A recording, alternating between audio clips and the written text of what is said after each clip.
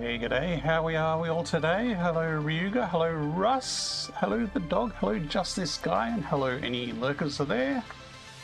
G'day, everyone. My name is Dorama, and we are back in Satisfactory in VR. We're going to be continuing our build on the heavy modular frames today. How are we all going? Azuren says hello and sends her best wishes. She's unfortunately not feeling well. She's got a bit of a tonsillitis or sore throat, so she's currently having a bit of a rest, but she is here in spirit as well. Although Hibiki Ryugure was actually first in the chat today, so congrats. And how are we all going this fine Friday? Thanks very much, Russ. Azuren Russ sends her love. How badly has V1.2 broken the VR mod? Well, that's a good question because currently every mod is broken in 1.2. So yes, a quick summary. Satisfactory 1.2 is now out on the experimental branch, and it will be quite a while before there's any hope of VR working with it. So what happens is 1.2 comes out, they've changed the engine, they've changed a bunch of stuff. All mods are broken. Doesn't matter what the mod is, it's broken currently on 1.2, even the simple stuff. So from here, we need to wait until the very smart Satisfactory modding community. Actually, step one is we need to wait for Coffee Stain to release the updated source code for the engine changes. So they basically have a stripped down version of the engine source code that they release to the modders. Once they've done that, the modding team needs to update the modding tools in the modding libraries, and that will take a while. Then once that's done, then I can start working on updating my own mod and seeing how broken it is. I'm hoping it's not going to be too much broken, but it is also an entirely new engine, which may add complications as well. So realistically, I'm saying it's probably going to be a couple of months until things are working. But stay tuned to the Discord if you are interested. I will be posting updates in the SF experimental channel there once I do start having progress, and there will be early builds there. But that's probably a good few weeks away, if not a month, if not 2 months away. So we are back on 1.1 here, nice and stable. Just this guy was asking about truck routes. Well, funnily enough, this playthrough is a no truck playthrough. I have another playthrough that is entirely no trains and is trucks everywhere. So I haven't actually finished that playthrough. So I'll probably revisit this once this playthrough is finished. Now I am possibly going to be doing some factory carts along the way on this one, but at the moment I don't have any trucking routes planned. But the new truck stuff looks interesting. It's definitely more reliable. They didn't add new controls with this update, at least. What they did add, though, is that Satisfactory will automatically change between keyboard and controller mode based on if you press a button. So I'm expecting the first thing that will happen is when I try and use a VR controller mode, it's going to switch to the game controller mode and it's going to stuff everything up. So I need to be able to turn that off. So yes, nothing major that should break things too much, I don't think. The game engine itself is kind of the biggest unknown at this point. I did load up UEVR just as a test, and I needed to do some engine settings to get things to work. But it kind of worked, and I do need to spend more time on that. But there's not a lot of point doing too much until I can actually start doing the mod updates as well. Come here. Which way are you going? Lassie, stand still. Okay, Lassie doesn't know anything. I must have checked these guys recently. Okay, go back to your swim. Right, and I have done a little bit of testing on my laptop, my streaming laptop. I have the experimental branch installed. So I have done a little bit of testing on there, and guess what? Vertical splitters and mergers are still broken. So I know they're kind of looking at that, and I really hope they can fix that for 1.2, because that's my biggest beef with it at the moment, is these little guys here are very buggy at the moment. Azuren Hibikuruga sends his love as well. She says thanks. Okay, let's just zipline back out to the Desert Canyons, where we have a large factory build in progress. Sort of an iterative build.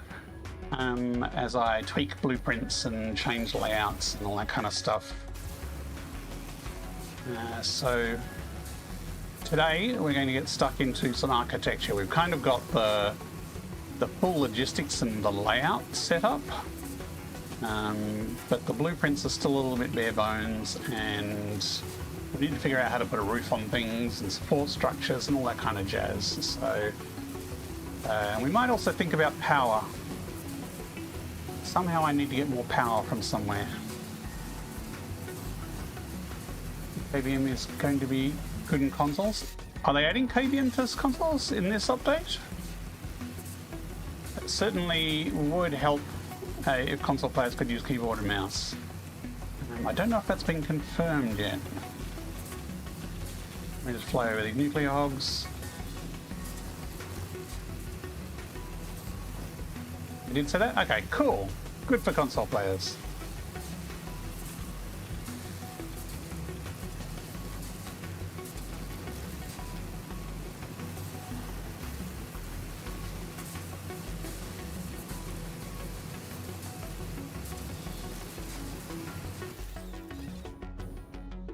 Just fly from here. So here we are on the desert canyons. We have the Titan forest behind us. You can see the dune desert over there. And here we have our somewhat hexagonal layout for our heavy modular frames. So we've put everything in place, but we're going to basically rebuild these blueprints once we've got a bit of extra architecture to them. And I think I might start with this blueprint here, because this one's pretty good already. I don't think I need to add too much to those to get it looking sort of structurally sound. And then we'll get onto the more interesting ones that'll need quite a bit more work.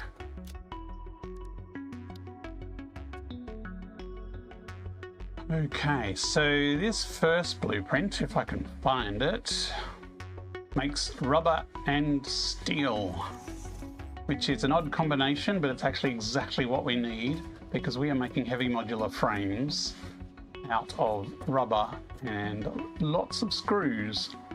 And steel we are making out of iron. Sorry, not out of iron, duh. Well, there is iron in it, but we're making it out of oil. So this blueprint takes in crude oil, outputs the rubber and the heavy oil residue, and then over here, I think it's this one on the end here, this takes the heavy oil residue, turns into the petroleum coke, and then the output of that, which is on this other side here, petroleum coke comes up the top here, where we have two foundries sitting up here that turn those into the steel bars. So let's start with some extra supports for these vertical lifts. Now we kind of have the layout set now. We weren't going to make any more changes to this. Actually, I might nudge this from the top, it might be easier. Now, I have a new right controller, so theoretically, we will not have any nudging problems. So if you do see any nudge kludge, it's either because I've stuffed up or because like there's a game bug, like the diagonal nudge bug. I don't know if I'll extend that one all the way to the ground because that'll clip in there. We can kind of say that this one is attached. If I can get around, it's not going to let me do it, is it? How's the weekend looking? The weekend's going to look quiet because Azurin is not feeling well, which sort of does put a bit of a dampener on other things. Calcifer is getting older this weekend, so we were going to celebrate, but we're probably going to do that next week and after. As a control user, I do get frustrated with the games that don't accept both types of inputs simultaneously. Best thing is that when I can have left stick use control and right stick gyro emulate the mouse.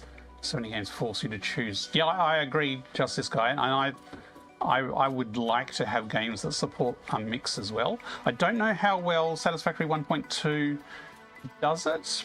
it says that it kind of switches modes seamlessly, but I don't know if that just means it does a complete mode switch when it detects a different input, or whether it actually allows you to use like both at a time seamlessly, because that's kind of two different things. Thanks, Russ. I'll pass that on. I think we did nudge that all the way up there.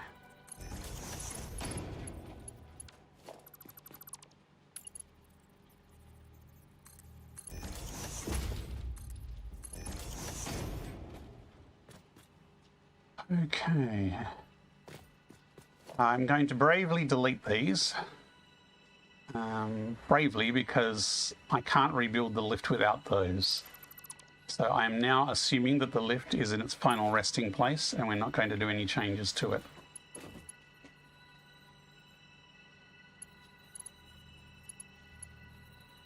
Come on, let me snap on the side.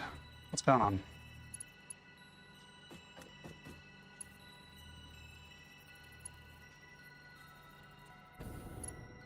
Being very reluctant to let me put this where I want to put it.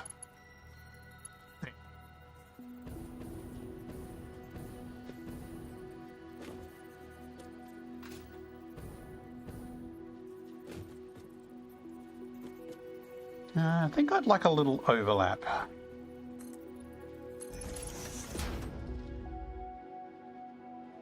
Yes, we will find out how the controls are all set up and change. I just know it's bound to cause me problems with the mod. Because UVR emulates a game controller. Actually, do I want those lowered a little? Nah, that's fine.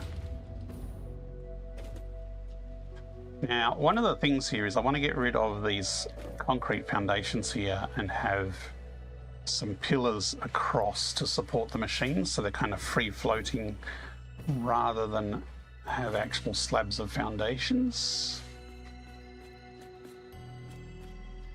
The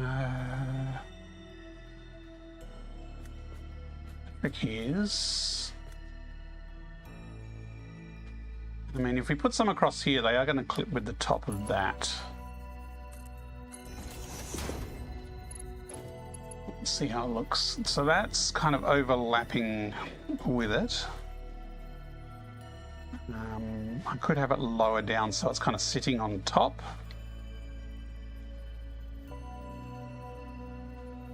Although being actually encased in it is probably going to look more secure.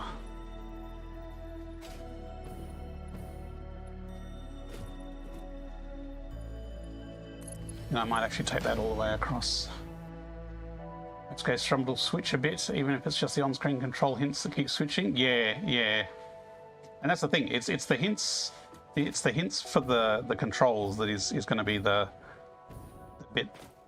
Like the actual input system itself, or at least for Unreal Engine, it doesn't care if you're using a mouse input or a controller input. As long as the game context knows, then it doesn't care.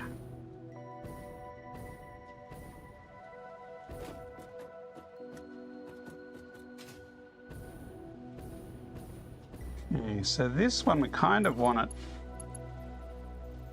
lined up.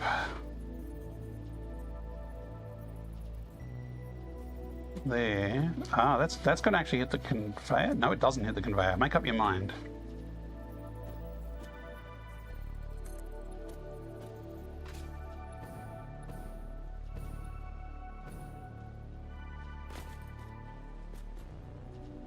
I mean, we could nudge it in like that.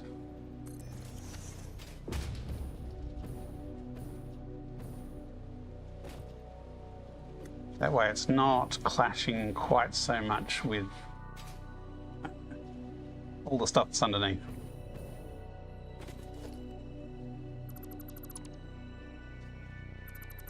So yes, the truck, the pathing for trucks, the pathing for trucks is really good if you'd like trucks to path as if they were part of a factory.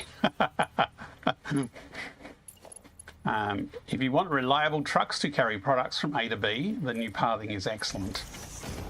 If you want your vehicles to have fun though, the new system is actually a lot more restrictive and breaks some of the old functionality you used to be able to do. For example, you used to be able to have trucks go over dunes and bumps and cliffs and high-rises and do jumps off them. And you can't do that with the new system. Similarly, I kind of do want it to cover that front beam, although could do both.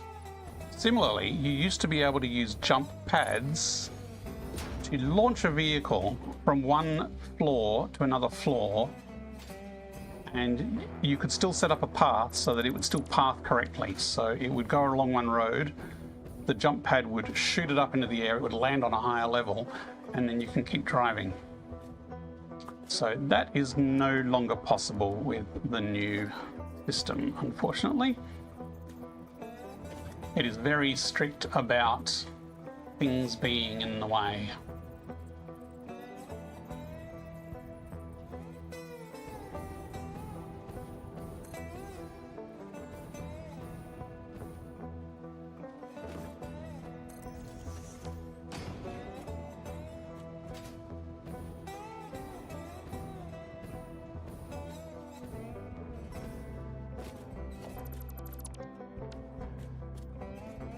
Now, what's this crossbar for? Why is it at that height? It's probably at this height for the power connectors.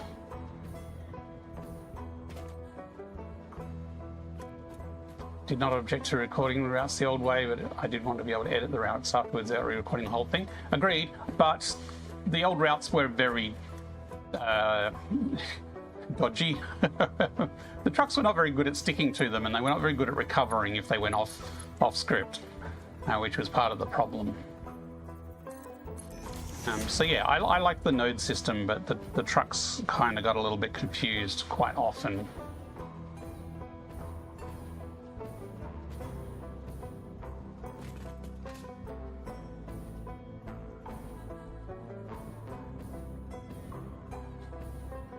Okay, so we've got this U-shaped concrete border all the way around, but it's missing some support here.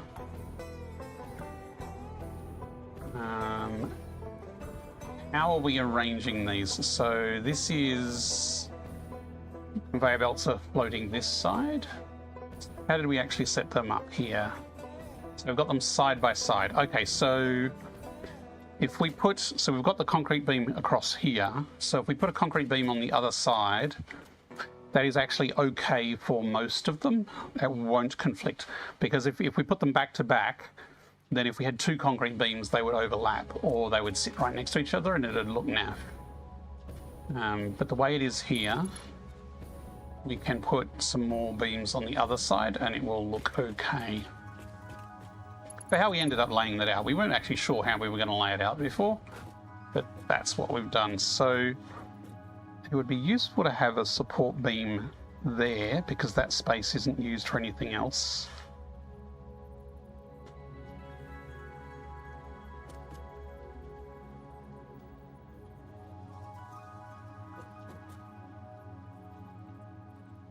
That will make it slightly wider, that side.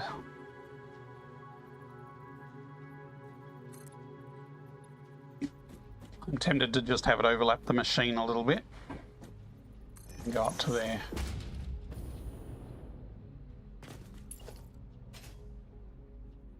Ooh, almost missed.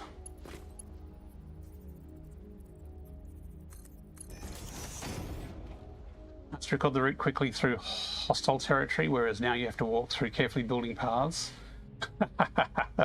You think it's a spider conspiracy, do you?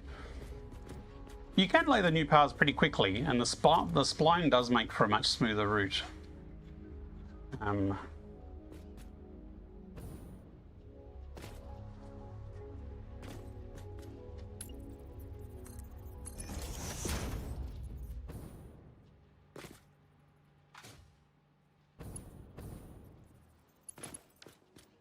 I might do a little... Oh, so we've got this one out here. So we'll have something between them.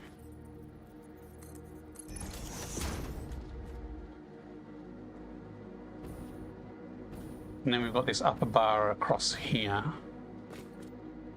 It's only power, so that doesn't need to continue the whole way, and that could be replaced by a smaller beam if we think there's too much concrete here.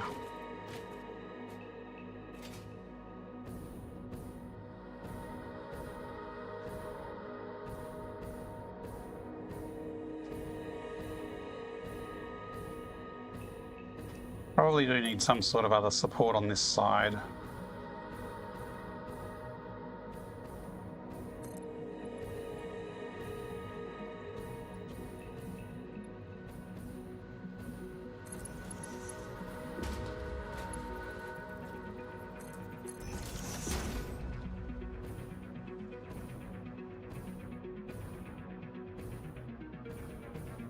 I'm just thinking from here we could do a diagonal using our old trusty beam. Oh, missed. I'm really looking forward to having another pack.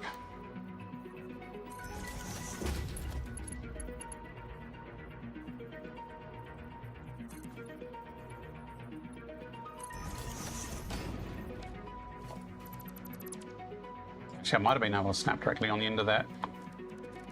Okay, I don't have to do a reverse beam. Oh well.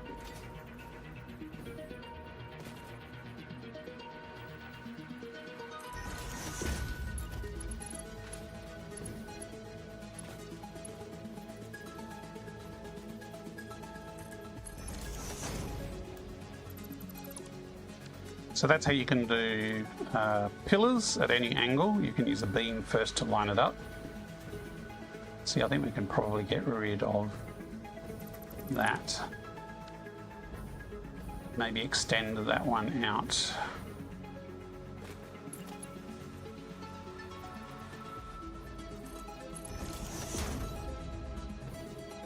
Like that.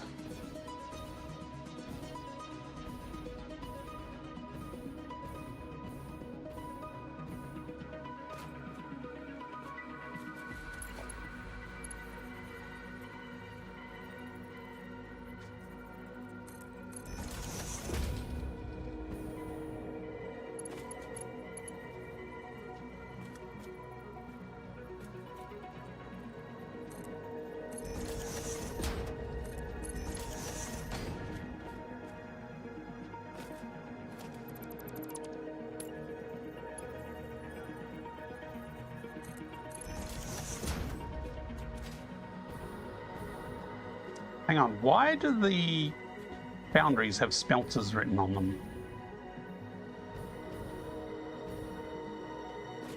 See, it says SM3LTR54152.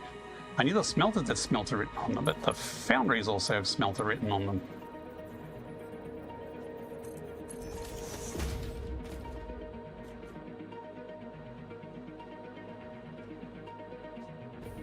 Okay.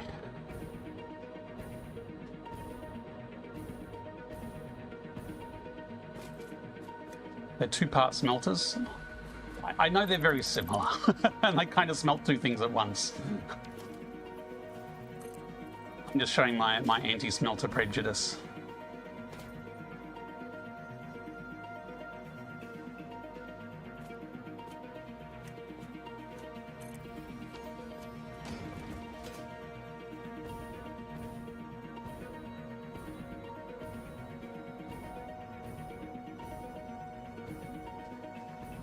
Okay, kind of feel like we need a leg in here, like an extra support. Which again, hard to do while on a jetpack.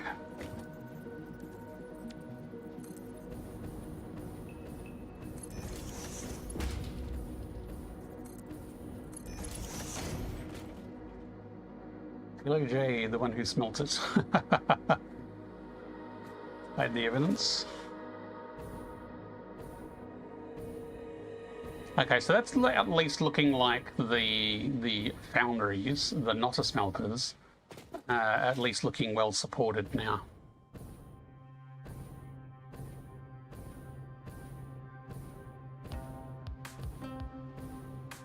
This bar here, I think we'll just replace this with something a bit thinner because this is just for power.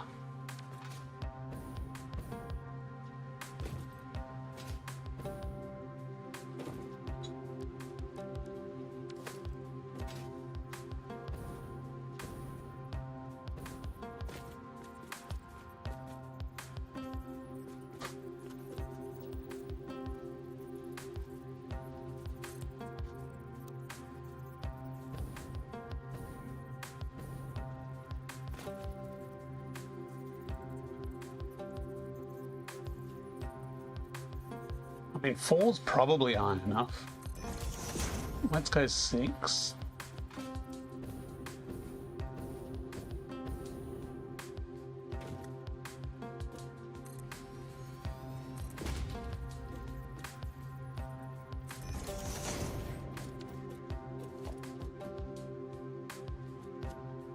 That's the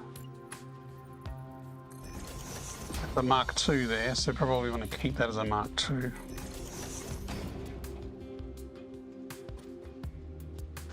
Now it's connecting from down below.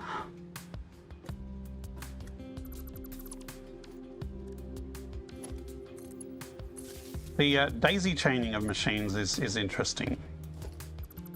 So in 1.2, you'll be able to have a power connector go directly from this machine to this machine, down a whole line of machines, and then to some end. Which means if you want to be quick and dirty, you can put power in without having to bother with power poles or power connectors or this sort of beam. Although it does clip into the building a bit. Okay, so this might actually miss the concrete now. Bonus. Okay, let's just put a cap on the ends.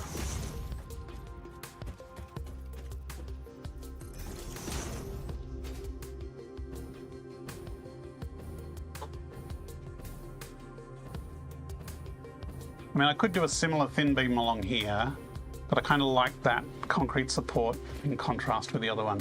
This black though, I'm not a fan of the black.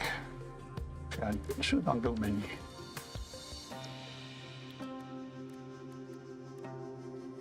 So maybe a bit more red through here, because the base color we have is sort of the black and the red. Ooh, I could swap those over and make them a bit brighter. So that's all black, that's with red. Yeah, let's do that. How's the refineries look? They've already got a touch of red on them. If I use the red paint though, that's a lot more red. Ooh. I think I'm going to keep it muted, I think, for the refineries. Now these pillars, I could make them white. I have my very white here, so I could make these super contrasty.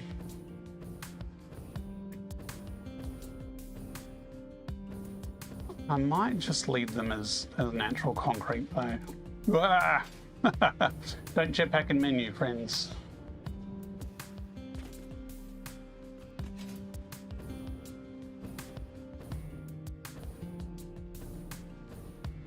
Actually, does the red suit any of the other bits and bobs we have here? Like, yeah, see, that's very black and black, but if I do that, it just adds a bit of red to it. Splitters, I might leave them as neutral, but a touch of red in the lifts is looking pretty good. I like that. These other lifts. Hiding.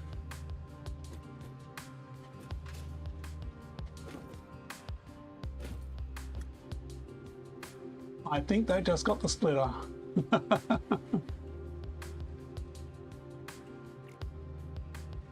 Maybe. That's already red. Maybe the mergers have more red in them. That's the lift. Okay. Yeah, that's a merger, and that's already got a bit of red in it.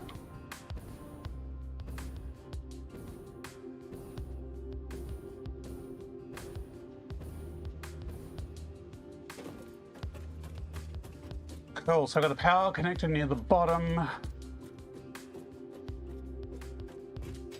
Now this at the end here, this will go to the floor, and I think that goes to the floor if we look at the actual ones that are already built.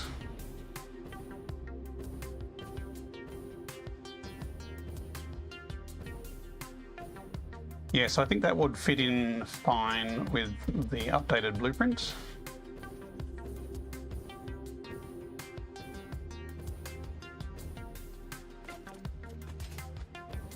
And we could put concrete in the middle, or something in the middle.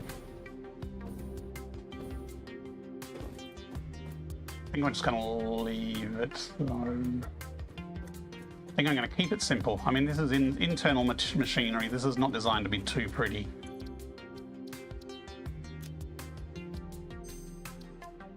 So now, prepare for my inventory to be full of crap. So I delete these with full.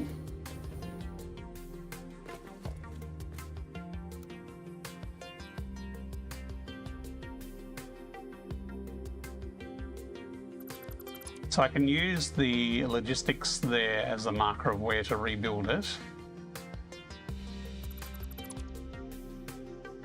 And the beauty of this is the actual outgoing logistics is already on the floor. So I do not need to redo that. All I need to do is re-put the blueprint down, which I can just copy that blueprint.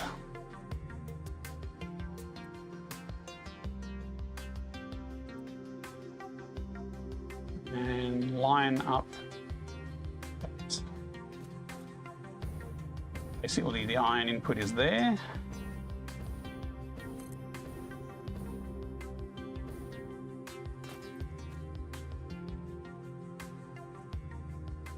Now, did any of the new concrete clash?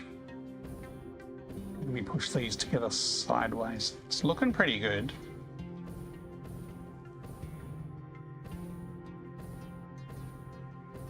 But I am actually tempted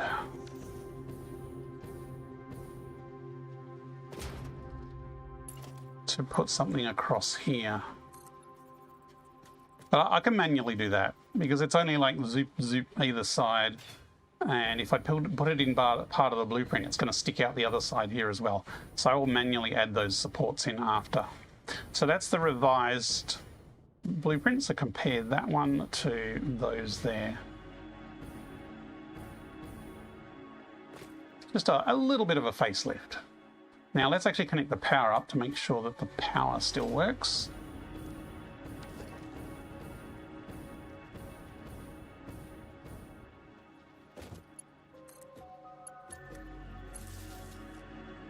Now there was a floor connector somewhere.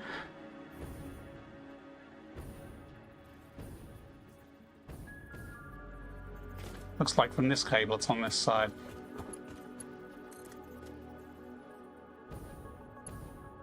Missed! Damn it, stupid jetpack.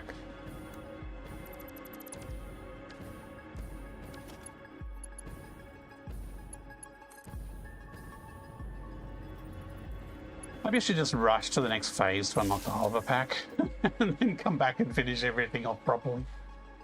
Okay, so that should have power.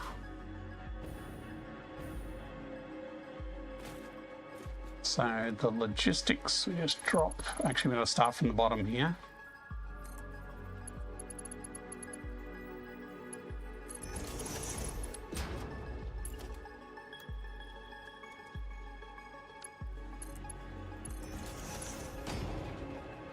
It's pumping. So that should technically be all we need to do to have this rebuilt and back online.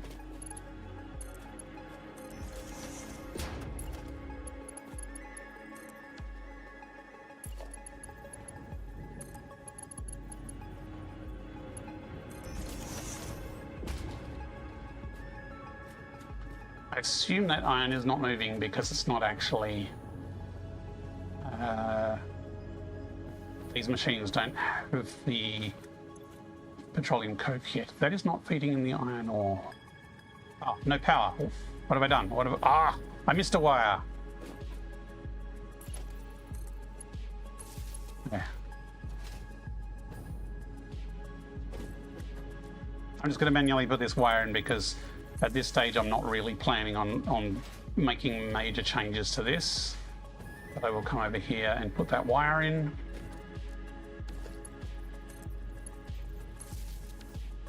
So, and we should save that.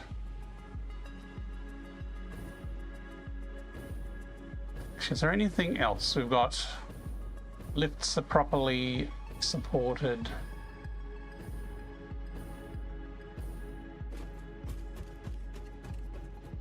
Actually, that lift there doesn't have a support, so let's add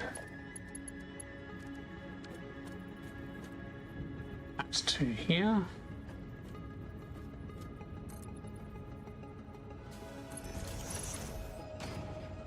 And for consistency, I probably should put one here where the manhole is going to line up.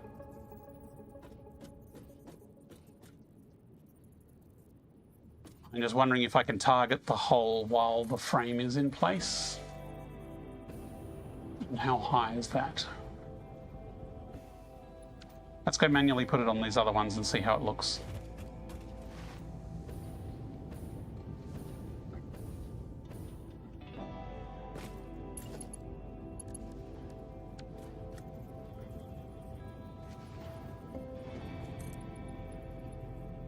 Okay, that'll do height-wise. So we don't need to do any changes height-wise.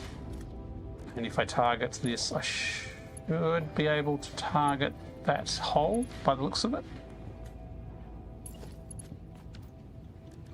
Actually, since I just sampled the lift, that looks like it's no problem.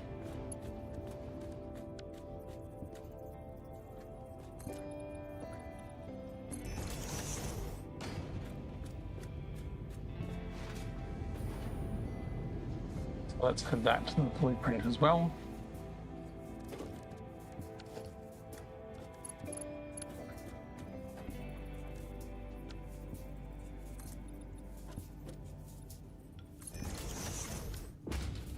If this was a little higher, we could put the hole in it, but that hole is actually 4 meters high, so maybe not.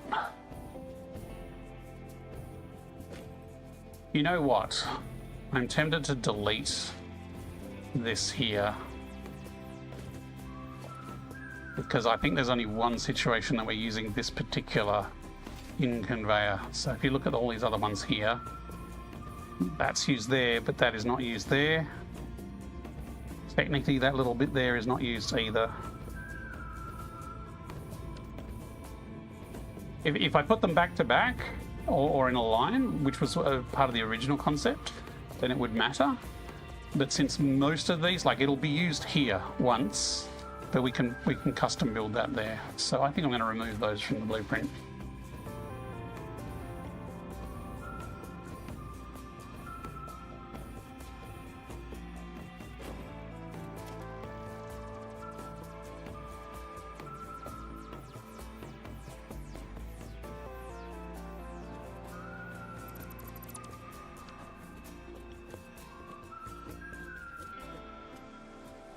Actually, this also won't be connected remotely because this is an internal loop. Or is it? No, that's the rubber output. Okay, that is the loop. It isn't a loop. Never mind me.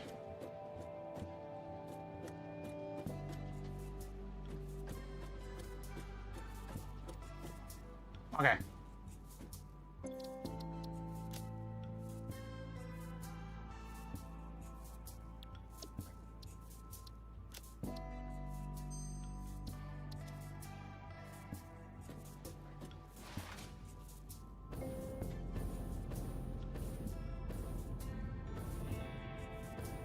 So I might rebuild this one now. The rest are going to be easy. I can do them later. I'll do this one now because this was the one that was different.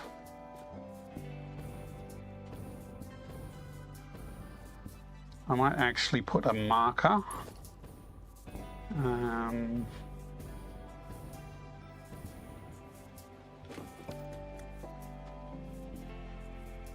If I delete that, there will show me where to connect it to, so that's not a problem.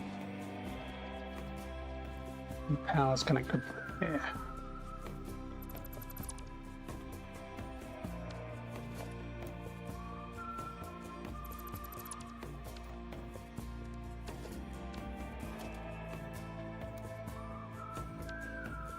So even though I'm copying that blueprint over there, it copies the blueprint ID, so the one that it actually builds is based on the latest version. So there's no... It doesn't keep the old one.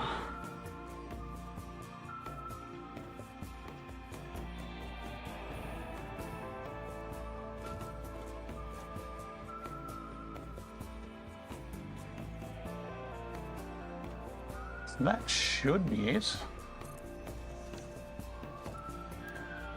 I need to rebuild this.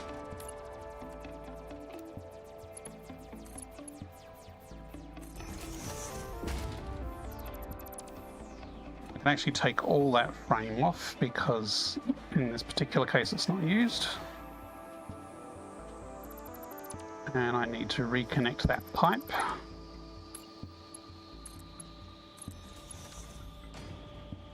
Yep, that's pumping through.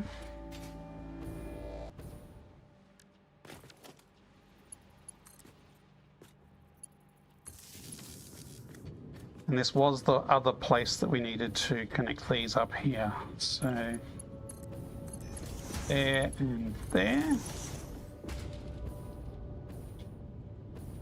Why is this not outputting anything? Ah, because there's a bottleneck. That's fine. As the other frees up, as the rubber comes out, that will generate more of that. Meeting time, have fun? No problem. Have fun in your meeting. Yeah, so this particular arrangement here was different because of that sodding big rock there.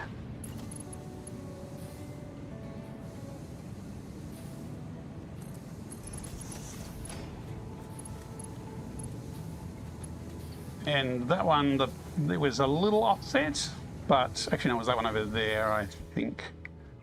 One of them was a little offset because there's a mining point nearby, but this was the only one that the arrangement was actually different. The rest is just spacing. Okay, so we can tell which ones have been updated because of the red bars on top. And we haven't done this one because, I can tell because the red is not there on the top.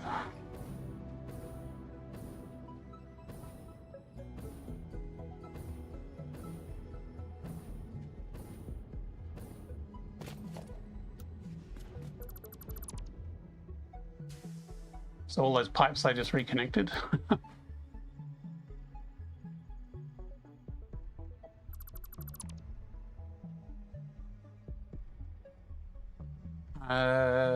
I'm not sure what's going on over there.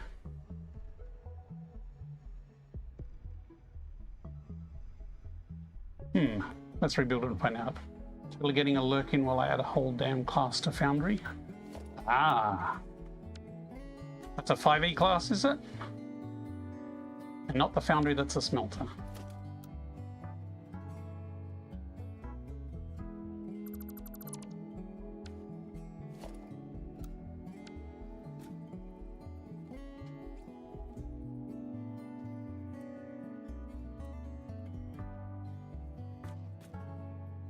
So again, we can use that up there to line it up with where it was before.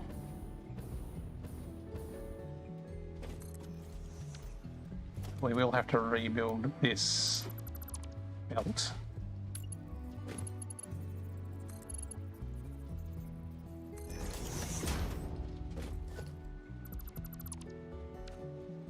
Artificer. Ah! You wish you'd banned it. Calcifer likes playing artificers. Just to be difficult. Well, because he likes them. But, yeah. Artificers can be trouble.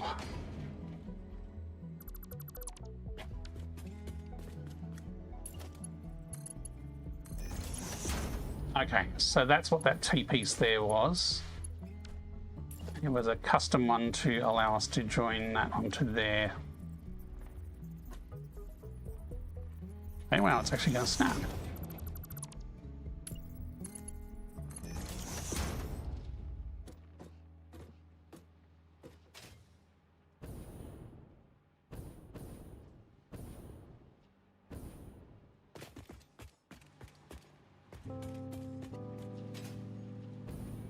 Where'd that power connect go? Ah, here we go.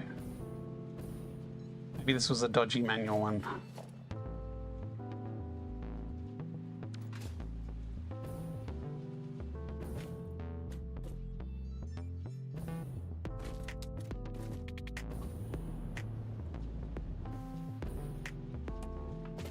I think the one in the floor is the old one. Yes.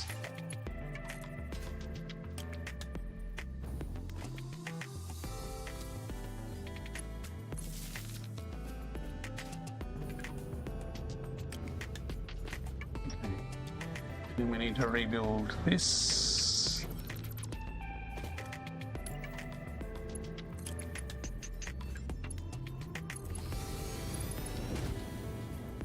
And that one as well.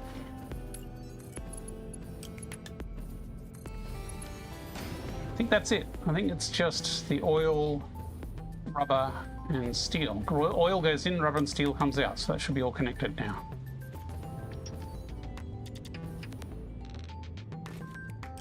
Rice Munch, how's it going? Do you want to hear a story that you won't believe, but I have a picture to prove it? I am curious. Is this about a massive build with lots of signs?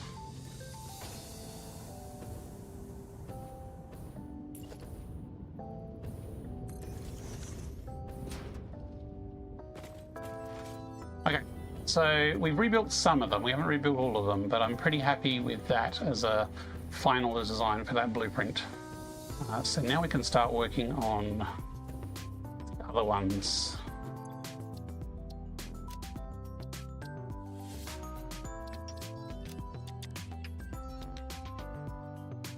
So we have frames, the heavy modular frames. I also need to figure out a roof line for this. And the blueprint on the left and the blueprint on the right are the same. So if I want an angled roof, I will have to do it as a separate piece so that I can have a left and a right, because this blueprint is the same. But for now, let's work on getting rid of these foundations and do a similar kind of raised structure like we have these other ones.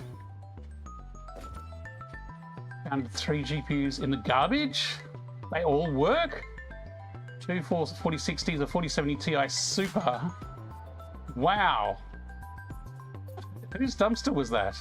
Future Proof, good morning, good evening, or good afternoon. How you going? That is quite the find, Rice Munch, and how did you know to look in that dumpster? Hey, Lycanscope, how's it going? It has been a long time. Welcome back.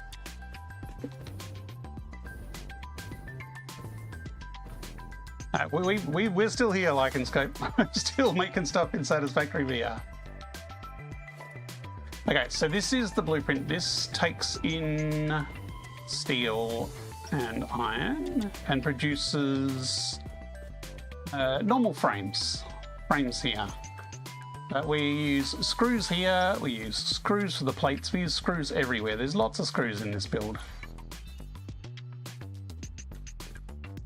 Doing okay, trying to decide which games to get on Steam sale. Ooh, Steam sales are dangerous. Dumpster in your apartment? Someone threw out a mining rig. Ah, wow. That's amazing. Lucky you. You miss it? You never got over the neck injury. Gee, I hope it wasn't my mod that gave you the neck injury, like, because I remember you were craning upwards playing Satisfactory at the time, weren't you?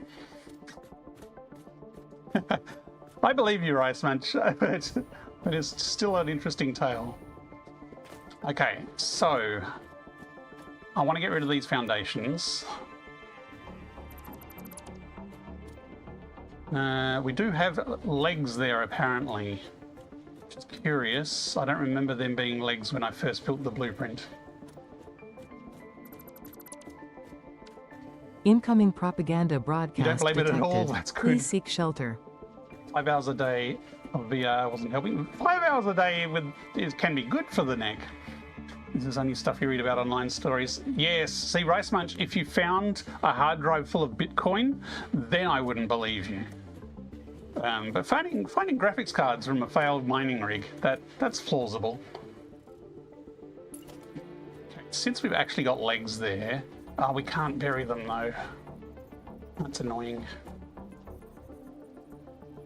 You know what? Since it wants us to have an ad break now, I'm going to have a short break before we get too involved in this build.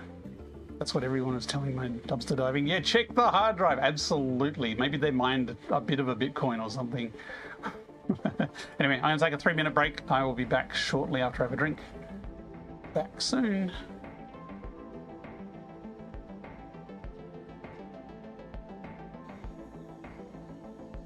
Look lively. It's time to do those stretches and hydrate.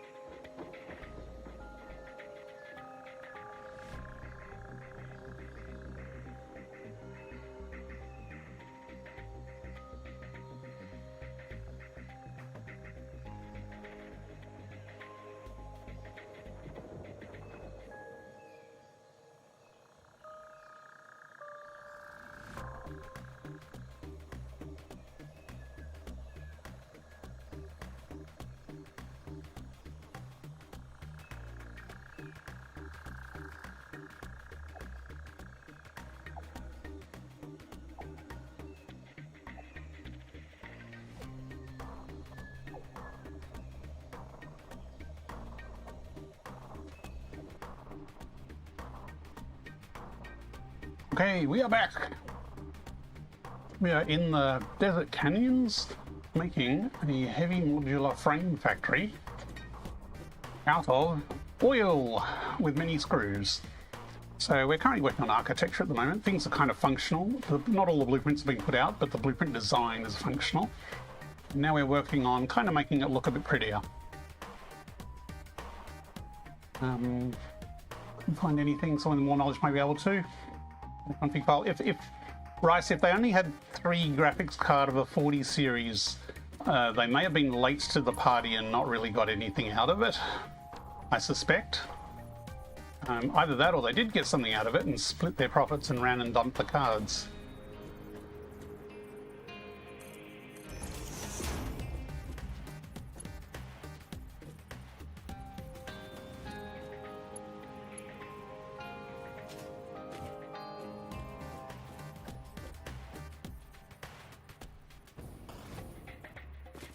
Just figuring out how we're going to put... I mean, I could actually run the concrete like just along there.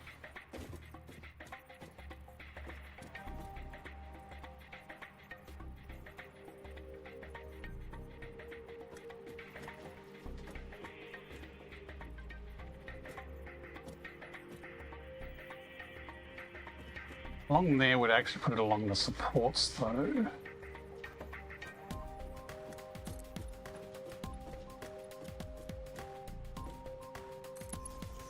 I just need to physically turn a little bit.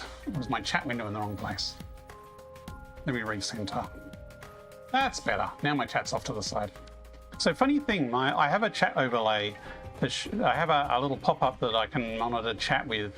But I can also monitor the live stream status, and it's literally just a video player of both the Twitch and the YouTube streams. But the Twitch one, I don't know if I was logged in or not, but it's now whenever an ad break comes up, it says Dortimer is currently on an ad break and we'll be back soon. And it's like, I don't see the ad break. I don't see any ads. I just see a message saying it's on an ad break, which is quite amusing. What's happening though? We're running it in the underground storage with the free electricity. Oh, free electricity. Okay. So it was in like a shared basement or something, was it?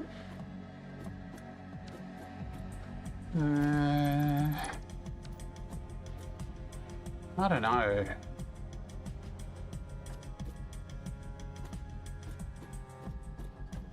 The other thing I could do is I could put it on the corner.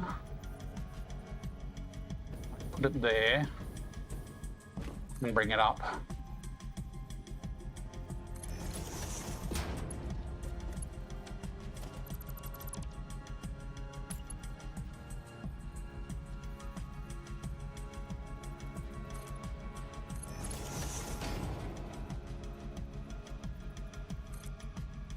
That's not going to work with that conveyor belt.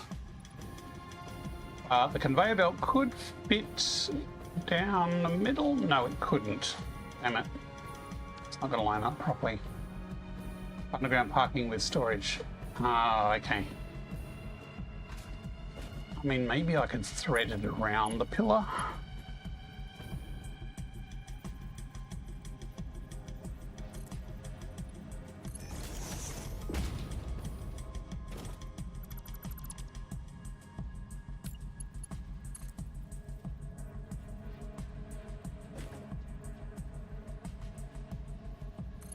Oh, I moved at the last second.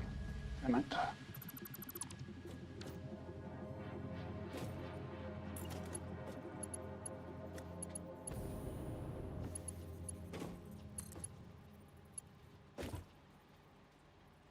Always lock in place before hitting build, kids.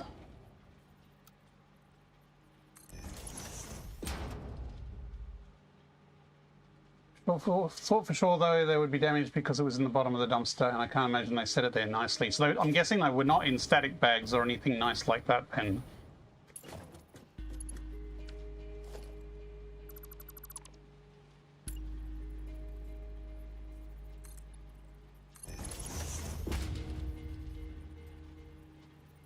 Kind of strange they didn't try and sell them second hand though. Or maybe they did try and sell them secondhand.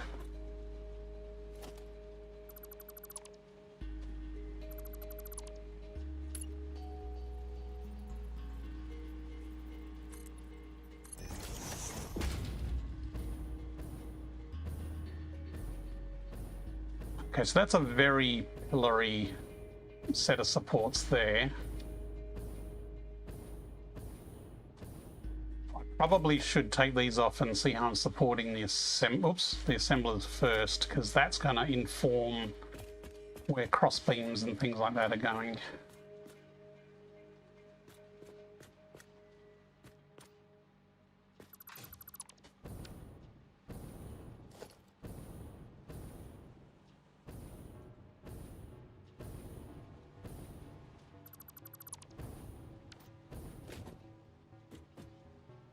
Well, the car an aluminium frame, and I knew anything attached to that frame was going to be expensive.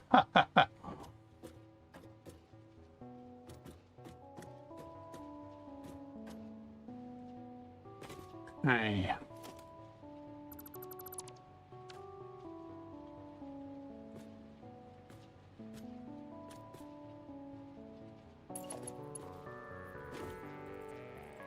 There's a line across there that would support the assemblers.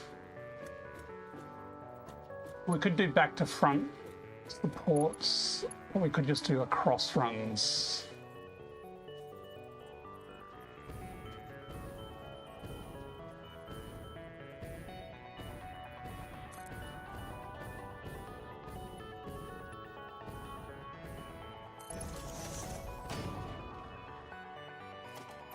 Probably going to redo all this wiring.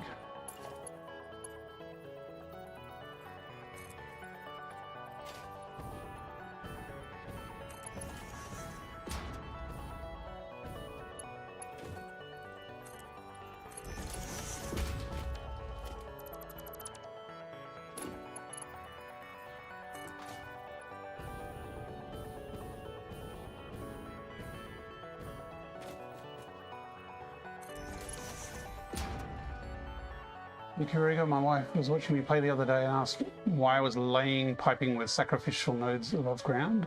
His other version 2 of the PIP design looks just like long-term deep sea pipes. Ah, right. The guy who comes at 4 a.m. to get the bottles, so I've been getting up earlier to get all the good stuff. Ah.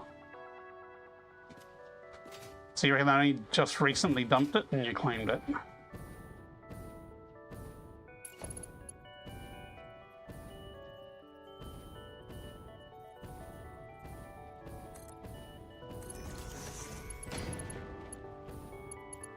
I really need a hover pack.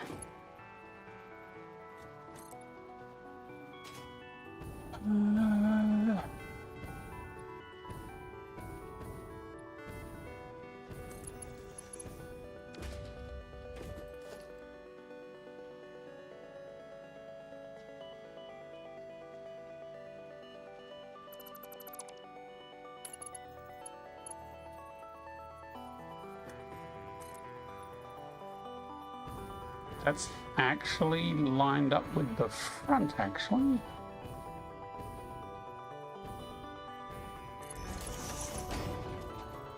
Which means I should be able to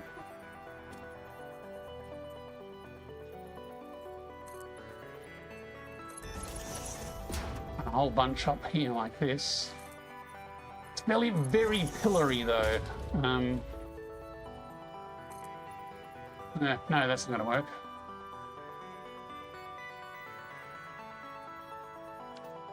I wish I could do stumpy ones, but that means putting them into the floor, and I can't.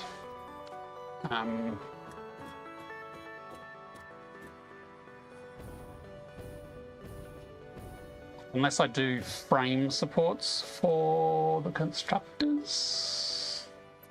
As in pillars rather than beams. Sorry, beams rather than pillars. See, in the other ones we've used H-beams.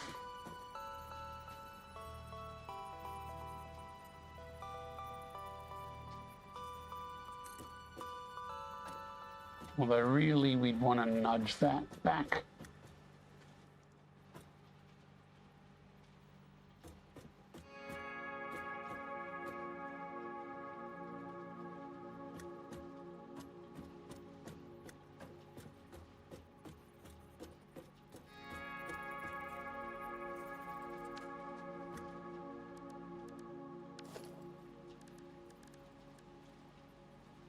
There's the box beams. That might give it a bit more strength. More apparent strength. So it's all cosmetic.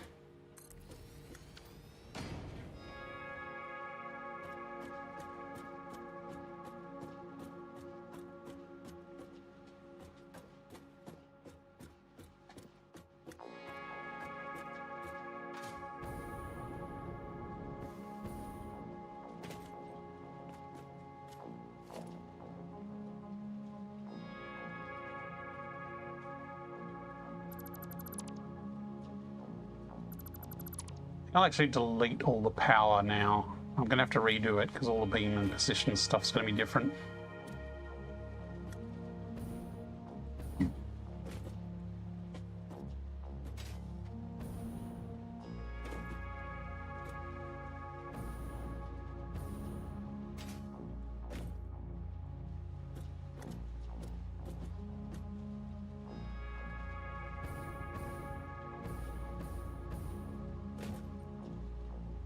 Sorry, that was the Mark II pipe with the markings on it. I wouldn't be surprised if Coffee Stain copied the design from a real world design.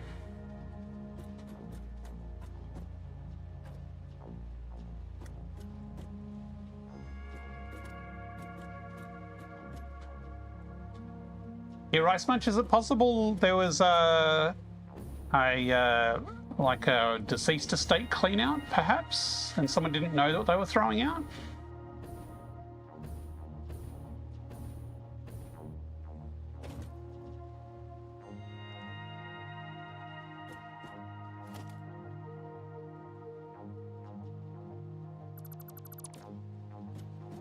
Yeah, this is too pillory, I think, for constructors. Ah, no, don't delete that. Filter, please. Thank you for the filter.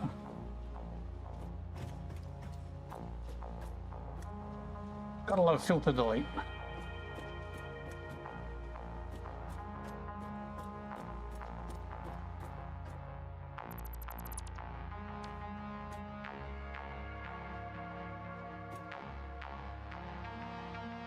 Because I've been finding a lot of stuff that just seems like it's packed up and thrown out. It seems like a lot of people getting evicted or moving out and leaving everything. Yeah. Yeah, might be eviction, might be deceased estate cleanup. Like it sounds like someone just went, oh, computer bits, no idea what these are, throw them in the bin.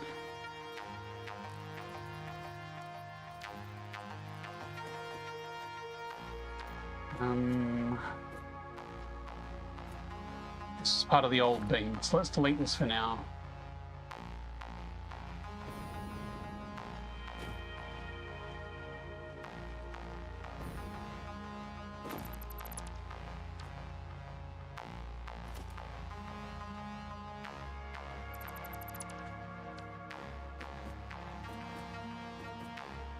Enormous amount of 5080 and 5090 GPU boxes. Ooh.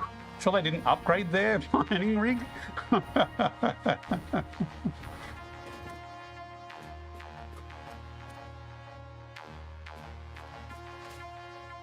Maybe they're just throwing out the old redundant hardware if they've got 5080s and 5090s.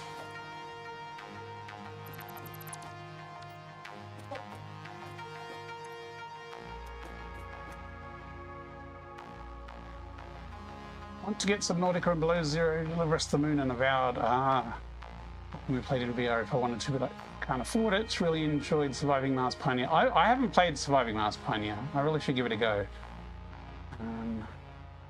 Planet Crafter is okay. We played it as a family co-op thing. It was quite fun. Not in VR though. Waiting for the old ones to show up. Already built an entire PC from the garbage. Yeah, like if they're throwing out that stuff, see what else they're throwing out.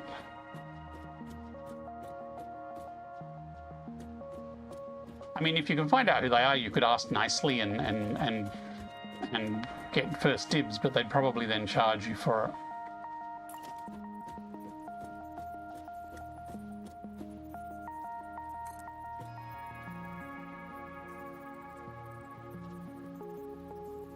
Probably want solid pillars. That's not a solid pillar.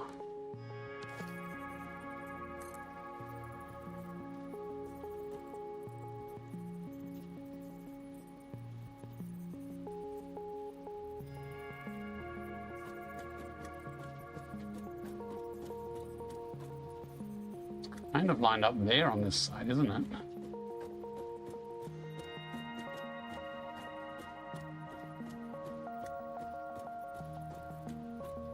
Kind of.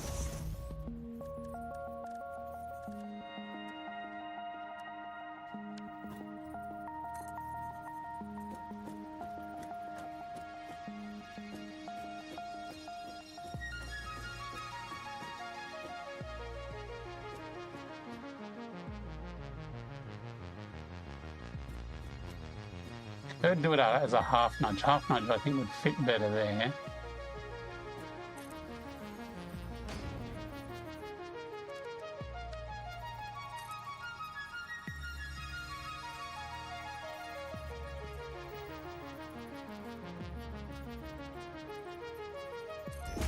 Oops.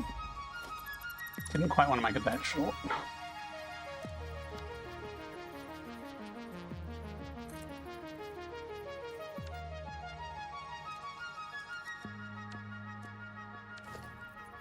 That there, half nudge across, half nudge up, click down, then it'll be flush with the top. Nice. Might paint them bright red. Oh, look, that didn't actually snap. Oh, I half nudged it, that's why it didn't line up.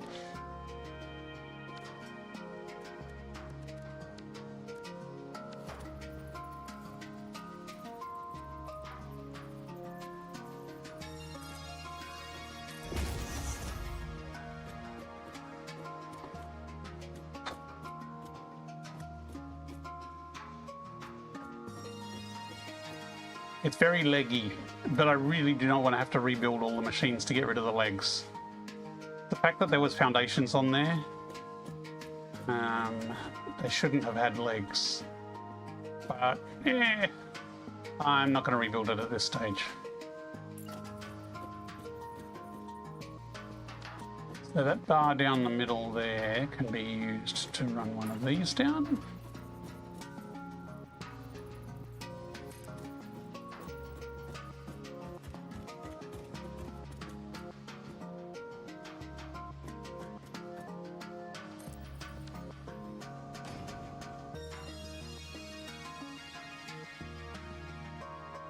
This PC is literally all parts from the garbage. Wow, someone threw out a whole PC and all they did was replace the motherboard for 50. A week later, abandoned parcel was a Samsung Ultra Wide. What?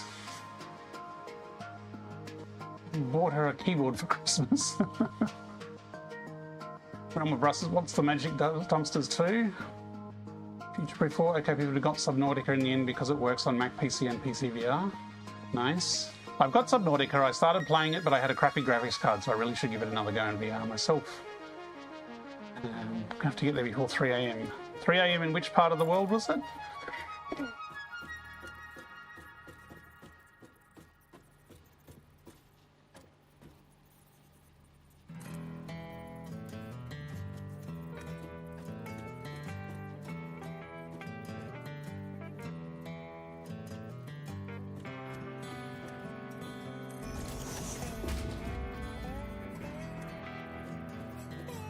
Actually, I think that side bit there would be better as a H-beam.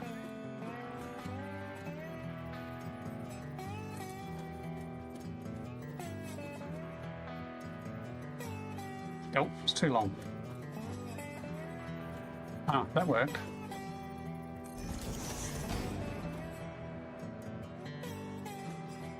Could put little signs on there.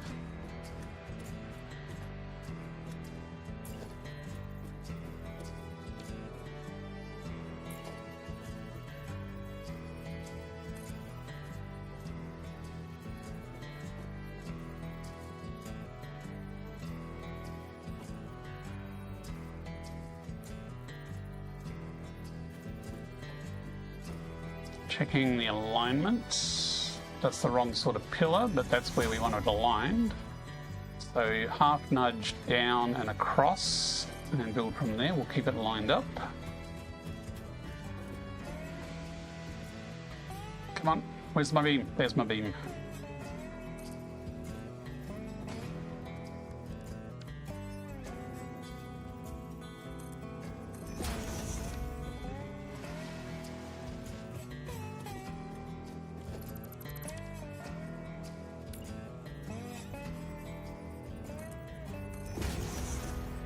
I'm getting faster with the half nudge, like it's becoming a bit more a common pattern. Half nudge that way. Oh, half nudge down. Ah, why is that height? Ah. Ah. Apparently it should have been higher.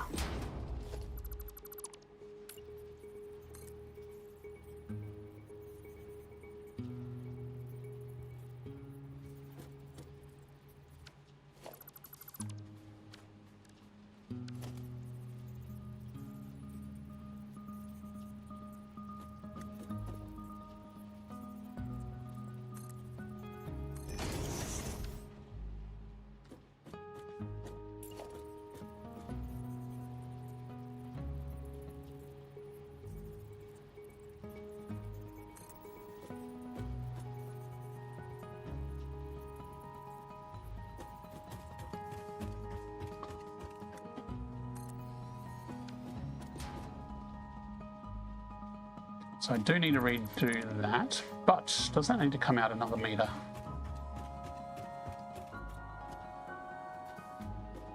Lined up with the corner there. So that's one of the reasons I raised this all up, is you can just walk under all the logistics. So while there's a lot of legs in the way, there's some very clear walkways for getting around, which makes it handy. Handy dandy. Okay, it was lined up with the leg.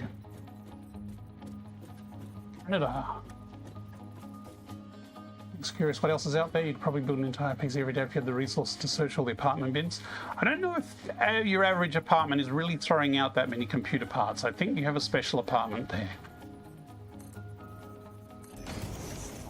That does not sound normal.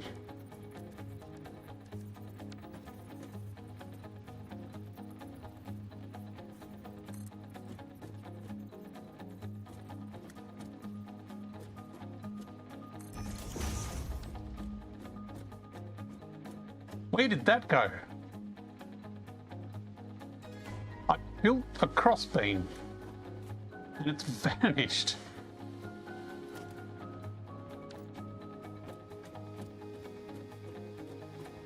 Do not know where it went. It might have gone across that way. Hang on, there it is, it's a little one. Got it.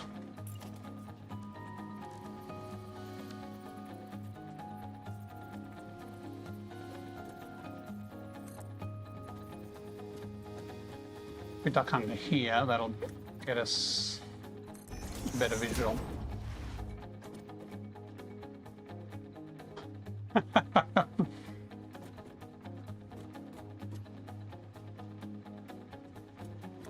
You think there's some financial dealings going on in the area?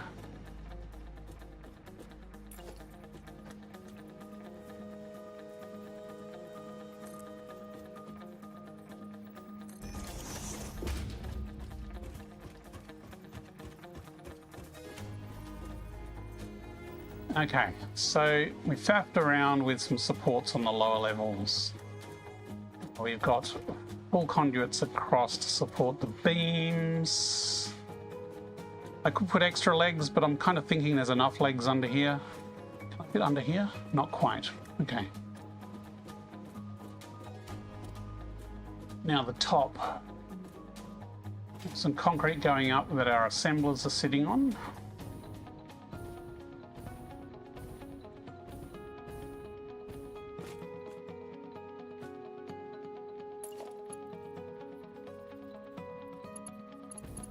Maybe put some more of these supports across underneath the assembler parts. It won't let me rotate it. That's interesting.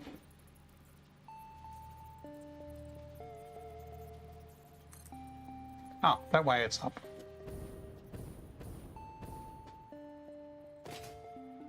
Nope.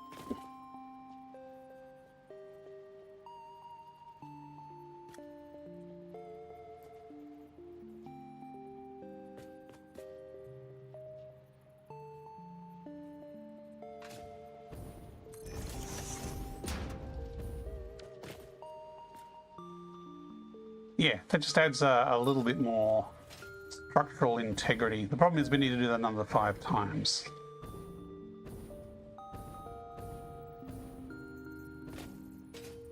Without a hover pack. Fallen.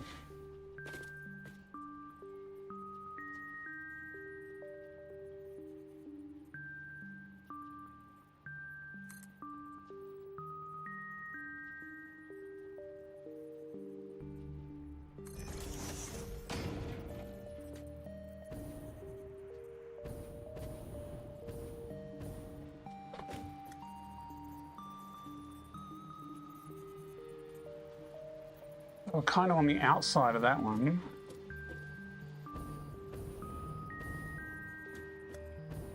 And the inside of that one, damn it.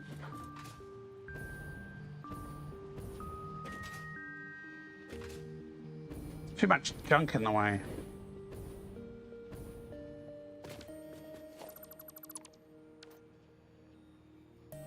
Yeah, marijuana is still the highest classification of illegal. Busts are made regularly on growers and dealers. The only thing that's really changed here is liquor sales have plummeted. Here in Australia, we have a crazy illicit cigarette market because the tax on cigarettes is so ridiculously high.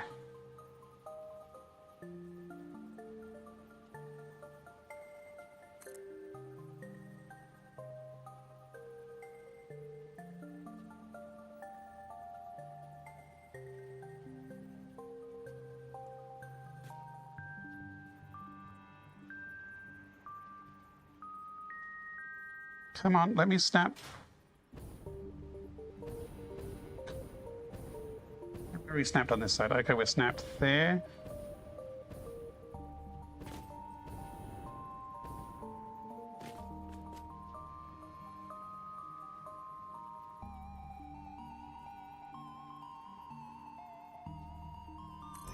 Fun. You can do 2. Wow, we also have really ugly durry boxes too. In the Toronto area, not my area, we just sell meth here. Oh, bloody meth. We have a lot of meth problems too.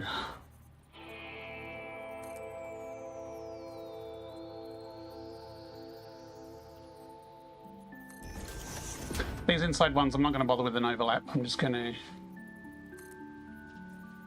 put them along there like that. Hey, look, it almost gives that something to snap to. Almost.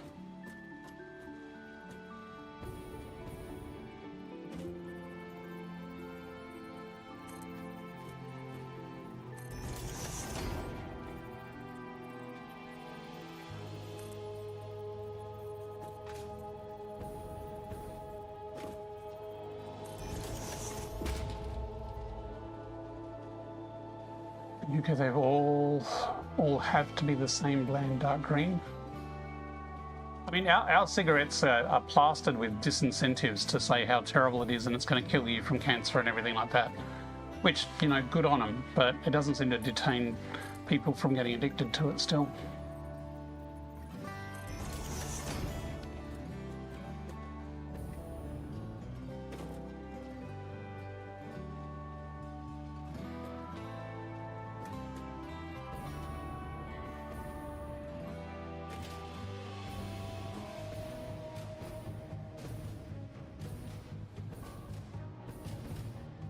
Okay, so that's looking a little bit more industrial. Question is, how much do I want to add red to it to make it a bit less? Now we made those ones red. Wrong buttons. That's the one I want. Foundries, the knot smelters. So we made the knot smelters red over there. So maybe we can do that here. Constructors have a dash of red on them. If I use the red, they will be quite red.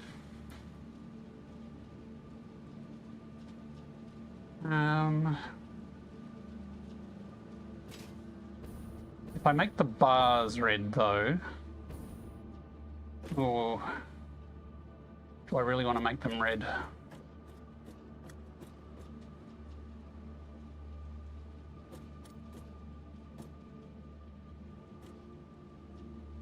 I mean, it's all very boring when it's all just the same dark black. That is a very bright red.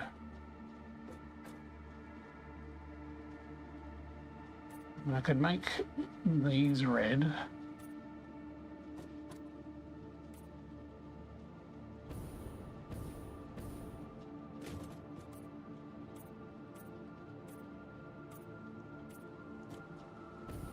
Just to add a bit. Now the Z fighting is going to trigger me. We can cap that though.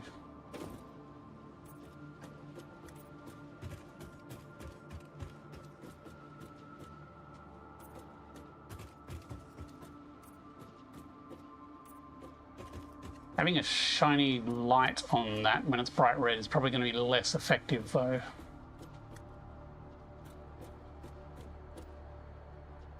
Smokes have writing on the filters now. Yeah, vapes also seem to be annoyingly common. Yeah, vapes are also annoying, very annoying. UK Survey show has described meth usage as so low that estimates effectively around 0.00 of drug users. Wow. Well, over here there's plenty of meth heads on the public transport causing problems for everybody. Unfortunately. So if I put a cap on it, all Z buffer problem's gone. Also breaks up the red a little bit.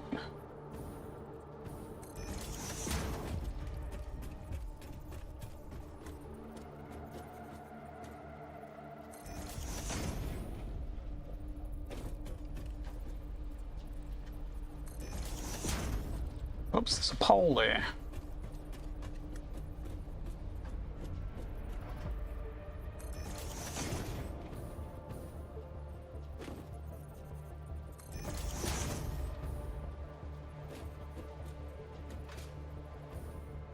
I think I should put these connectors like on each of the bits here where it actually hits the constructor, if I can stop jumping on conveyor belts. I think that would actually go quite a way to making it look like it's actually attached.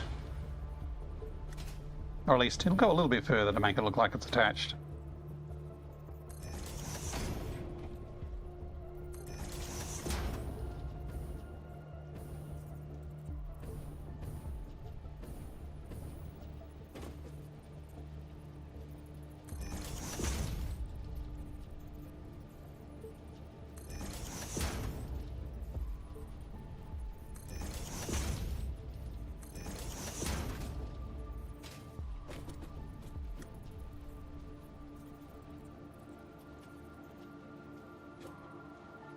That's lined up centered.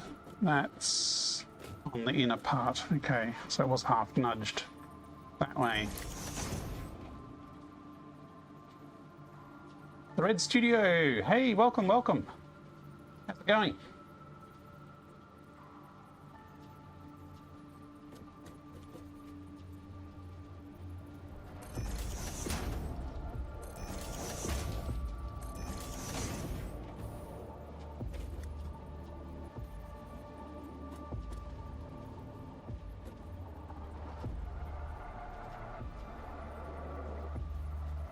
Problem is also the vapes can also just still have nicotine or other stuff in them, so they still become addictive money sinks that people who can't afford them get hooked on.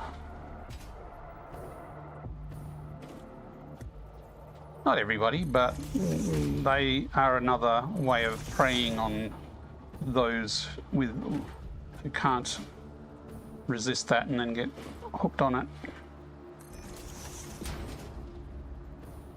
Again, not all of them. Some of them are nice flavors, I guess, but they tend to be more, especially unregulated, tend to be more trouble. I mean, they try and regulate them here, don't get me wrong, but there are still a lot of problems with them. Fake fruit. All good here. I'm tired and should go to sleep soon, despite only being nearly 9 p.m. 9 p.m. Okay, so you're on the East Coast. Hang on. It's nearly 7 p.m. here. So South Australia or Queensland? I'm trying to think. Hang on, is daylight savings finished? We don't have daylight savings here. So East Coast was 2 hours ahead of Australia. so engrossed with the game at the moment that it is an addictive game, making a special build, and it's very pimp and unusual. That's awesome. Satisfactory is a very chill addiction, but you know, as far as addictions go, it only hits your pocket once. Not yet. You're still 3 hours in the future, Russ. April. Okay. Well, we're getting very closer to April all the time. Okay. So we've got a bit of color. We've taken out the boring foundations. The ad's clipping a bit, but the actual product is not going to clip, so that's okay. We do need to add some supports sort of around here. At least the game doesn't tempt you to pay more for cosmetic stuff. Yeah, there's no microtransactions or any of that junk in it, which is a relief. Not that, I mean, they could sell more helmets and stuff, I guess. Although in 1.2 they are adding a few more cosmetics apparently. Apparently there's wasn't in the trailer, but in the experimental branch there are, I think, 2 or 3. There's a couple of new head appearances.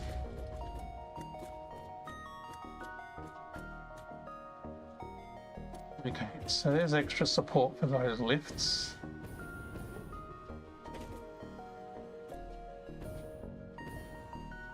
Not that it's particularly attached to anything. I guess it's kind of technically attached up here. I could run one across there. Nah. Okay, so this bit up here is still a bit of a mess. We've just got random things floating in here. Okay, let me save the progress so far, because I would hate to have that stuff up.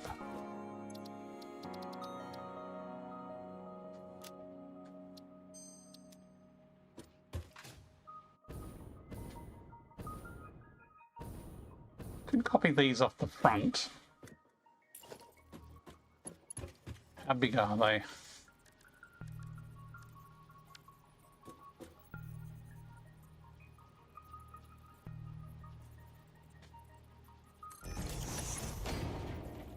That's setting a precedent though. If I put a light there, it means I've got to put a light everywhere, and that's not going to fit everywhere. Oh, in 1.2 you can actually zoop signs, which is pretty snazzy.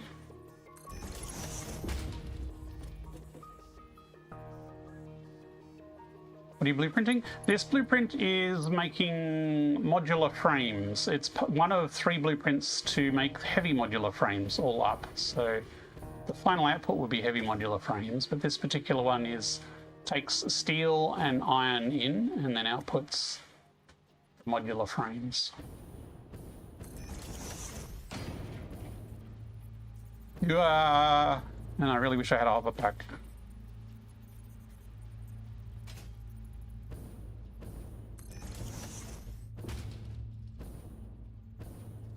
Maybe I just put these on the edges, because I don't necessarily want to put this on every beam there. But if I put it on the sides, because the sides are probably where the maintenance men are going to be doing their walking, or the maintenance doggos, or beams, or whatever's doing the work.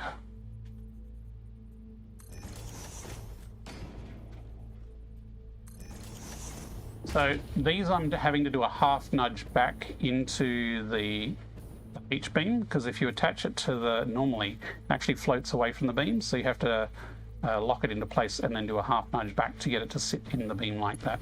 With a slight problem in that it's difficult to delete them once you've nudged them into place. So I should have thought of before I went gung-ho throwing them everywhere. Do the more modular frame and then it heavies. I do not recommend the recipes I'm using here. Then again, if you're an experienced player, maybe you are doing it. So the recipes I'm using are not terribly inefficient, but they are not the most efficient. And the challenge here is I'm making heavy modular frames out of oil. So we're using oil. So this inner blueprint here, this one here, is taking the oil and it's producing rubber and steel. So conveniently, the rubber recipe makes the residue, and the residue makes the whatever is needed to make the oil into steel. So that outputs the rubber and the steel. And then we have either side here, we have the two blueprints. This is the one I'm working on at the moment. This makes the modular frames. And then in the middle, it takes the modular frames and all the other bits and makes the heavy modular frames up the top. But I'm using all the recipes that use screws. Now, normally I would recommend avoiding screws. But we have used all the screw recipes, and we've set up a front display here, so all the machines that are generating screws will have it come out the bottom here and flow up to the second level. So there'll be a nice little display of screws in motion once it's done. So this is functionally the same, but it's just got basic foundations. So what we're doing here is we're going through and putting some architecture in to make it look a bit more structural. What I might do is I might run from there. Come on, lock, nudge. Across into there and then back.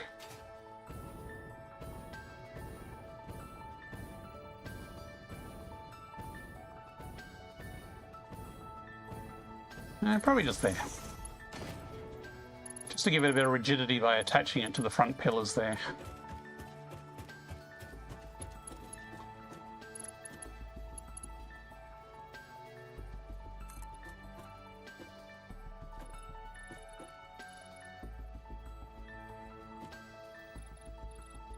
Is that going to stick out the front? Yes, it might. Okay.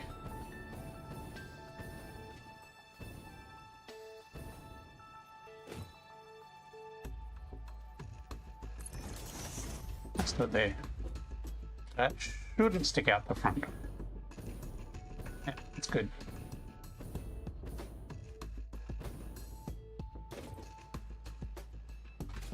Okay, now up the top here. Let's get right up the top. Because we've got a tangle of different lifts here with absolutely no support. So maybe we continue these up.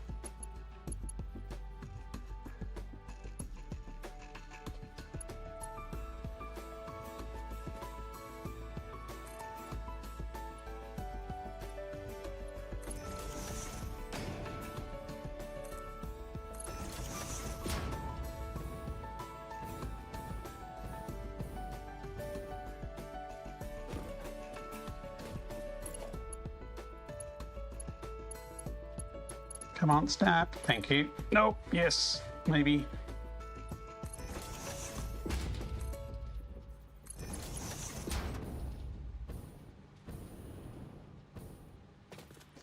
If only this whole thing was a meter that way.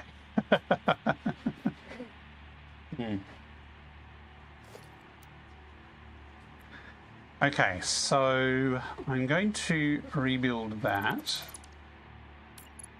and feed it into the lift, because before it was attached to this, and so the conveyor wasn't looking like it was quite going in.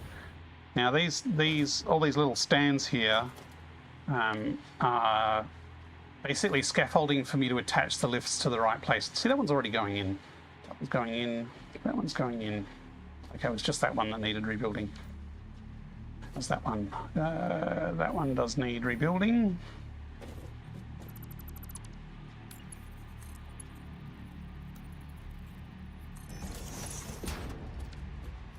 And that one does as well. So once I delete these supports, basically I cannot rebuild any of these lifts in if I want to. So I'll leave deleting those till last. I need to commit. I mean, at this stage, I'm not planning on moving everything, but no, I do want Zoop, but I want small frames.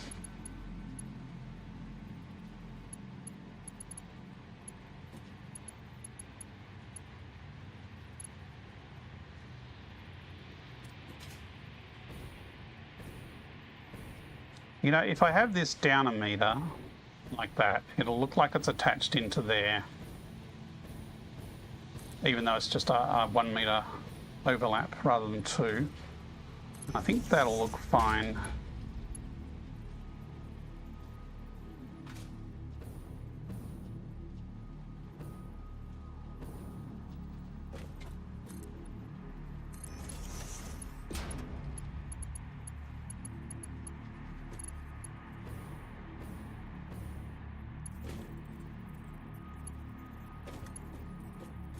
Sorry about the jetpack, it's a bit jerky.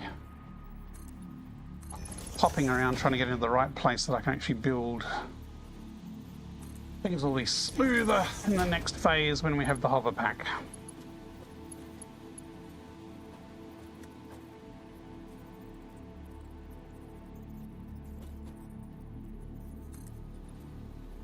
Oh, that does need to be nudged. This way? Did I do a half-meter nudge somehow? I must have accidentally done a half-meter.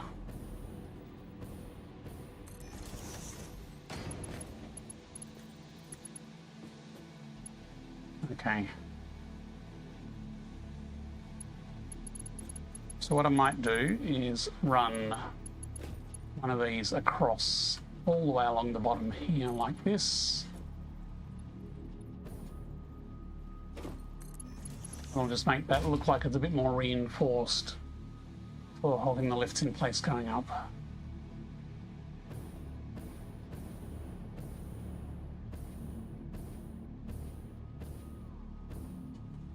Okay, similar positioning in the back end here. It looks like we're going to have a half-meter overlap.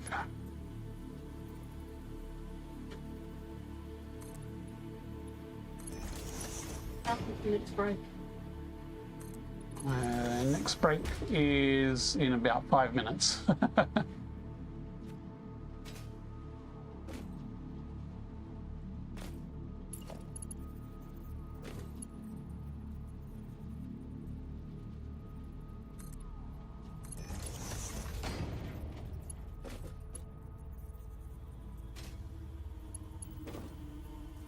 Man, remember the dark ages before Nudge? Remember all the hoops we had to jump through to get things lined up? Pepperidge Farm remembers. I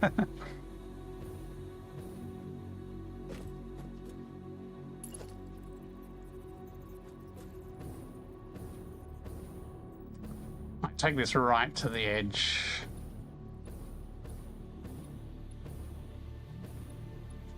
And of course it's not going to evenly match up, so let's go to that point there.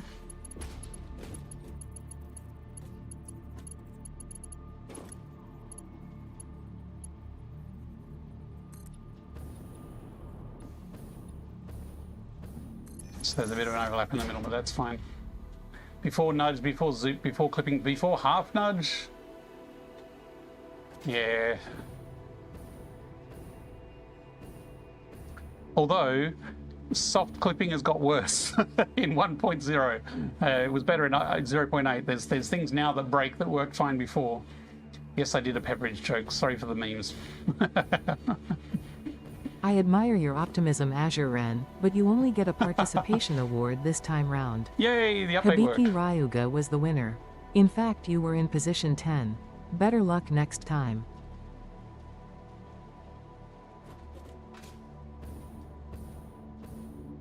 I haven't put any special Dippy code in yet though, so still need some updates.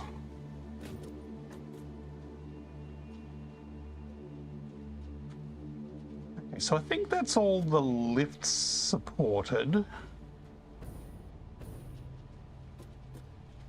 This is kind of floating in midair here though.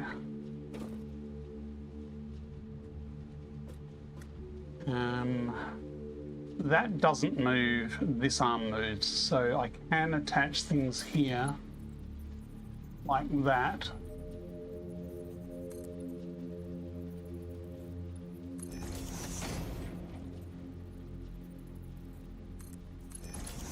So that looks like it's attached to the assembler effectively, and that'll anchor that in place.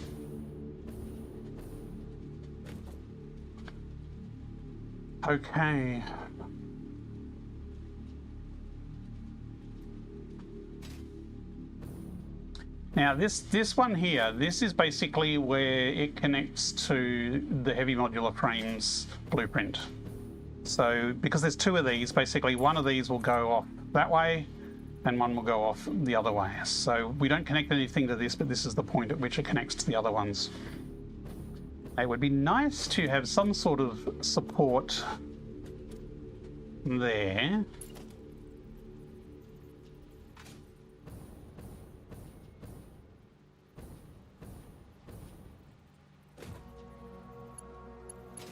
I mean, maybe we run something across all the way.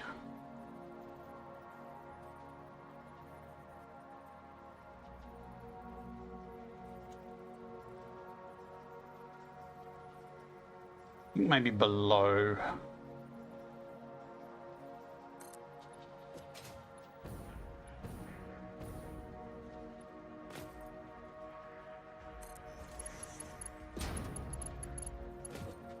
And we can put something. I mean, we could extend that forward actually.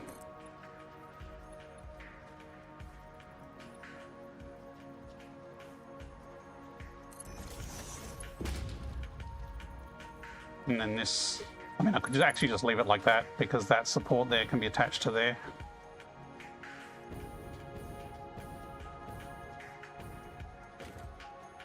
We don't need beams across the other bits and that'll get in the way. So I'm going to confidently delete all of the stackable conveyor poles except for that one.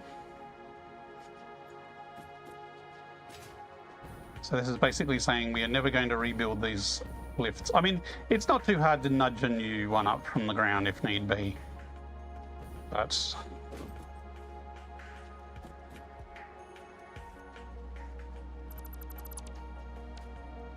that said, there's not enough red up here really, is there? So maybe we take out this cross support and we put a red beam in instead.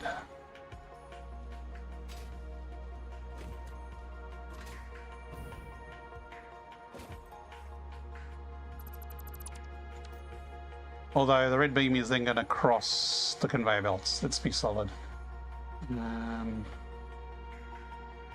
also says, thanks for the birthday wishes, and mentions that he's currently playing a Harengon Artificer. He is. He is a power suit armored bunny. You ban Harengons? What?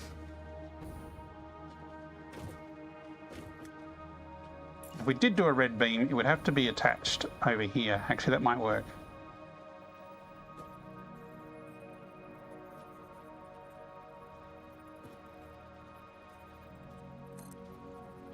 That wouldn't exactly clash with anything.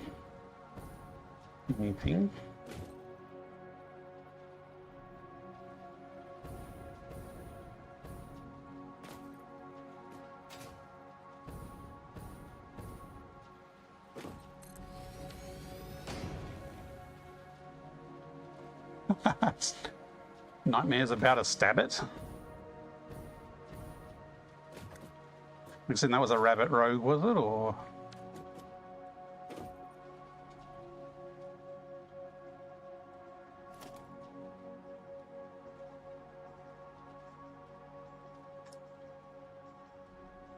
I mean, the red looks good in that it adds a bit of colour to it, but it doesn't work as well with the support in the middle here.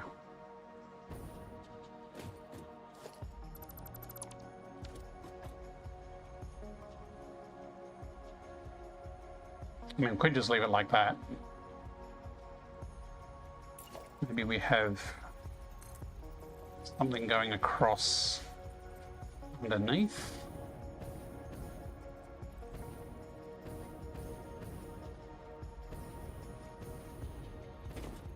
Incoming propaganda broadcast detected. Please seek shelter.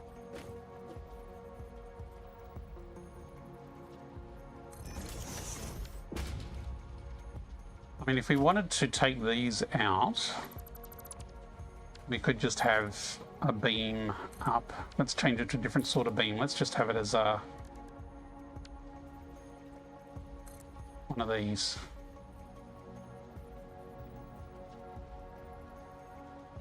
What height do we want it at?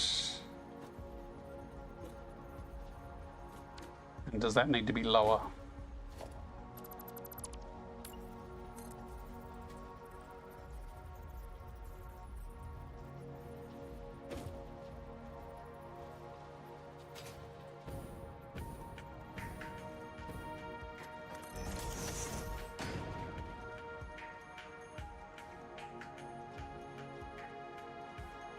Now it was 3 herringbone rogues stacked on top of each other.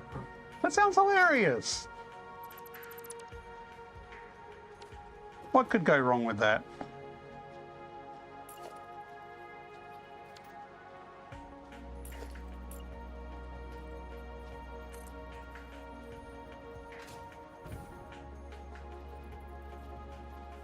Yeah, I didn't think it was in the right place.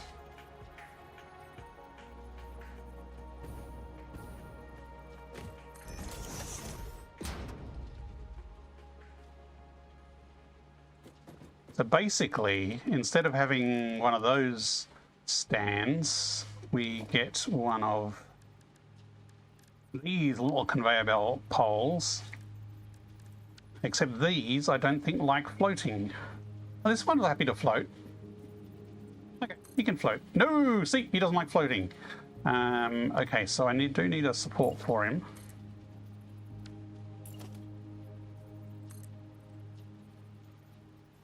Is that the right height? I think it is. See, this is part of the inconsistency. If I have, yeah, if I have one of these supports, it doesn't matter where I nudge it, it will happily build it floating in midair. But if I build one of these, if I build it here, it won't build. Probably because it has to do with the height change. It needs to be on a foundation to be able to do the double height thing, but it's didn't used to be that way. And I swear before 1.0 you could nudge these anywhere you wanted.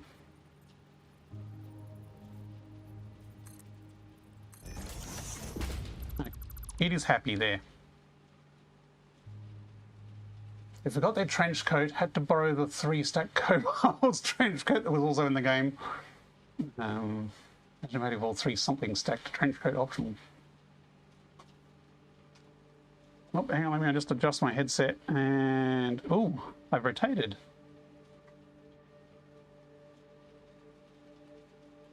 Okay, so that'll be supported enough.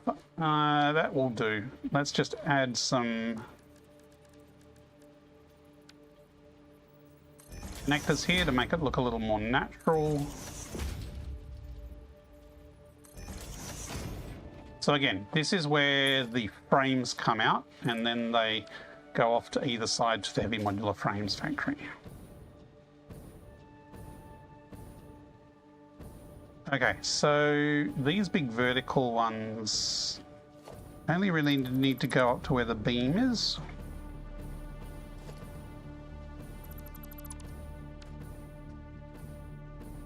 We can do a similar thing on this side.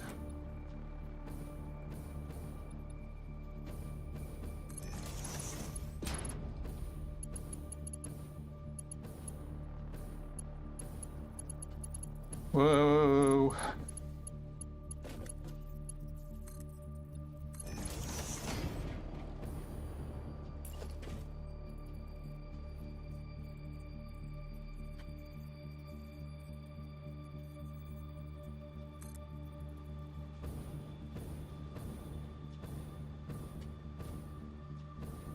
Actually, if that could line up with that one there, which it does, that'll look spiffy.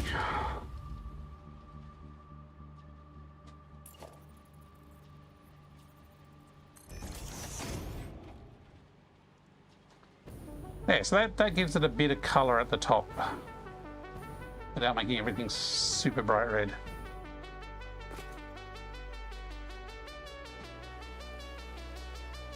Aldo's new characters and Alan. Cool, cool. Golf for next weekend. Yes, I will be interested in golf next weekend if it's on. Okay, so is there anything... oh yeah, power. We completely cut the power. So we need to do power and... Do I want to try and cram some lights in the middle? Yeah, I don't think I'll bother with the lights in the middle.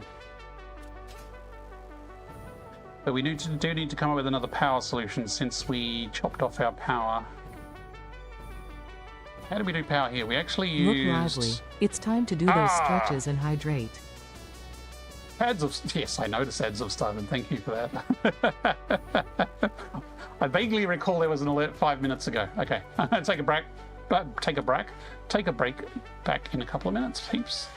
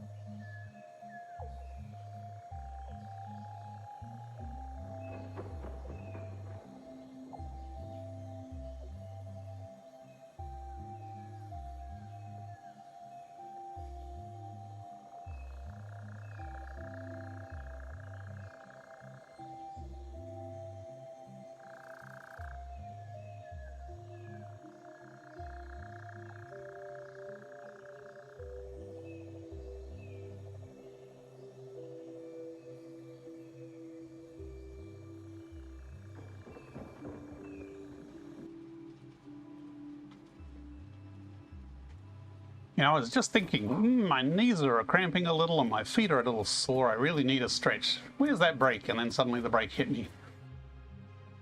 So I have had a bit of a stretch and a bit of a drink. So we're good for the next hour or so. We are in Dune Canyons? Desert Canyons. Desert Canyons, this is what the zone is. Which is near the Titan Forest and near the Dune Desert. We are finishing up some architecture on the blueprints to automate heavy modular frames. So heavy modular frames is kind of the first big, large, oh my goodness, why is it so damn huge factory that people have to make. And we are embracing the size and the complexity and using screws to add a bit of color to it, or a bit of challenge. It's just something different because, you know, I always avoid the screw recipes. So I thought for once, let's actually use all the screw recipes.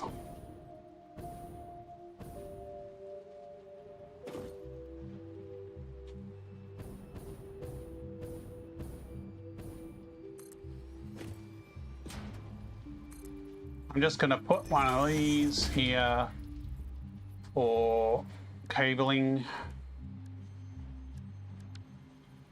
Oops.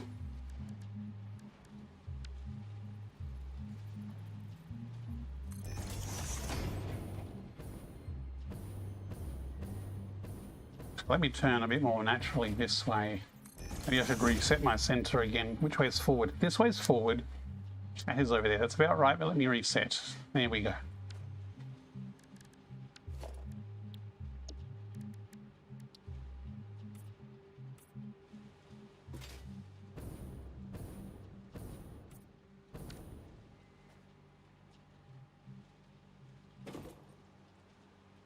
Okay, so that's where these all wire up to. I suppose I can wire them up now because they're pretty straightforward. Do them all along this side.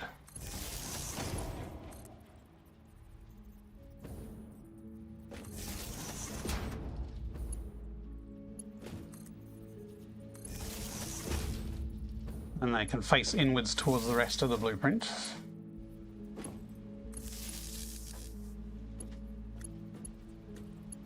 So we have 3 more constructors through here. If I extend this beam here throughout the whole thing, I can attach the power to that. That's probably easiest and moderately neat.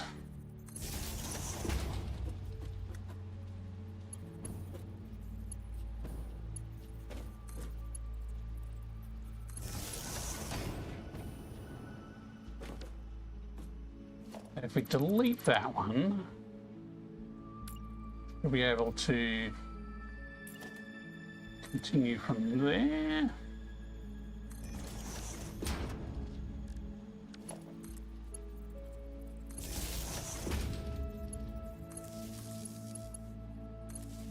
And assemblers, do I get lucky? Do the assembler power lines actually line up with any useful beam? That is a very good question. Let's go check while we're in the neighborhood.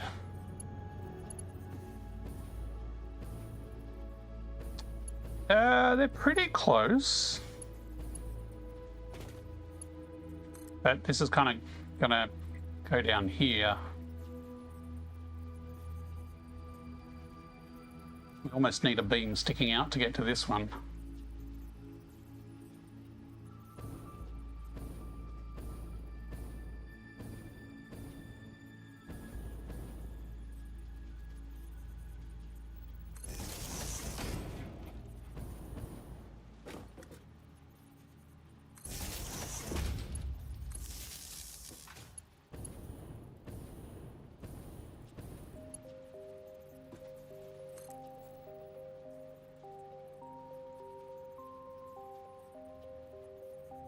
So if I put that just underneath,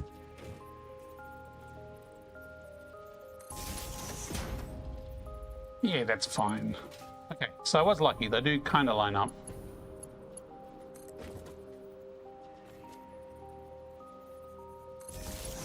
Is the one at the end?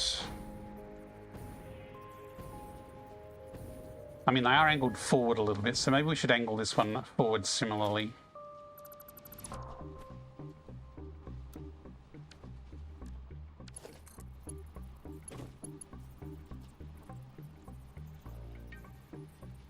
So half nudge doesn't quite do it, but if I put a connector on the end. No, don't give me an assembler. Fine.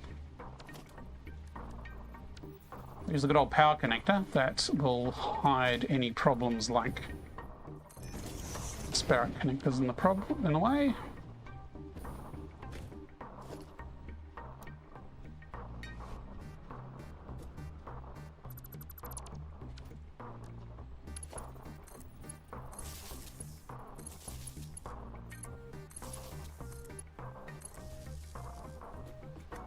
Easy.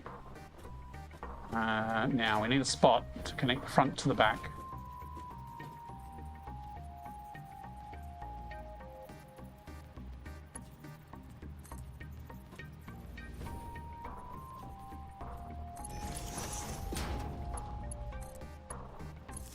That'll do.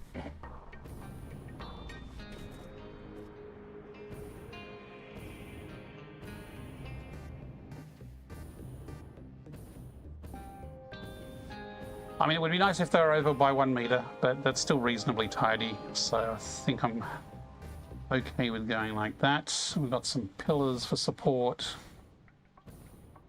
Bit of red. Yeah, I think that's an improvement. So for comparison, this was the original over here. Oh, missed. So this was the one without any particular architecture, so it was just blank foundations, everything chucked on top, and that's it. So now we've got it looking... Just wondering if we need a bit more red going to the front.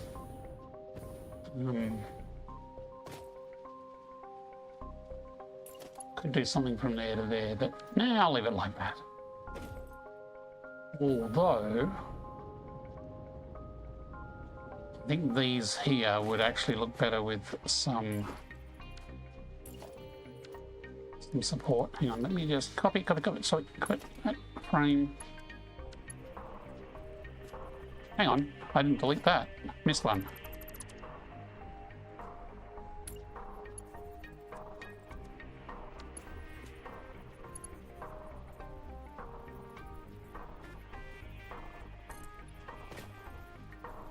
These actually look better nudged down half a meter, I think. Especially with the Mark IIIs.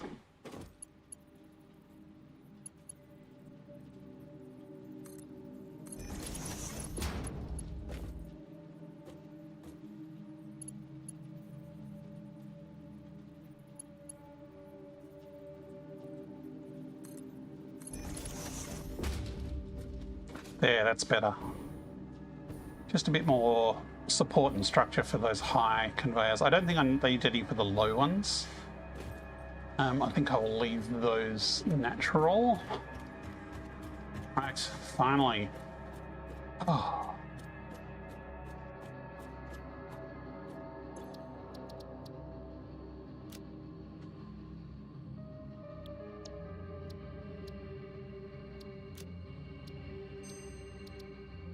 So, lastly, blueprint-wise, we have the actual heavy modular frame blueprint.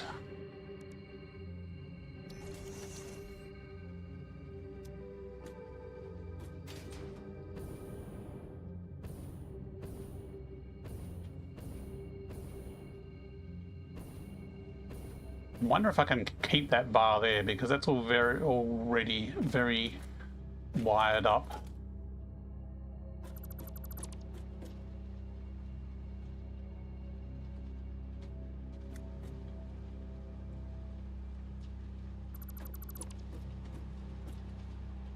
Again, we got legs when we didn't ask for legs.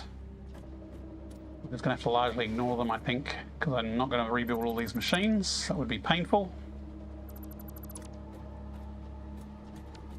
So we have to work around the legs.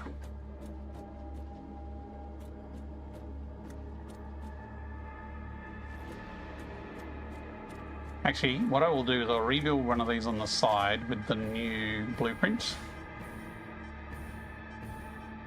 which will also help show how it fits together with the rest of the design. You know what, let's do both of them.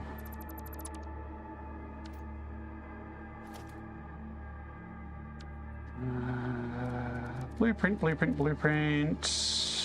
frames for HMFs.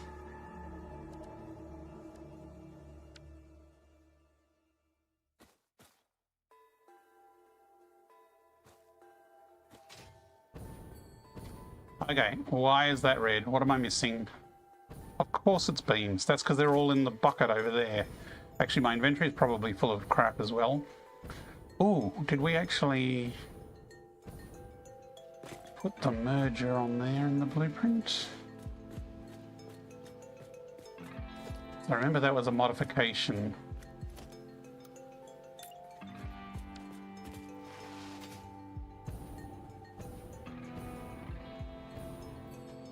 I did not. Actually, no, that's the other blueprint. I might have.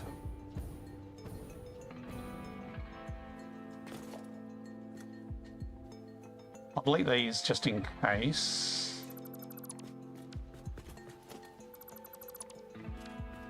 Now, we've been deleting and creating a lot of junk, so there will be a whole pile that's in the leftovers pot on the blueprint maker here. And then there will be a rubbish pot that is full of junk as well. So let's get rid of this.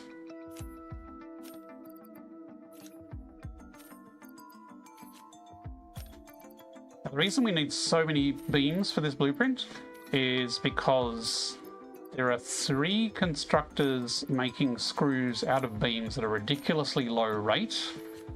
And I've pre-filled all 3 constructors with 200 beams because if I don't, it will take forever for the one constructor that's dribbling out bars, steel beams actually, to get enough screws for it. So preload with screws, you don't have that problem. Otherwise it will take a long time.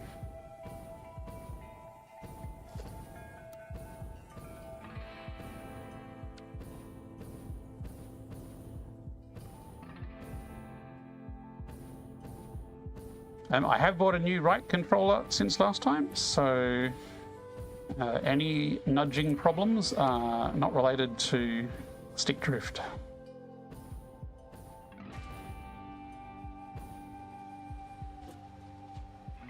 So we do need to rebuild this conveyor because they don't magically connect.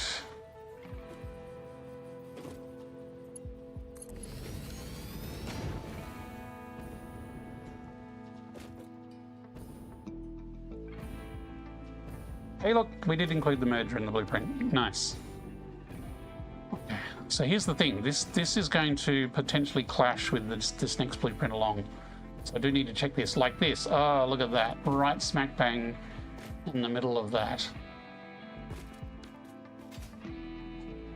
That's a problem. Now, if we remove this beam from this blueprint and move this across, that will fit and won't be a problem. So let's just pencil that in. Wonder if it's a problem both sides.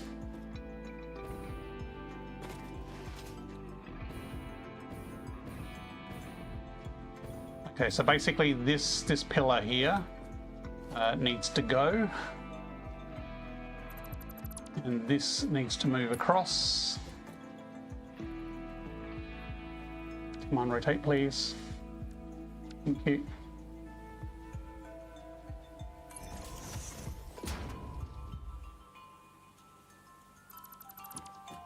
Because the next blueprint over will drop a pillar there.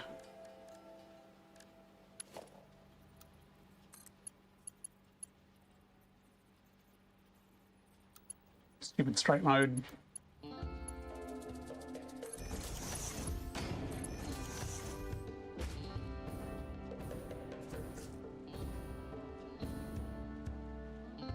So along that lines, let's build another one of these on the other side and see if it fits.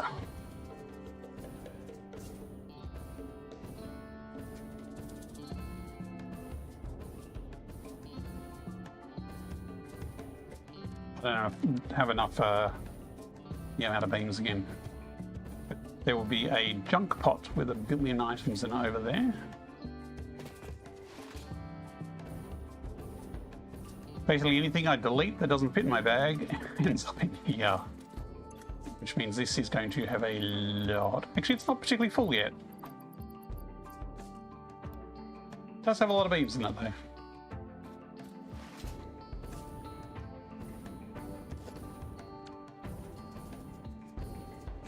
Wonk.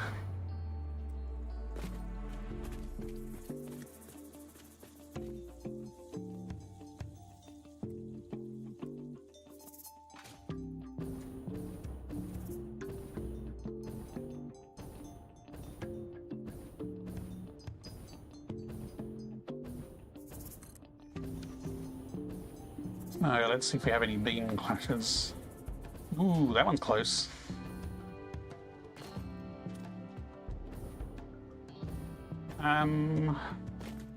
Do I want ponds with dinner? Not particularly, but yes, if they're being cooked.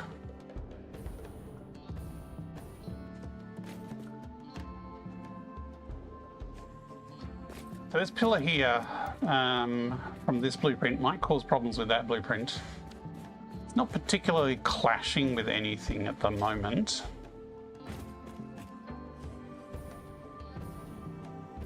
But we do need to make a note of it. Actually, is that the front one or the back one? Okay, it's the back one. So it comes in here. Actually, that's not too bad. That won't hit this other blueprint much. Probably worth penciling it in as something that exists, though, because there will always be that overlap.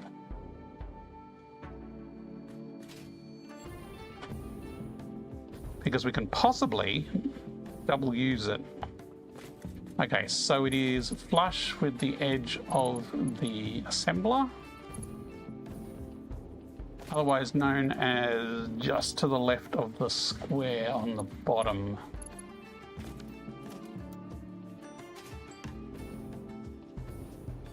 What's up the back there?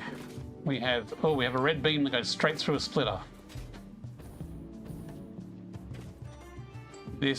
That beam might need to be repositioned. That was the power one.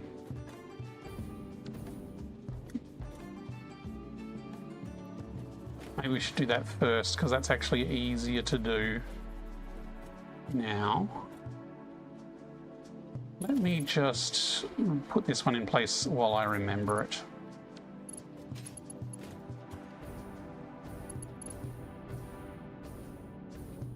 Oh, we've already deleted the foundations. It was lined up with there. So that there is a pillar that's going to be in the adjacent blueprint.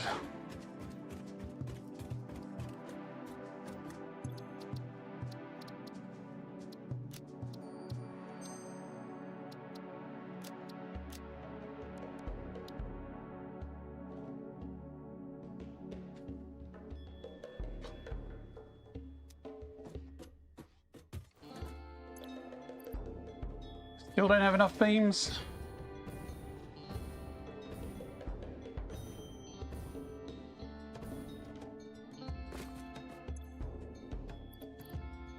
Where'd all the beams go? They don't magically disappear.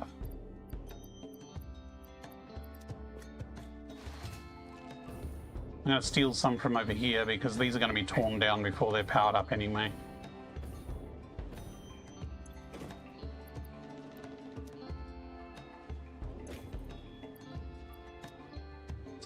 Here we go. Should hopefully be enough.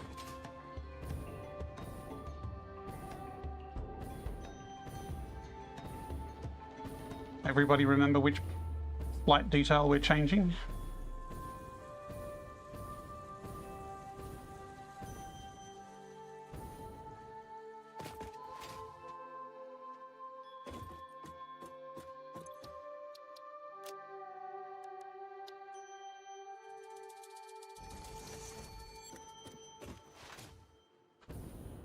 Problem was this red beam here was conflicting with something in the other blueprint. That doesn't seem like it's particularly far over.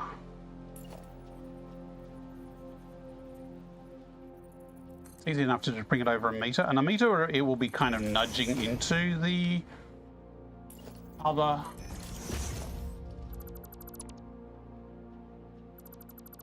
into the splitter, but it won't look too bad.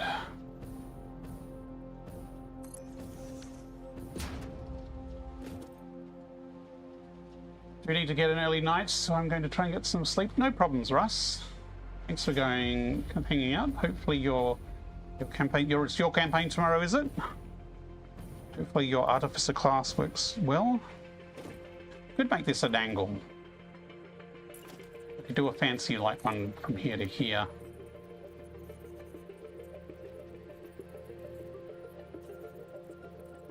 Therefore miss the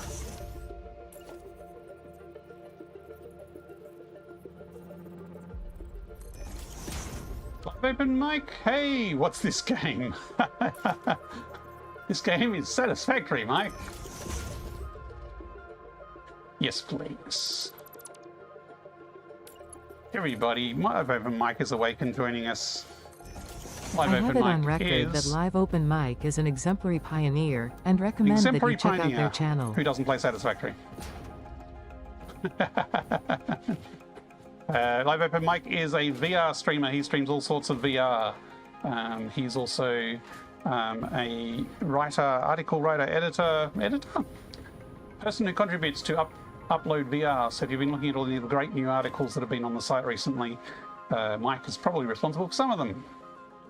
Yes, Russ, Mike heard you were leaving. That's what he was waiting for.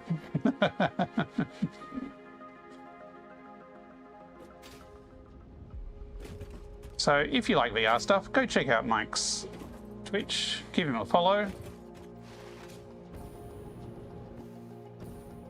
He's in the US time, so streams at sensible times. Might actually make this other one angled as well, or move it across. So this is the one we've changed here, and basically we've moved it across 1 meter, and we've added in a diagonal across there, so it should now miss clashing with that when we build the blueprints next to each other.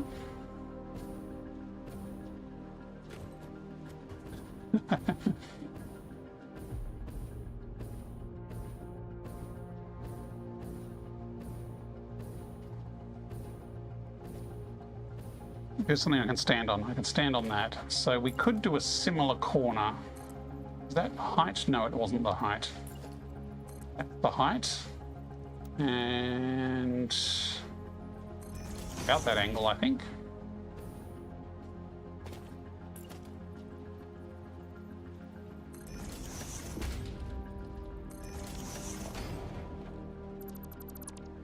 So we have blueprints that are butting up against each other and even overlapping each other.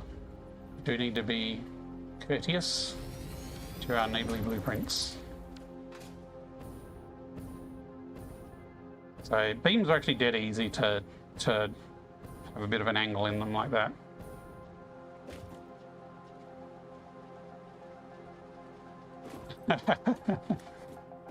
Well, see if you can get some sleep, Russ. Good luck.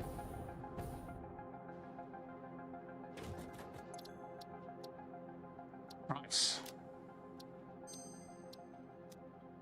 Okay, so let's clear this blueprint maker. Get all those beams back, because beams are really useful here at the moment. And I'm going to actually rebuild this one over here just to make sure it fits before we get back onto the next bit.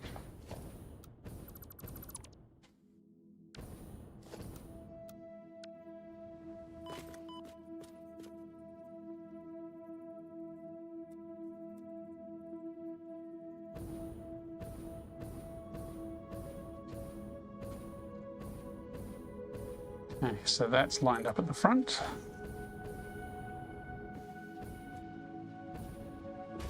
Still got that one to contend with. But these ones down here now should easily clear out. Oh, no! How come we didn't notice that? When I did the beam across, it's like, surely that's long enough. Surely that'll snap into place. Apparently not. Fine.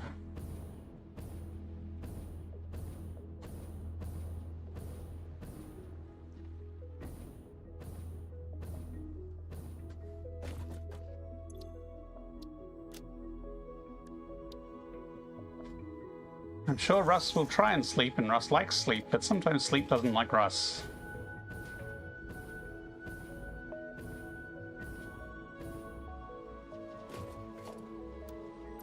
Not the whole thing.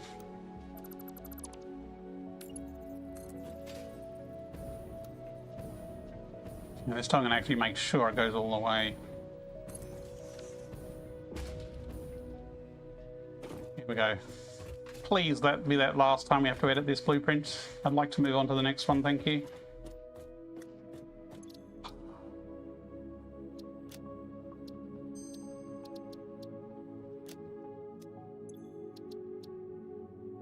Right, final blueprint to update is the heavy modular frames.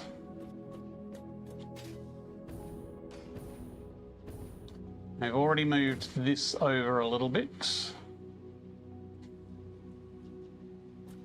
I say they have red legs. That's cool, but I don't know why. Right, so I'm going to borrow some of the styling from here. So we got black legs on the corners, and then box down the side.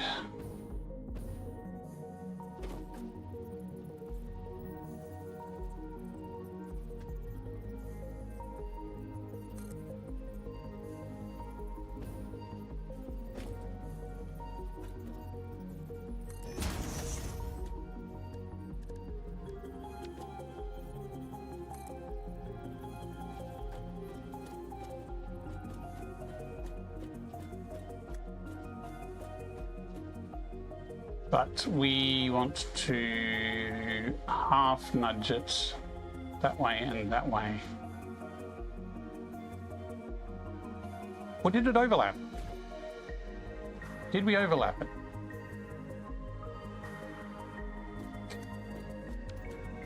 I wish I had a good memory.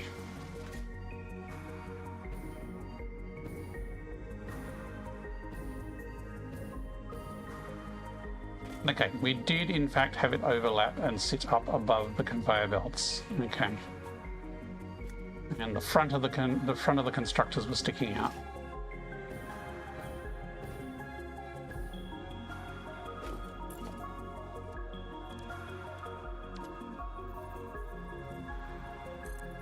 So yeah, that is the right position, but we need to half nudge it that way.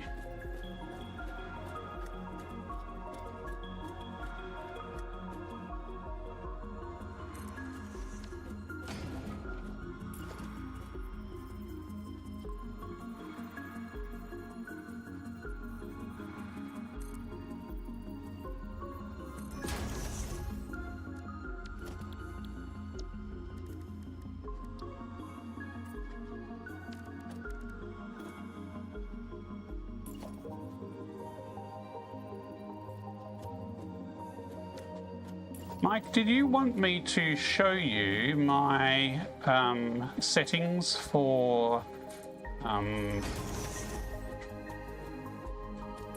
virtual kneeboard, open kneeboard, whatever it's called?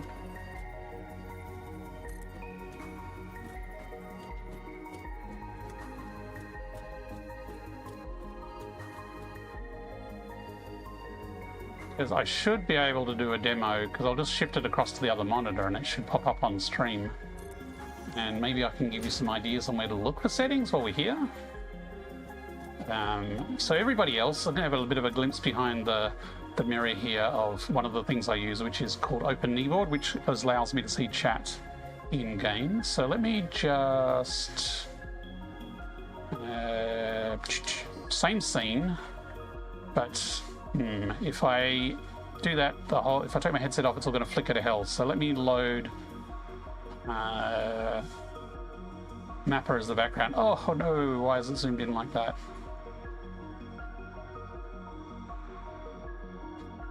Okay, this is the plan about what we're actually making factory-wise. But I'm just putting that there because when I take my headset off, the background, the VR screen is going to go flickery. So I'm going to take the headset off for a sec. And I will drag my Open Kneeboard panel across.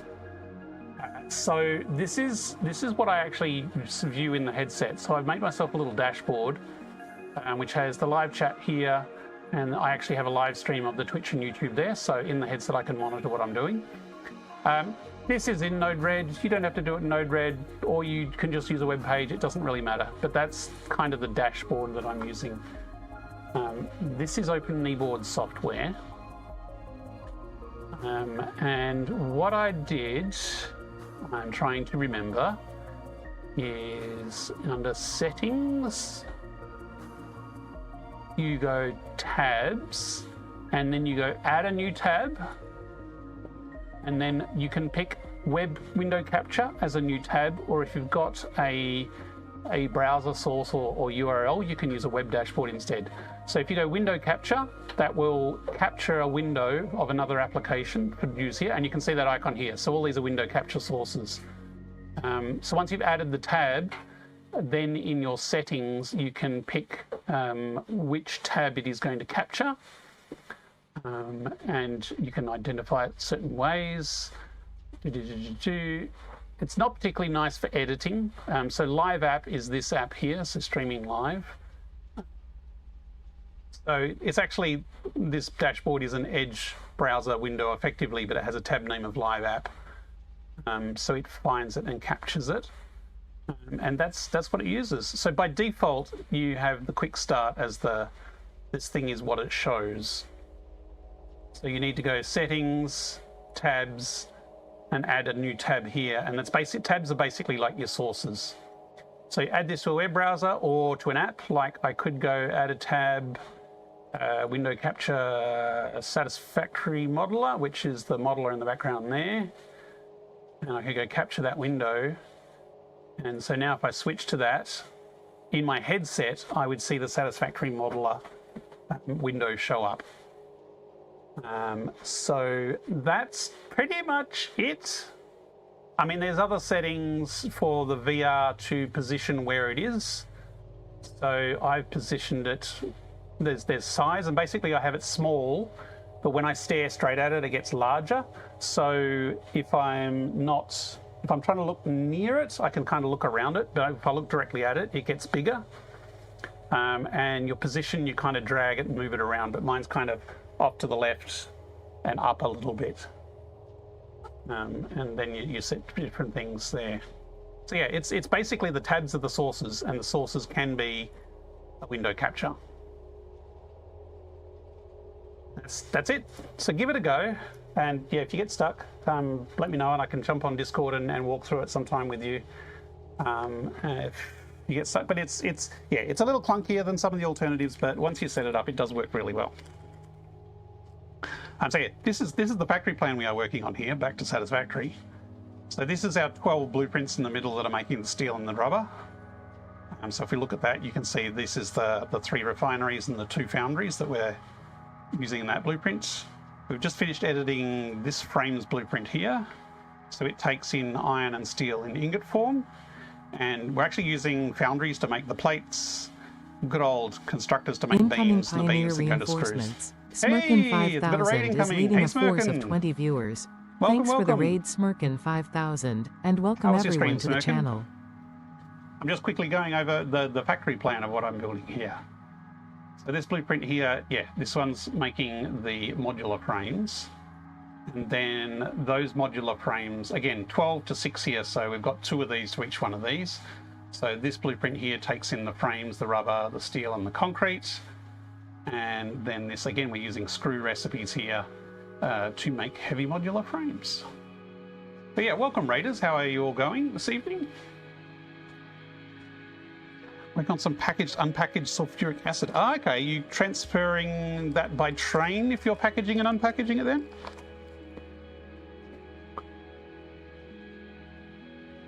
Okay, just putting the headset back on, because we are in VR. Now, have I got all my window focus correct? I think so, Right.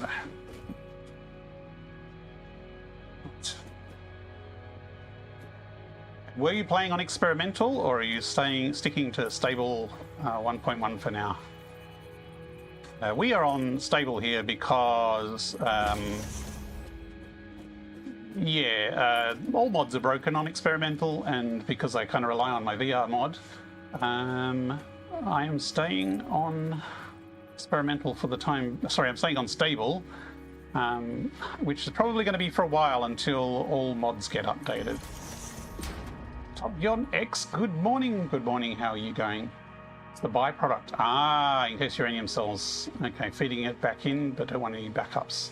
Oh, okay, so you package it and then unpackage it, and the packaging allows you to sync it. Neat.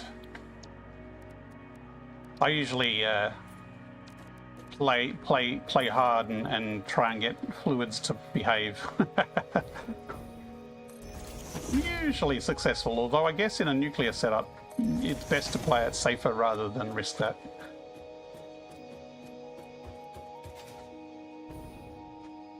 Okay, so we're working on architecture this stream. We pretty much functionally finished the blueprints.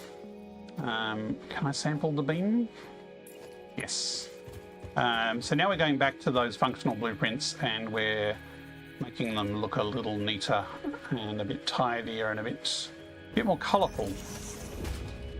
I 1.2 on another save the other day. We were waiting for it to go full release. Fair enough. I dabbled a little bit on my other computer, and I was a little disappointed they haven't fixed vertical splitters and mergers. But I know they do have it on their radar to look at. So here's hoping we actually do get some bug fixes, before the actual release.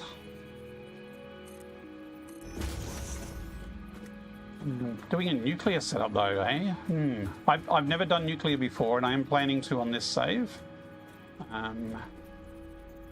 So I've always taken the easy path of rocket fuel, which is OP. But this playthrough, I've actually haven't even unlocked the fuel generators in this save, because I am resisting. So we are still on coal power here, and we're running short. Yeah, agree on the vertical sort of. Yeah, I decided to embrace, vertical, stackable blueprints in this save, and it has been challenging to say the least. But rewarding when it works, because it's really nice seeing you just stack a blueprint on top of another. Nuclear setup will do all 3 stages of nuclear deal with all the byproducts. Oh wow, all 3. That's challenging. I was thinking of just sinking plutonium rods and just sticking to uranium for power. Although I guess if you start with uranium and sinking the plutonium, you've still got the option later on of further expanding it in the later game. Which I guess could be an interesting challenge in and of itself.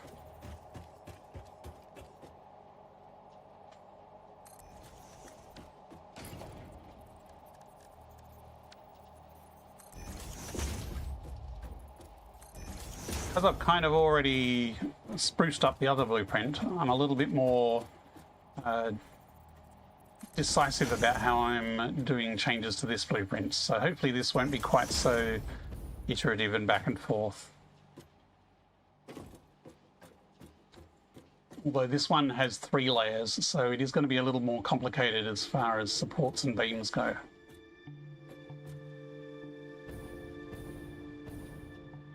Did I change the color of the conveyors in that one? I don't think I did.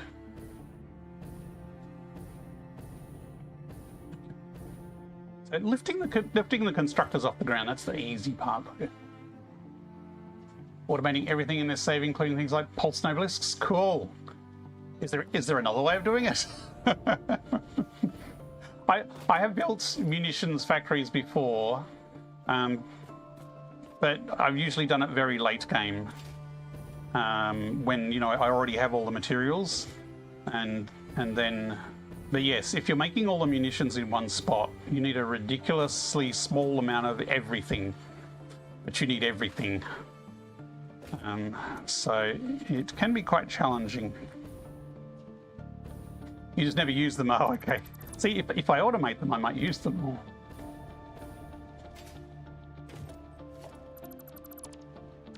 Okay, now the other blueprint we used the concrete pillars to add supports to the assemblers.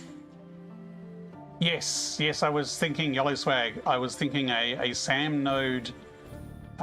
Once you've unlocked converters, you can use the SAM node to basically build any resource that you don't have locally. Okay, so this is going to be a little annoying because if we put a pillar right up there, it's going to block the constructor arm. I have been reliably informed that dinner is being served. Okay, dinner is being served. Thanks very much, Smirkin. Have a good rest and have a good weekend.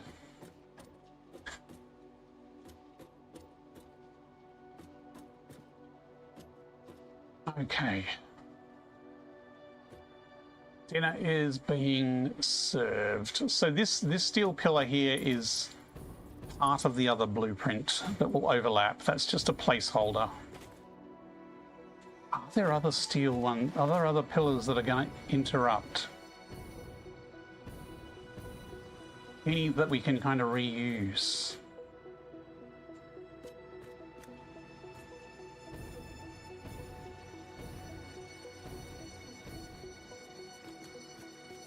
And if we put another one next to it, that's okay. Or even overlapping, like a double thickness one, that's fine.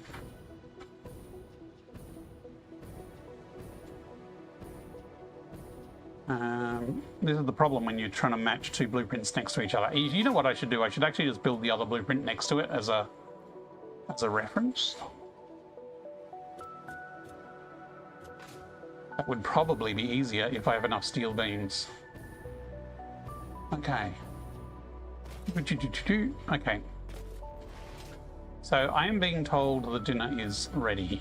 So I am going to take a short break. Unfortunately, Raiders, you've just arrived just for me to take a break. But I'll be back after about a 15-minute break where we will continue this build. So we are in the Desert Canyons, I think it's called. Building a hexagonal mega factory of sorts. It's not huge. We're doing 22.5 heavy modular frames a minute. So that's the goal. And at the moment we're working on architecture. We'll do a bit of roofing, and then we will continue the rest of the build once we've tweaked and honed everything. Yes, so we will take a break. I actually have queued up a video for the break. It's just my last mod release patch notes, so nothing particularly hilarious. But it'll be better than just staring at the Pioneer drinking coffee for 15 minutes. Okay, so thank you for watching, and I will see you all after I've had some sustenance.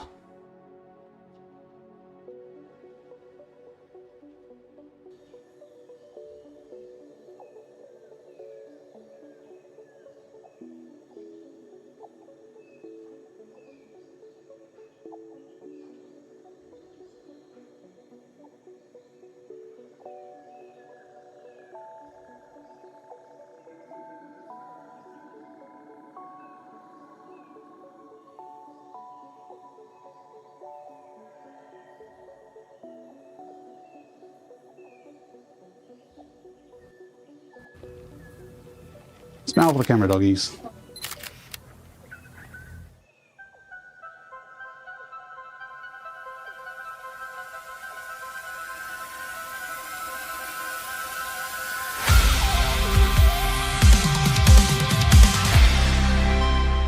G'day everyone, my name's Dortimer. I'm here with a quick guide to the recent update for UEVR enhancements, the Satisfactory VR mod. I recently released version 1.0.3, which added a few new small features that may not be completely obvious when you first load up. So this is a guide to quickly go over those and give you a bit of a demo of what they are. So the first enhancement is adding a build HUD to the heads-up display to help people while they're building. Now, I'm a big fan of zero HUD in VR, which is why by default you don't get anything. And usually all the information you need is on these wrist menus here. So if you're wondering about controls, for example, all of these actions here, it actually tells you what the controls are right there. There's also hints on the back of the wrists that tell you what controls do what, and these will change based on what build mode you're in. So if I press the lower left button there to get into dismantle mode, you can see the options on the back change, and the menu here changes to say I'm in dismantle mode. So similarly, if I'm building, the icons will change. It'll go into build mode here and it'll tell you all about what you're building. If you change mode, it's all shown right here. But a lot of people, including myself, just tend to have their hands by their side and they're just pressing buttons and they're wondering what's going on because there's not really any feedback right in front of you. So to help beginners and also to help advanced people, I've added a build HUD. So this is on by default. I've turned it off for this intro, but it can be changed either to on or off over here. So there's this new option to show build state in HUD. By default, this will be on while building. You can have it so it only shows when you have the full HUD active. This is when you hold your hand to the side of your head and press script to toggle the HUD. Or you can turn it off completely if you really don't want it. But by default, it's on while building, and I think this is a good setting for new people, but also like even me who's got, you know, many hundreds of hours in VR, it's actually a useful new tool. So now if I press that button on the left to go into dismantle mode, there's now a pop-up on the interface that says, hey, you're in dismantle mode. So it's a bit of instant feedback to say what you're currently doing. So if I start building, it'll show you I'm in build mode. I've actually got Zoop turned on at the moment. So if I turn Zoop off, that's shown. So the information shown is showing the minimum information possible. But if there's any custom setting like Zoop mode or anything like that, that will show up on the interface here. If I press the top left button to enter nudge mode, you can see the HUD changes to show nudge. I should make that say lock because not everything can be nudged, but everything locks, and I'll probably do that in a new update. But for now it says nudge, and basically means it's locked. So now you're in nudge mode and you can nudge things around.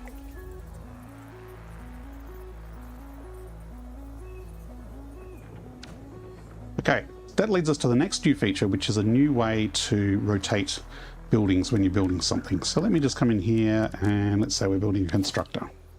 And it's like, well, I don't want it this way around. I want the entry point on the right and the output on the left. So there's a number of different ways you can rotate buildings. The first and oldest way is shown on the menu here, which is the right stick and you press down. So when you press down on the right stick, it shows this little indicator of how you can rotate. So then as you rotate things, you can see for each nudge it rotates around one click. So to rotate it from this way to the other way, nope, not that way, come back like there, and now it's rotated the right way around.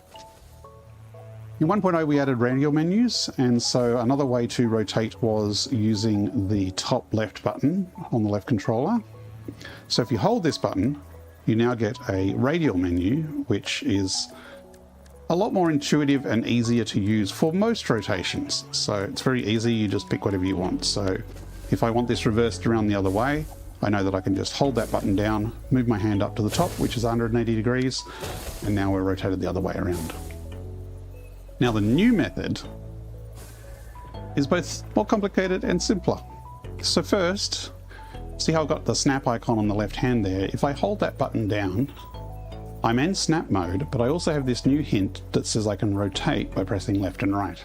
So I can just go over here and press left twice and I've rotated, or I can press right twice and I've rotated. So no accidentally rotating more or less than you want. Like if I hold left, it just does one rotate, that's it. So you can very precisely rotate exactly how much you want. So let me just put this down here. So this is great for things like even things that don't have a snap mode. For example, if I'm putting a lift down, lifts don't have snap. But if I was building here like this, and it's like, well, that output is in the wrong way. I can hold snap even though lifts don't have a snap mode, and then I can use that left and right to rotate things around. So it's really useful, you know, if you're putting down conveyor splitters. Let's put one down at the front. Actually, let's put a merger down. So let's go merger, and it's like, well, that's the wrong way around. I can hold down snap, press across, and usually I will lock it into place and nudge it to where I want. But I can very easily hold that snap button and rotate it around. So this works for putting down foundations as well. So by normal, if you use this R down menu, you can rotate 45 degrees. And if I use the rotate menu here, it will do 45 degrees. But the problem is if I hold snap down, it's not 45 degrees, it's actually 5 degrees, because this actually does have a snap mode that affects the rotation, which is really good if you want to rotate something by 5 degrees. You know, if you're trying to get that precise thing. So let me just reset it back to the start. So say I'm here and I want to go 15 degrees, I just go left 15. I can lock it in place to make sure it's in the right place. Yeah, looks good. Build it. Oops. Done. But what if I want to do 45 degrees, but I don't want snap mode on? Well, what you can do is you can hold rotate, and as you can see on the HUD up there, it says now I can rotate, but because I'm not in snap mode, the left stick, right stick rotation is 45 degrees. So I can still rotate with the radial menu here. So it's a good idea to just load it and then move your hand lower down. So if you're in here, you'll change angle very easily. But if you move your hands off to the side, it takes a lot bigger motion to hold it. So hand straight down, and then you can use your right stick to rotate by 45 degrees. So the third new feature in the mod is support for photo mode. So you can get to photo mode a few different ways. First way is through this little icon on your left panel here. If you can't remember that or you're not sure, under the info panel there's a big photo button here. And when you click on this, this will now go into the Satisfactory photo mode. So you can look around, and the viewfinder is not exactly the same as what you'll take a photo of because the camera in VR is different from the camera of the game.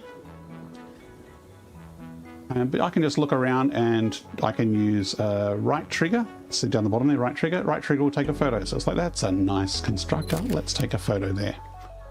And so I can just look around very easily and take photos. And we can use all the settings. So if we wanted to change this, and let's go into outline mode. Actually, let's not quite go in outline mode yet. Let's change some settings here, just some really random settings like this. Then you can look and say, well, there's a portal over there. Let's take a photo of that in this mode there. There's a bean. Hello, bean. Now, the other great thing about this is you can also use decoupled camera mode. So you press the top left button, or the Y button here, and now I am in decoupled mode, and I can fly around like this outside of my body. So let me just open the settings, and I'm going to reset there, so we're on basic settings. And then I'm going to fly over here to these doggos and take some nice natural shots of the doggos in their environment. And my shadows are going a bit odd there. Smile for the camera, doggies. Let's go over here. Yeah, let's not bother with the bean. Bean's just doing something to that van over there. But you can also do poses for your Pioneer. And why is my shadow mode going Burko? So let's come in here and Pioneer. Let's do a pose.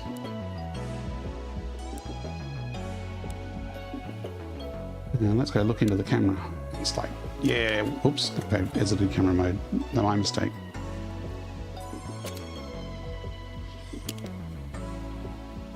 Let's try that again. So I've got follow camera on, so wherever I'm looking, the Pioneer will look around and follow as I take photos. It doesn't go too far, obviously. But it's the same as the normal flat mode. It's just now you can do all your photography, or most of your photography, in VR. And also, as I alluded to before, you can also change these image settings. So if you want, you can go to something like outline mode or crosshash or VHS. You can take photos of a bean in VHS mode.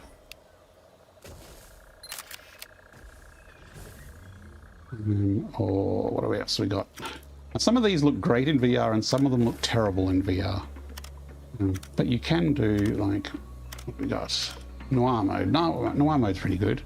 And then you can turn the settings off. You can actually press A to hide, B to hide the user interface. So you've got full HUD gone, and then you can fly around in noir mode, which is interesting because it still has a bit of red. That's just, and then you can take a noir shot of the majestic bean standing on the control panel.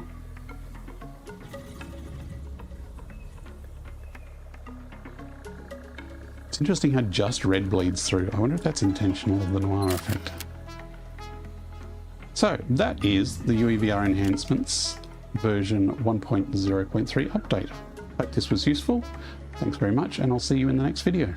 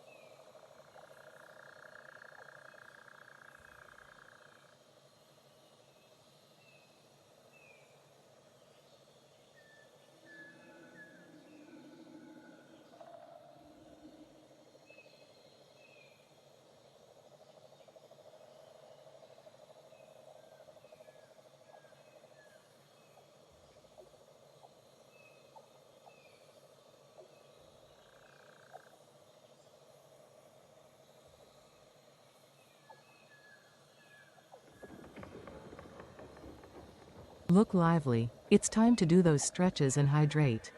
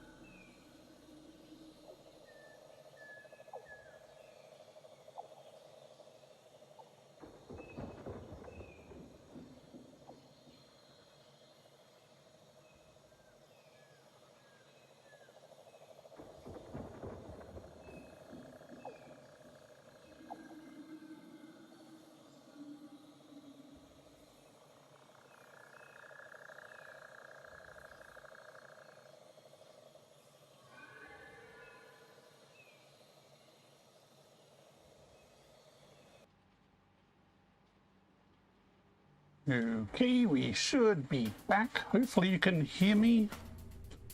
Certainly helps if I put my microphone on, which I have now. We finished dinner and we are continuing with making our heavy modular frames factory a bit shinier and a bit more structurally sound. So we are here in the desert canyon. It's a little spot nestled between the dune desert over there and the Titan forest over there. We can see our computer factory up there on the horizon, just over the ridge. We are making heavy modular frames out of oil because we can.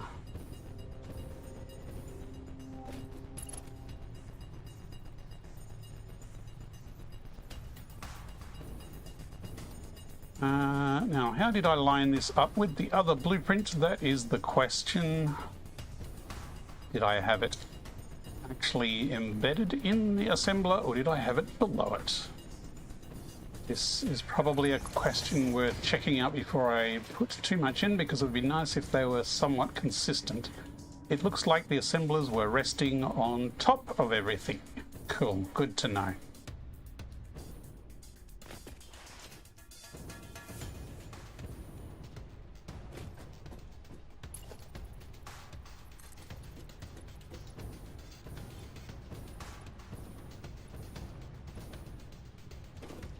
And I have an itchy nose. Scratch my nose, stick a menu up my nose.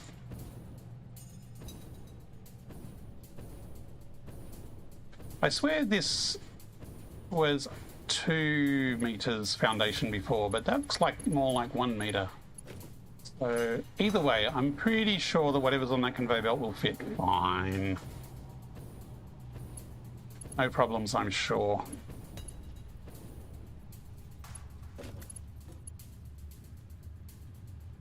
Oh, that's the wrong way.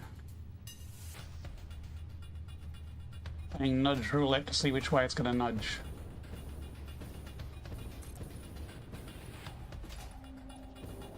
Which I think is complicated in VR, because if I look one particular way to the side and then I start nudging and then I look ahead, everything can be 90 degrees out. Okay, so that's kind of the main beams under the assemblers. We know we've got a pillar there from the adjacent blueprint. Actually, let's build the adjacent blueprint here, so we can check side by side how they're going to fit together.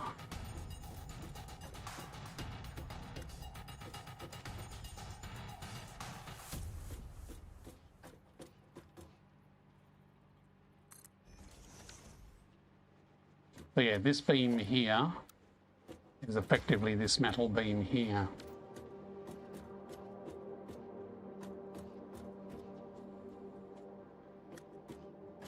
I don't know if I lined that up exactly right, actually, so it might actually be better if we do line it up.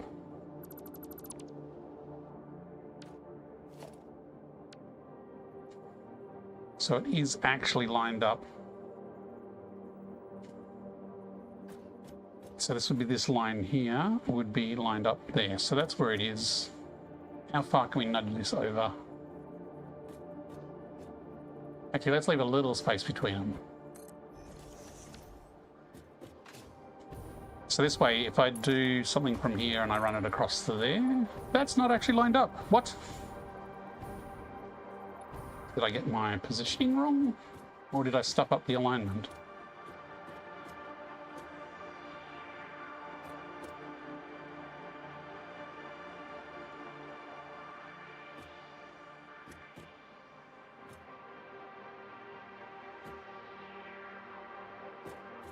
Pretty sure that's lined up.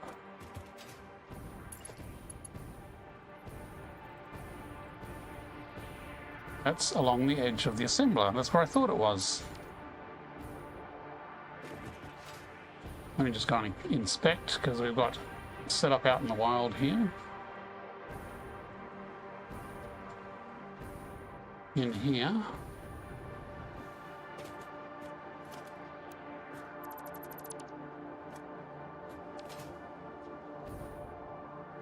Oh, it's one back from the assembler. I completely failed to put the reference pylon in the right place.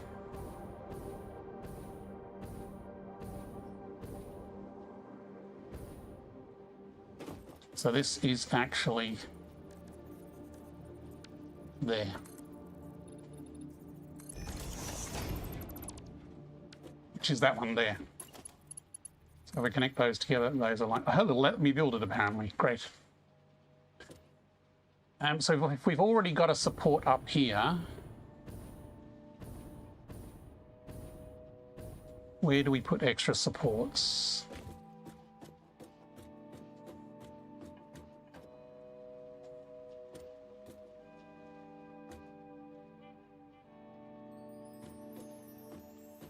This is behind that, so this will fall in if I run this across. Okay, they will actually line up with that pillar, so that will come in and slot in here.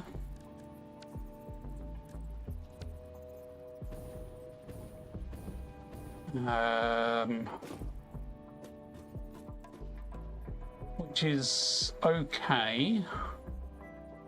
I could verify that actually.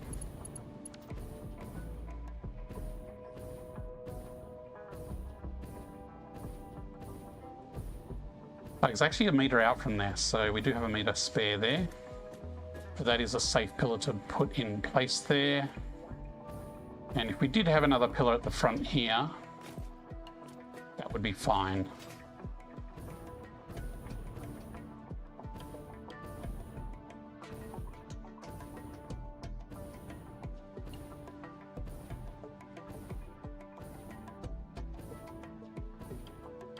So we have a hole there, so we can... It's only a 1 meter hole though. So if we run that across from there, how terrible will it look?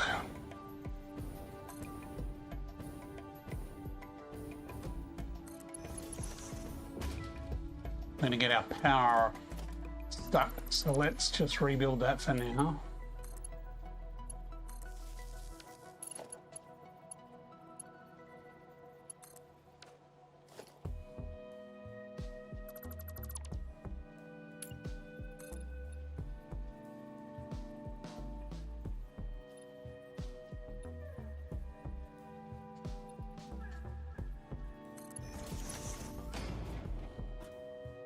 Now we could line, it would be good to line it up with this one.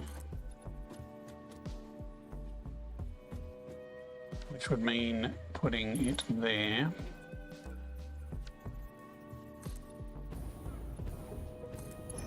Whoa, build lag boost.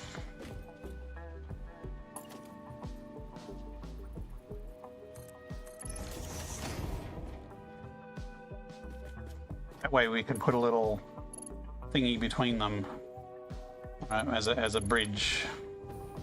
This pillar is already going to overlap with this one there, so that's already actually supported, so could actually build that into the blueprint there, but doesn't really matter. It's also going to be different on the other side.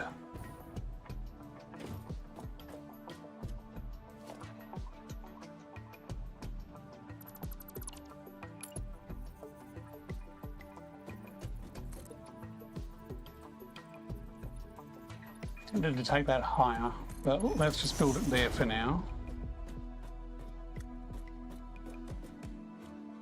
because we also need supports to hang a beastly manufacturer off the top.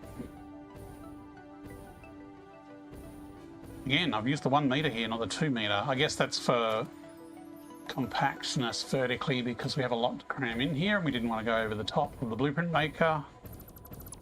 I think I'm actually very close to the top of the blueprint maker here.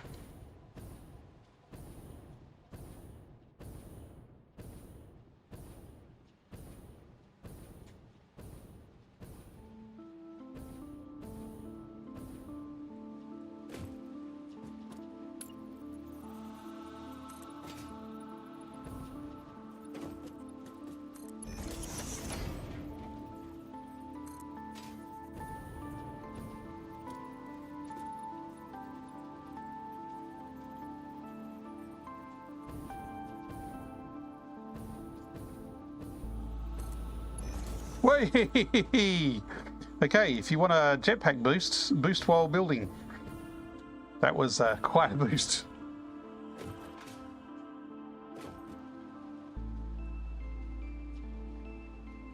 Okay. I have no idea what's going to go over this side yet.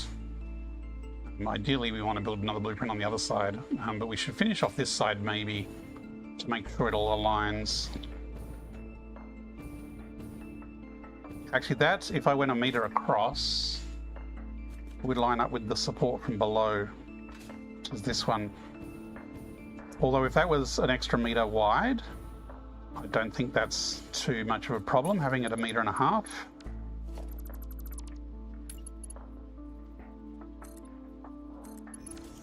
So while that pillar there will match and overlap this pillar here, there'll kind of be a 0.5 meter overlap.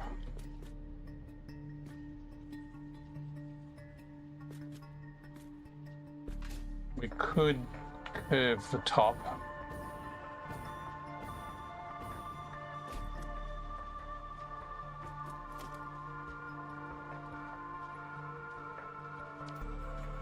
Yeah, so that's where's a measuring stick? It's 5 meters. So that's 5 meters.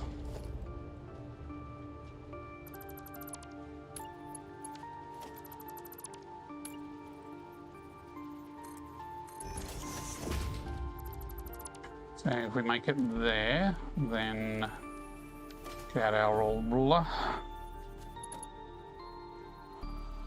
Make it from there to here.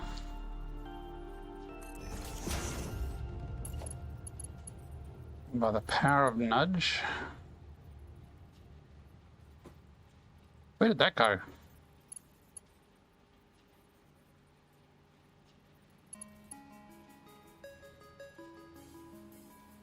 Okay, that's not by the power of nudge, it will fail.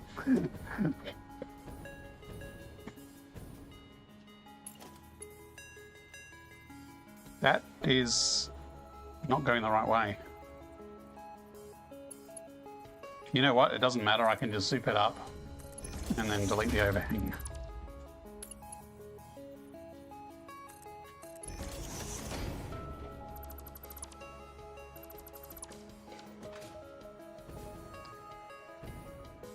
Yeah, that's pretty good. Just need to figure out what's going on the other side.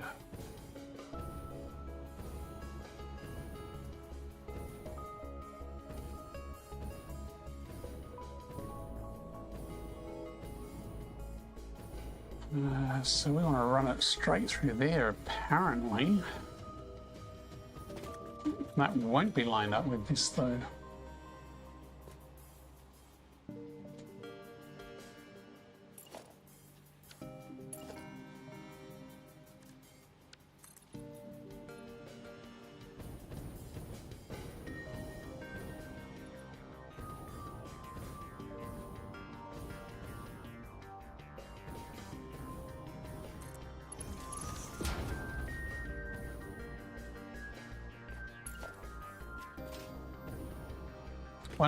One day we will have a hover pack, and it will be much easier and less nauseating for me to pop around like this.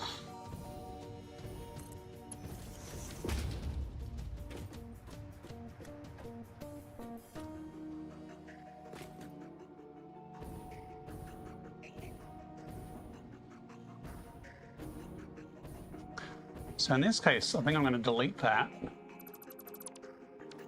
So that won't perfectly line up, but effectively it will come across to like there. Okay, here's one over. Oh, that's a 0.5 meter. Interesting. Ah, this is probably a 0.5 meter nudged in. Up from this side, across, would line up there.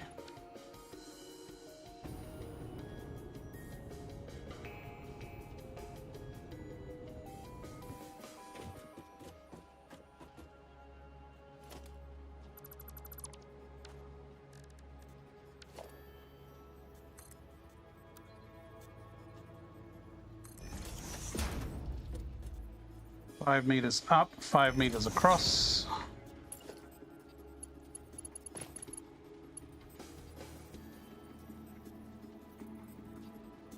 Not really 5 meters across.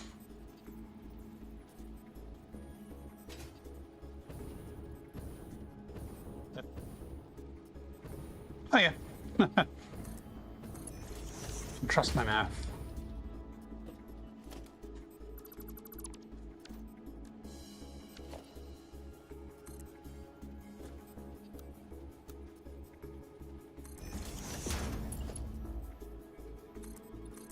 Ah, didn't nudge. Oh, at least nudge down.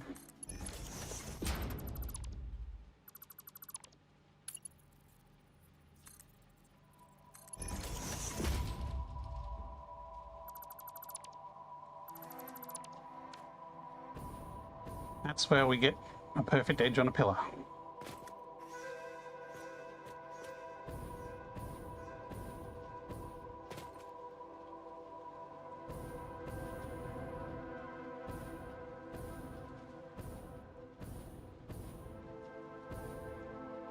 Ah, I was wondering, what's this merger just hanging around here doing nothing? And then I remember this merger is what lines up with the output over there of the frames. And that comes in here, so that will run along. I wonder if it'll let me kind of snap it, but not let me build it. Yeah, there you go. That's how it will run.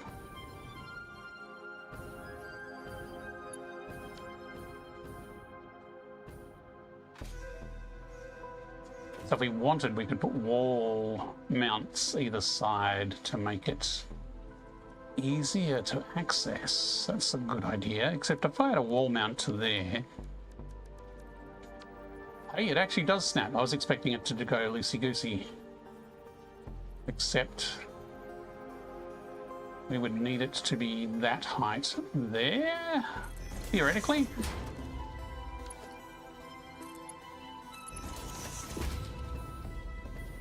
Ow! Bad wall bracket. Clonk. Stupid conveyors.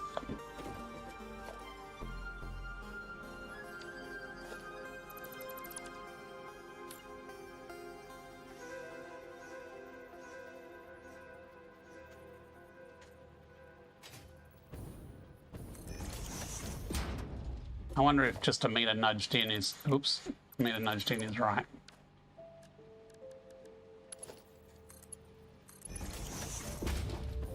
No.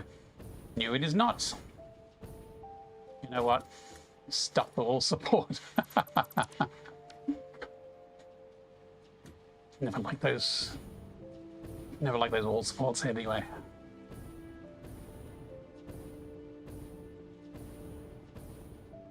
Okay. So that's fairly well lined up. This doesn't clash, it snugly will fit together. So I think this side, the main supports are fine. So let's move this to the other side. Let's see how it compares over there. This is going to be fun. I've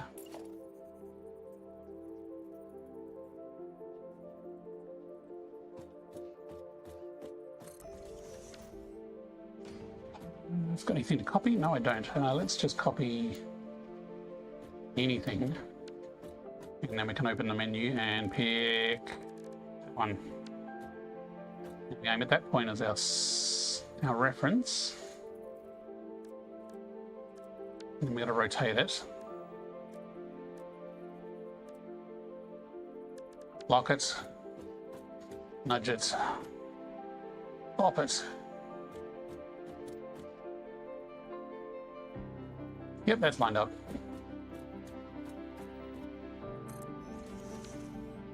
So now we can compare this side and how it lines up with this side, which currently has no supports.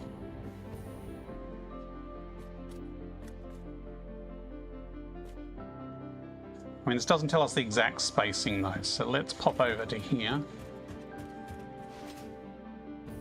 Because this actually has them flush, and this will tell us if there's anything clashing currently.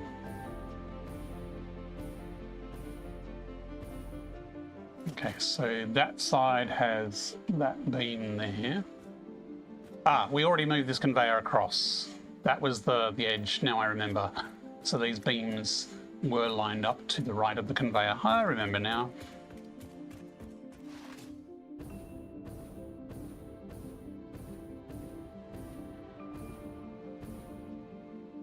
So these beams here will be flush with the side of this conveyor. So any beams we have here should probably be in the same kind of general ballpark.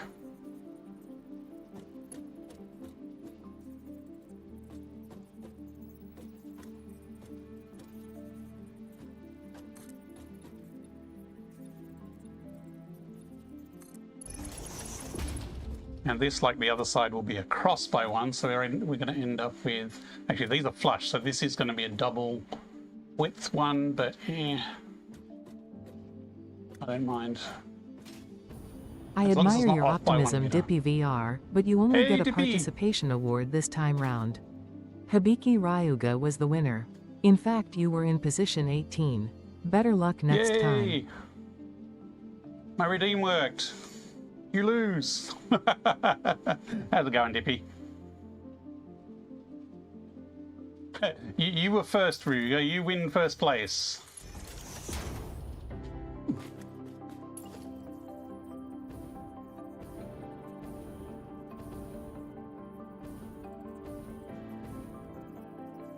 There are some who are competitive about being first. You get your name shouted every time someone else tries to claim first.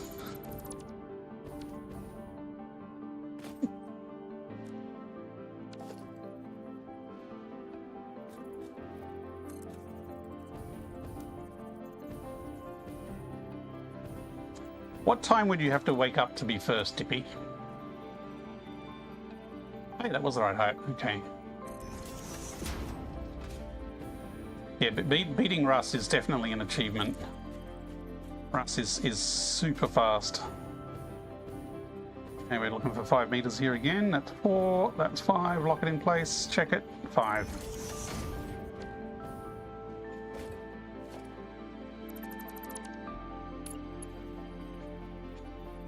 I mean, I could do a bigger curve here, but I thought I'd just make it symmetrical, so it's like a 5 meter cut-off corner either side.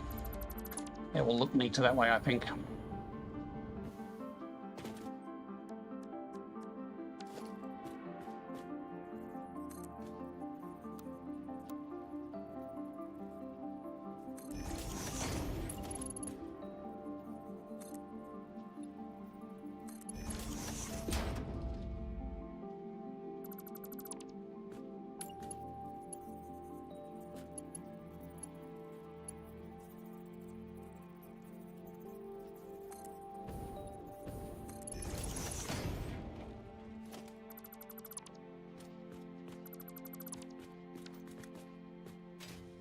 Here we go, perfect corners.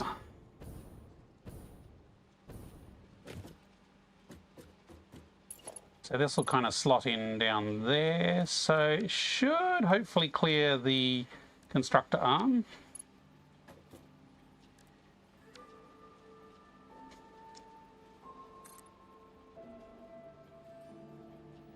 There, you got it lined up.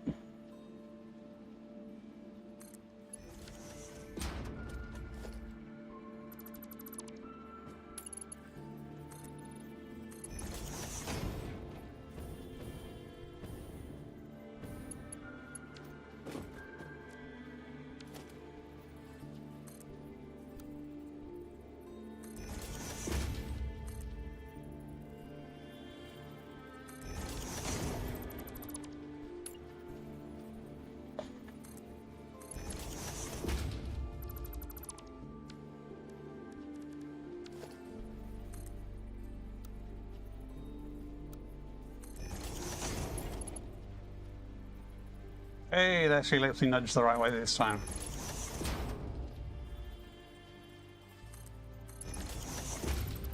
one's pretty close, actually. There's not a huge amount of overlap there. It's actually super neat.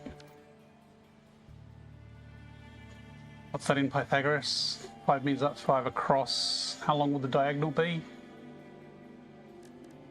Well, actually, we can measure it. And I'm guessing it's like just under 8. 7.8. Yeah, there you go. I am on Yellow Swag. I am still on stable. It is going to be a long journey before the mod will work on VR, on the experimental branch. So basically, now that Satisfactory 1.2 is on experimental, we need to wait for Coffee Stain Studios to release an engine source code update to the modding community. Then once they release that, the modding community geniuses will have to update the modding tools and libraries, which may take many weeks. And then once that's done, I can actually start updating the mod and see how broken it is and see what it needs to be fixed, which I have no idea at this stage yet what that will involve. So it is going to be a while. I would estimate, you know, at least a month, probably a couple of months, if not even longer. That's assuming I can actually fix it to actually get it to work all properly how it needs to.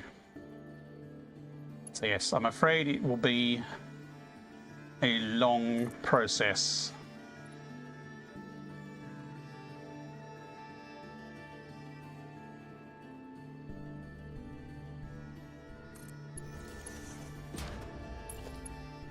So we are, for now, just playing on stable. Which I'm okay with. While there's some cool stuff in the experimental one, the stuff I want the most is not there yet. I want fixes to vertical splitters and mergers, and I did test experimental briefly, and they have not fixed splitters and mergers yet. So they are aware of them. Apparently they've been taking feedback about them, so I'm hoping they do fix splitters and mergers before they release 1.2. Because they are super buggy at the moment.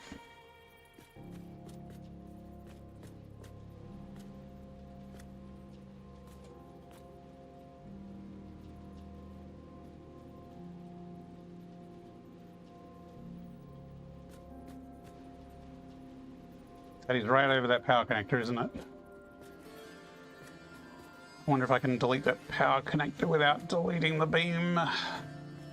Probably not. Let's try. Let's risk it. I'm a Minecraft player and always thought if devs could possibly find a way to make this so everything Breaking Disaster doesn't have every big update. The Satisfactory modding team and environment is actually really good. Don't get me wrong, I haven't really been a modder in any other environment, but Coffee Stain support is good. They are pretty involved with helping out the community and update things. And yeah, it will get done. And the fact that they're upgrading Unreal Engine from 5.3 point something to 5.6.1. So it is a major engine upgrade as well. So there's lots of basic engine changes that will break things that will need fixing as well. Luckily, only the big updates break the mods, so the smaller updates, incremental updates, do not break mods for the most part. And Coffee Stain only do these big updates sort of, I guess, once a year, maybe? Is that kind of the timeline? It's not very often that a major update like this comes out.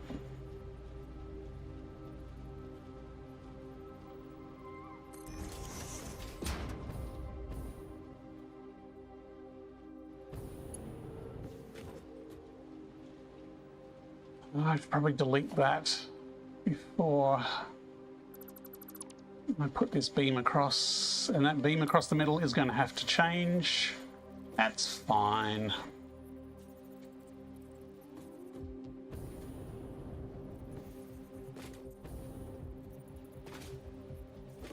Right. buried under something.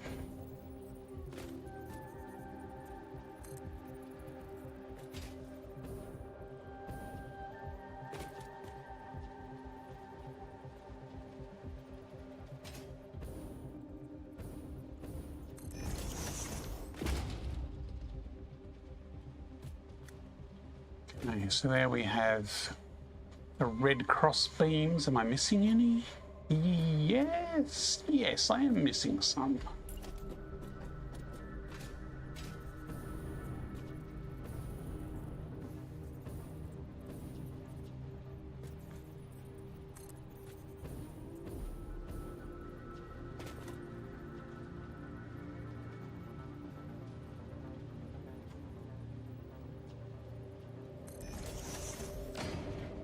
How's that? Probably missing one on the other side of this machine. I think there's one missing there. Yep, there is.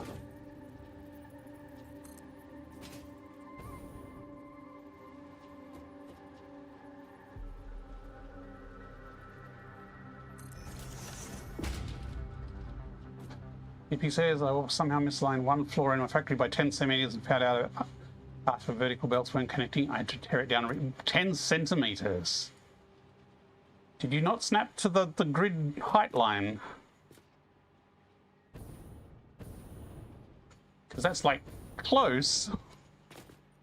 Did you put down a 40 centimeter frame once somewhere and with something on top of it?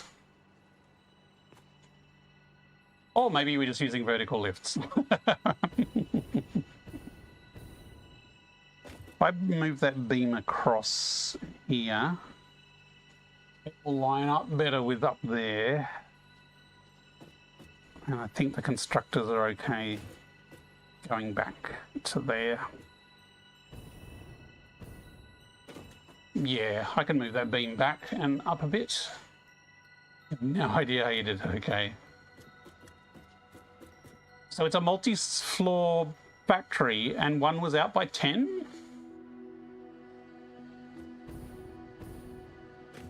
It used to be that vertical lifts were not as fussy to snap on to things. You could have stuff out of alignment by like half a meter or more and it would quite happily snap on as long as it was generally in the right spot, which I kind of miss.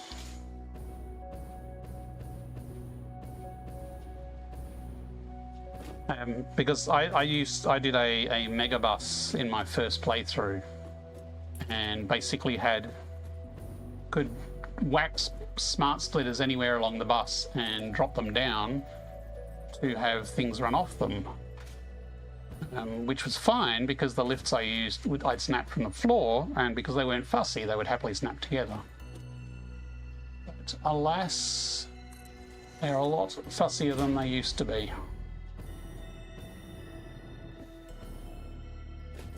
Okay, that beam's too far back. I wanted it closer than that.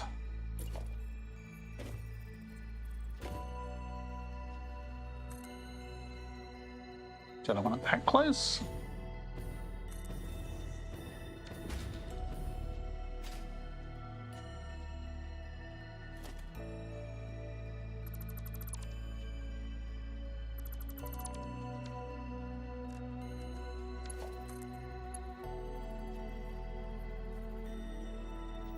Okay, that does hover over the H bar as well. But if I put it under the H bar, it goes through the H bar. And if I nudge it into the H bar, it goes too far into it.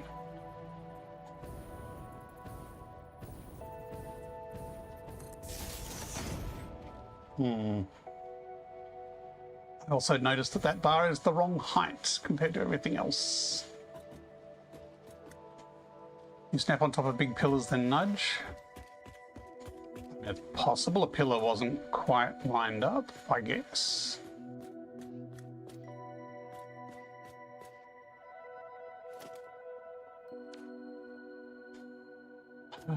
Okay, I hung them all underneath here. And the assemblers at the top went down. Okay, so I did them... I actually lined them to the right of the ladder.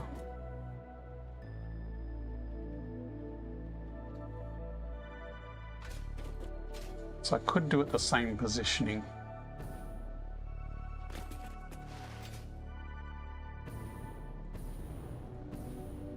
Actually, no, that one's wrong.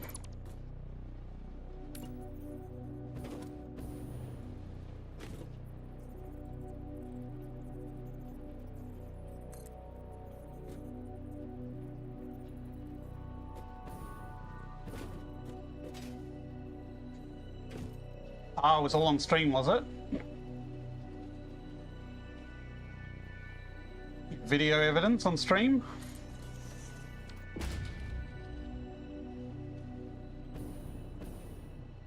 That is, I guess, one advantage in broadcasting everything to the world. Did I just delete the beam I just placed? I just deleted the beam I just placed.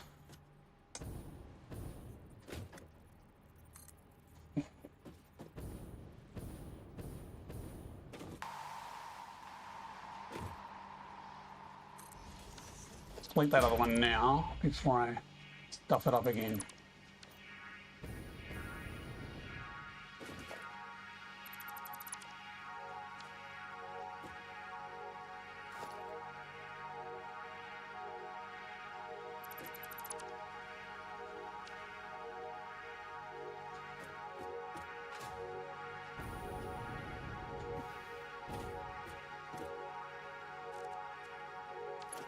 Kind of want to put them on the side, even though they kind of hover.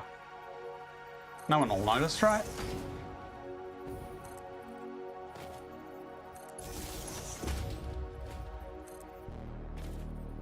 Huh. Well, that's going to complicate things. Also, why is that sticking out that far? I didn't attach it there. Oh.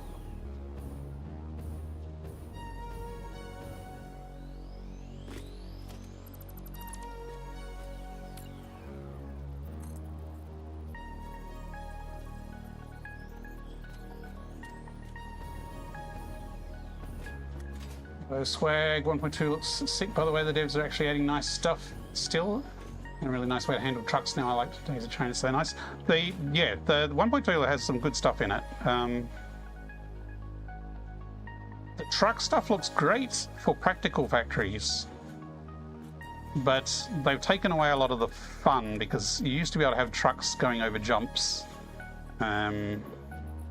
or you used to be able to use, actually, well, in 1.1 you can. You used to be able to have a truck path that went over... Where is it? Maybe I haven't unlocked it. Jump pads. So if you have a truck path going over jump pad, you can actually have the jump pad throw the truck up to a higher level and then keep going on its path. 1.2 doesn't let you do that. 1.2 is much stricter. But as far as keeping a factory actually running smoothly, yes, it's much better.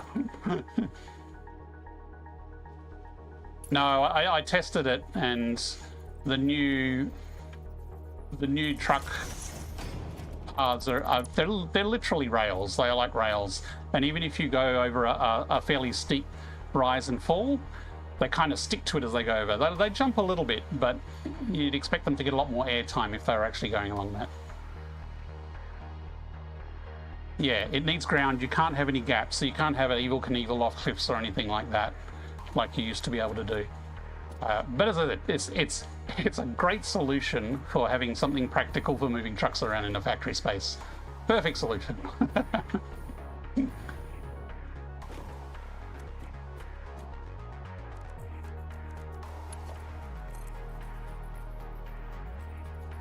I guess this one I just bring down here. I mean, I could put it on the outside.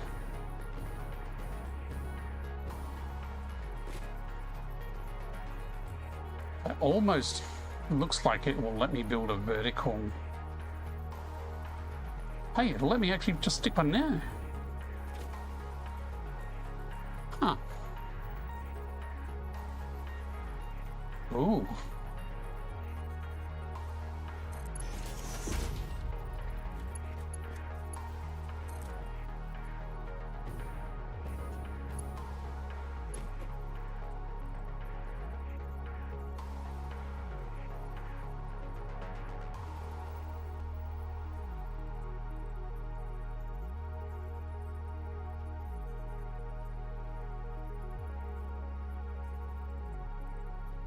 Yeah, I'll do it there.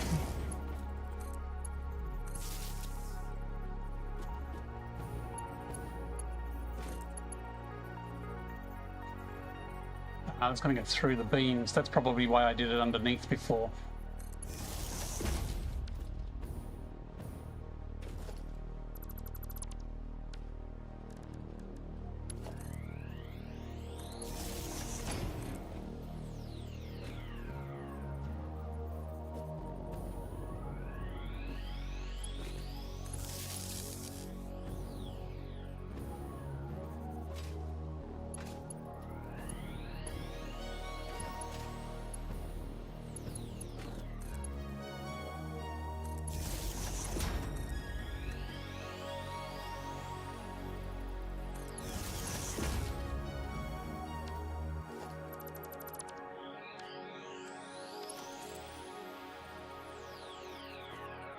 Yeah, I guess that's straight.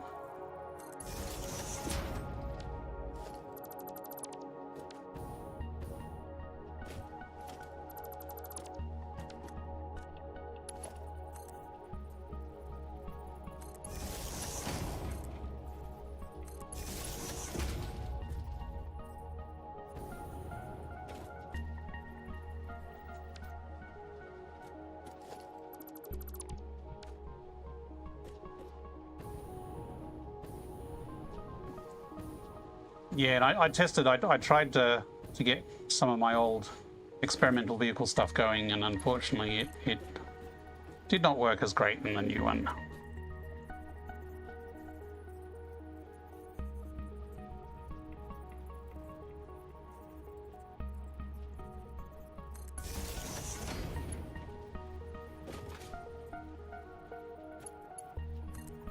But, you know, the old trucks were super dodgy for actual trucking for factory stuff.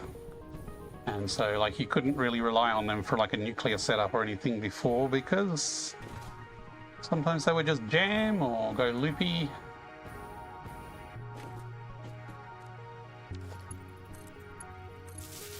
Do I have everything connected up down here? I do not have the manufacturer powered yet. And there's one constructor up the back there that needs another cable run.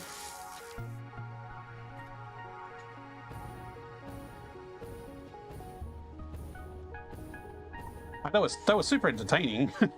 The old trucks.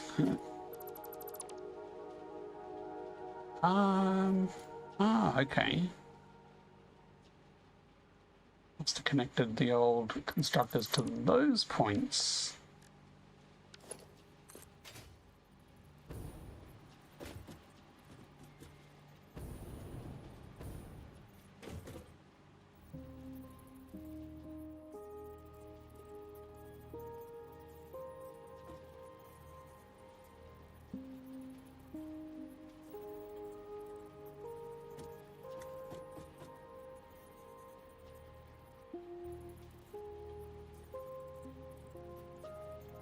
Why does that look like neither of those matches that one over there?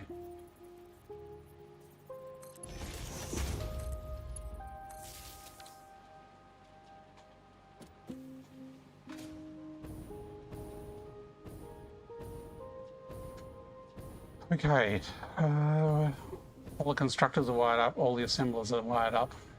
We just have the manufacturer's power cable, which is up here.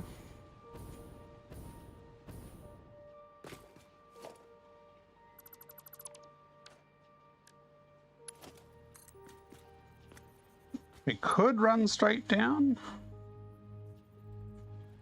Actually,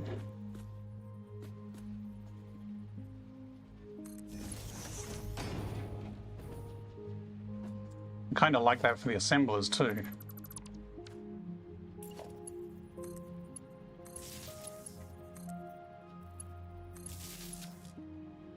And if we put a connector on there,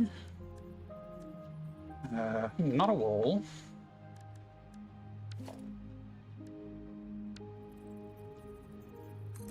That will look neat.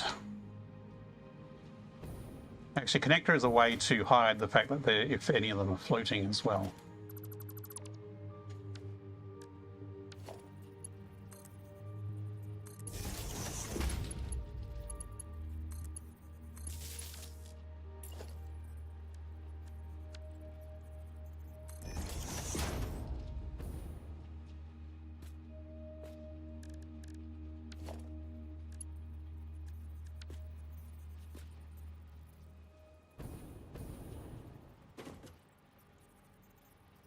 that's a cable. I don't want a cable. This one I might actually go a double. And if I nudge that across, it should cover that one as well.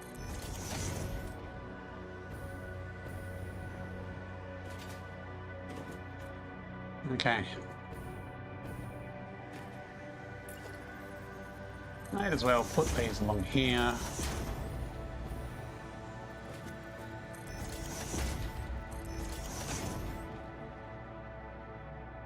Now, all of this is internally connected to power, and we can run power from this to the next one over by probably connecting from that point.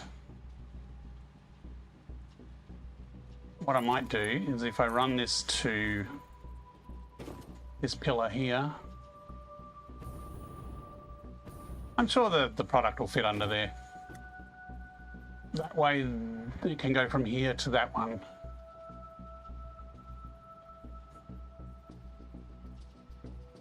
I mean, I could do it like here.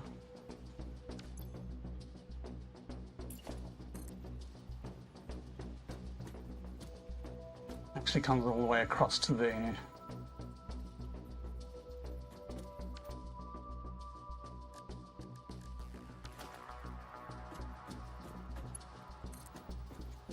Is to there.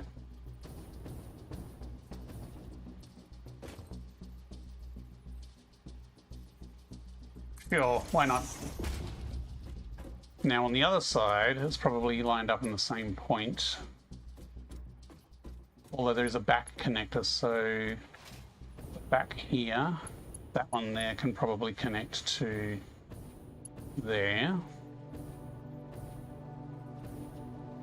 But I will also run this down here. It doesn't look like half me. No, don't delete that. Please don't delete that. Doesn't. Let's go save just before we accidentally do delete something. That would be really difficult to rebuild.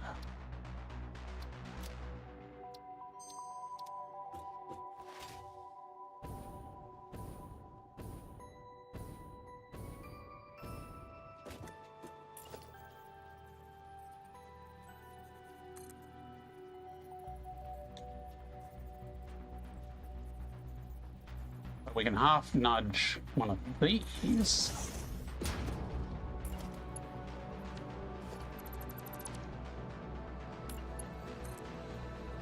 And then attach it to there.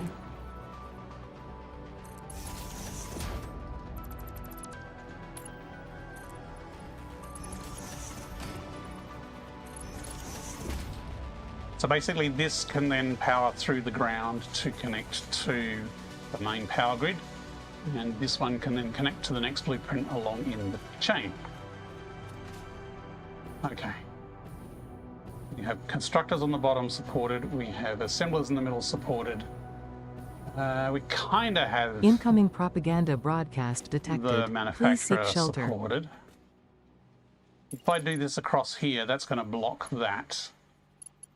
Although we could do a hole through it.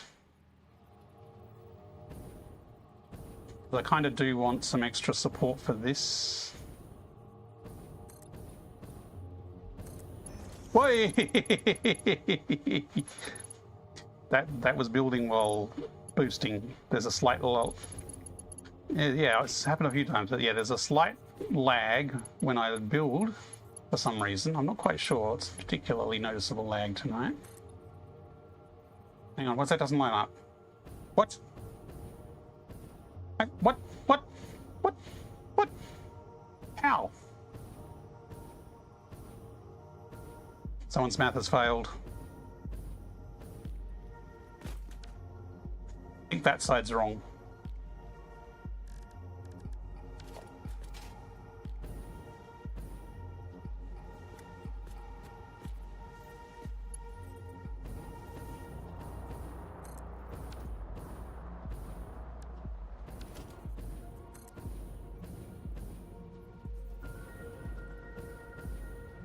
Stop jumping around.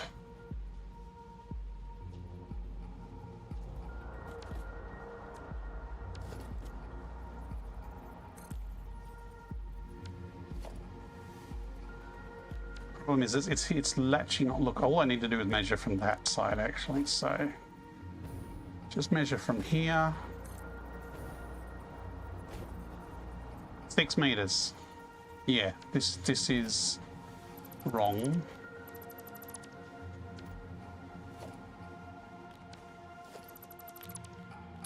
that mean I was right at that position?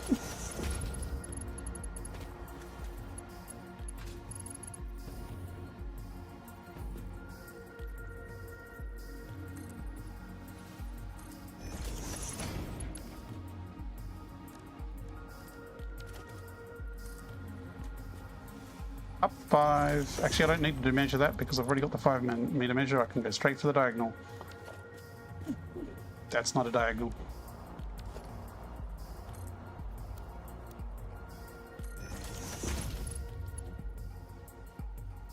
And it's not letting me nudge the right direction. Oh, come on. I'm rushing because there's an ad break and I'm making mistakes, which is taking longer.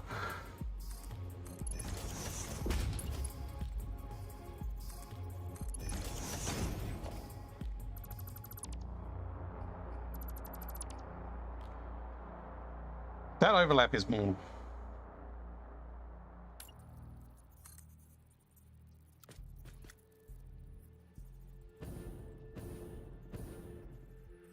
Okay, maybe my math was completely wrong when I did this last time. It's the same overlap that side at least. Stand up is over. Hey, good morning, Relax. How's this going? Happy Friday. You're almost at the weekend. Okay, so we've got those there. Actually, this one is directly along the edge of the manufacturer. That's over there, but I want to do another one under the manufacturer, although maybe I'll just move this one.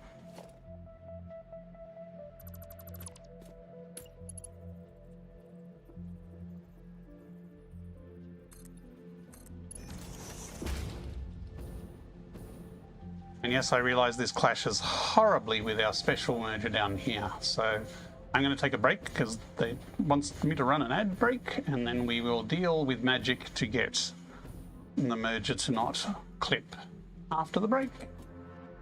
Zombro5966, good evening. How are you? How's it going? I'm just taking a break. I'll be about 3 minutes. We'll be back shortly. Thank you very much for watching so far.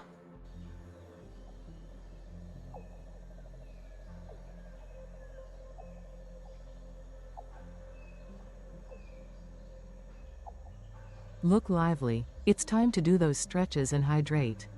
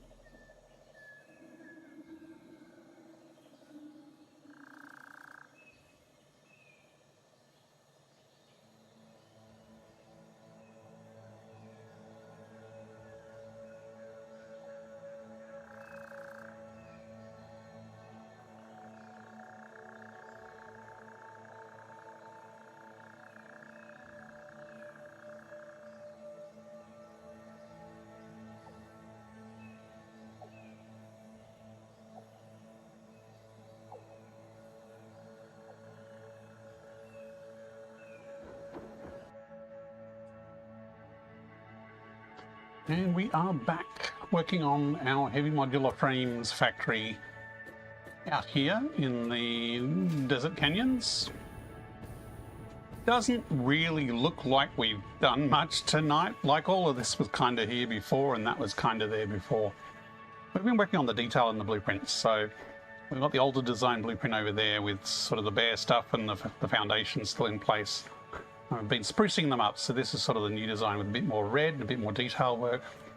So we've almost finished. I'd say we're most of the way through finishing the last spruce up of the last blueprint here, which is the one that actually makes the heavy modular frames. Just before the break, we whacked down these support pillars here to make it look like the manufacturer is actually not going to fall over. But we kind of need frames from the next blueprint over to feed into here. So to do that, we need to go through this pillar here, because I want the pillar there to support. I mean, I guess you could argue that sticking a hole in the pillar is going to make it less supportive. Can I attach? No, I cannot attach that directly, so we're going to just have to do some wall tricks and get ourselves a conveyor hole in the right place.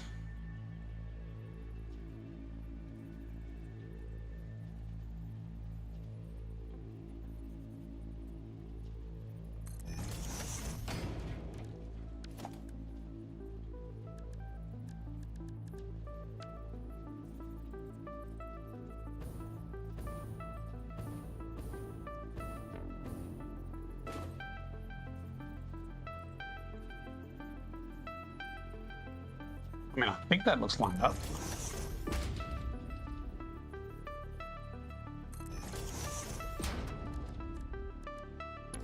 Now we could put a little conveyor in there, but it's not really going to matter. So if I just connect that to there.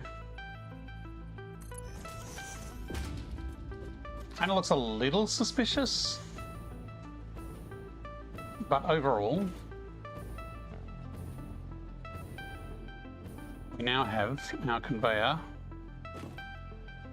passing neatly through the pillar.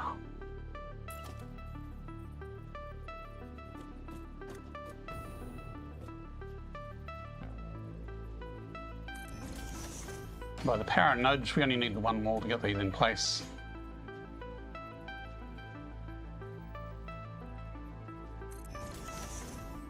I almost think I should put a little extra steel beam along the bottom there to fill that gap. Maybe just a bit of a painted beam? No, not painted.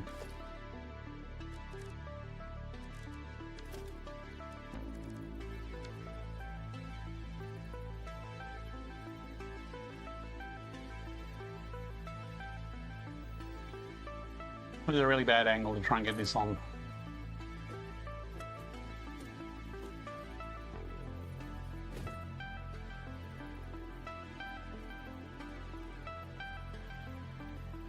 Now that's really not liking me putting it quite like that. I wonder if I can just use some of these. Of course it's not going to snap.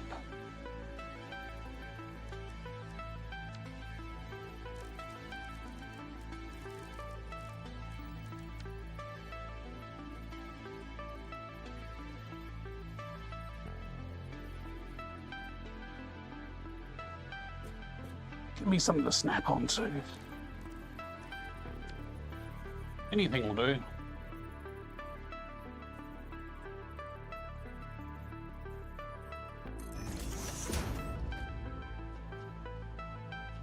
Yeah, that works.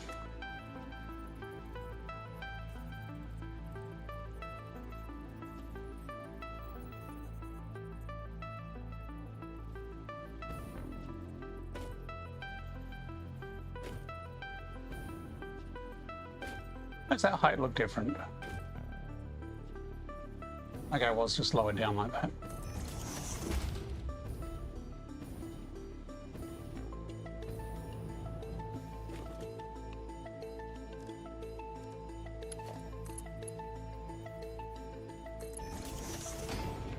This will also make snapping the side blueprints on much easier because we can just go hit the side rather than having to try and find the hidden merger underneath.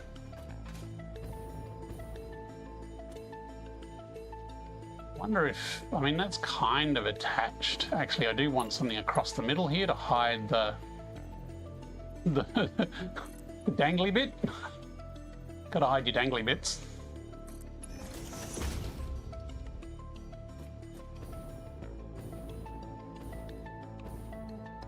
Phrasing. Boom.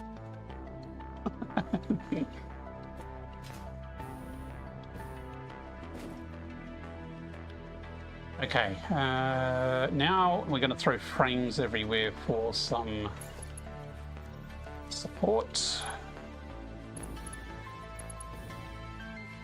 If we need them. Frames here we could run all the way from the ground.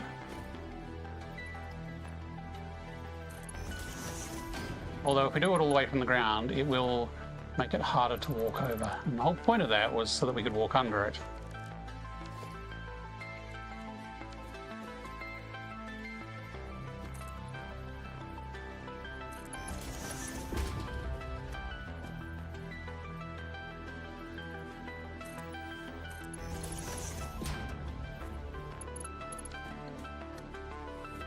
I mean, we could actually put one of these under here like this to show that it is actually supported.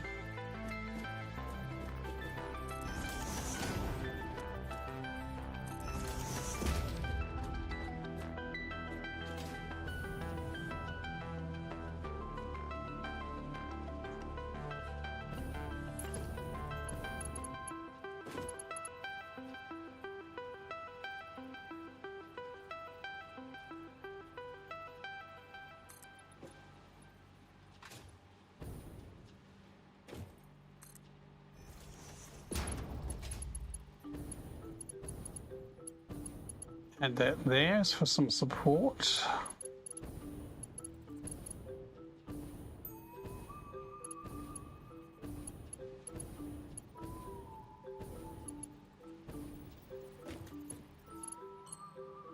Was that there before?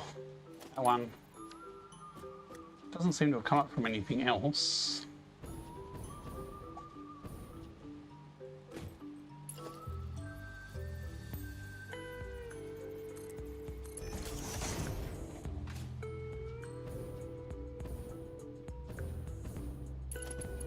Ah, this one here has kind of looked like it's been there for a while.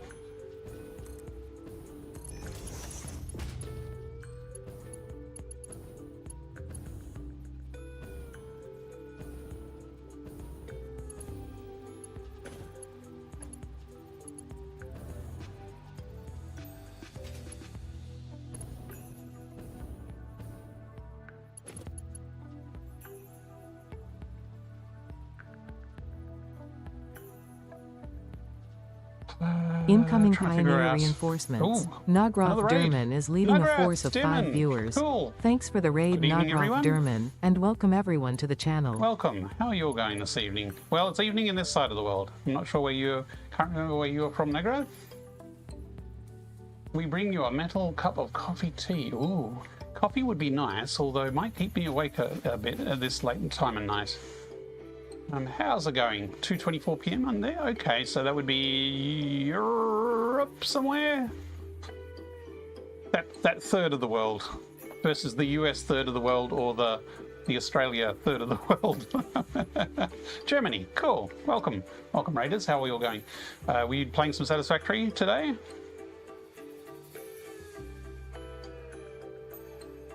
I'm nudging. Trying to determine how overboard to go with frames here to line things up.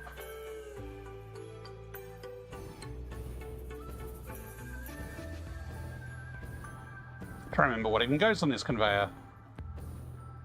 This conveyor feeds up from below. Okay, so this is bringing up stuff from below. So that frame does not need to go all the way to the end, but it's probably decent support to go all the way to the end. Start with Timberborn and test some stuff in Sandbox at 1.2 experimental. Cool. How are you finding 1.2? I had a brief dabble on my other computer, but unfortunately, because I play in VR all the time, which is modded, I cannot play and stream VR in with the new 1.2 yet, because it will take quite a long time until the mod is updated to work with 1.2, because all mods are broken currently. I did have a dabble trying to see if I could get vehicles to be fun. I know, I was a bit disappointed. You did some random node setting. Ah, cool. DirectX 12 instead of Vulkan. Okay. Are you a Linux player if you're using Vulkan?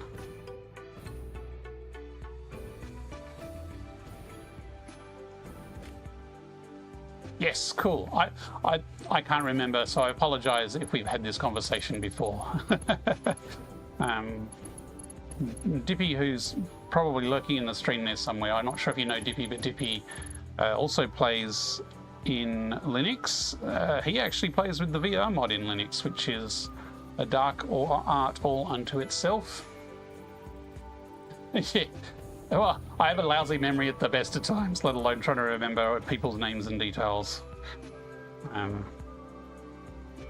But I do respect people who are taking the extra challenge to play this stuff in Linux. I use Linux at work, but I'm still on Windows for gaming.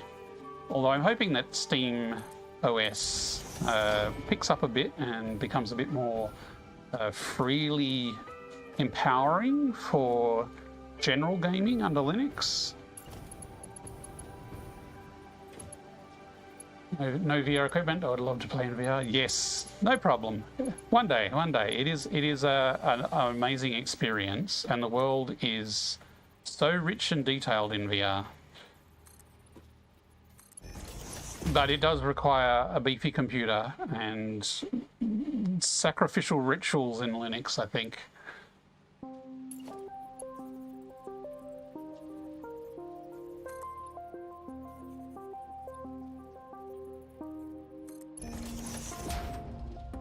There's Dippy. Dippy's the dark master of getting Satisfactory and VR working under Linux.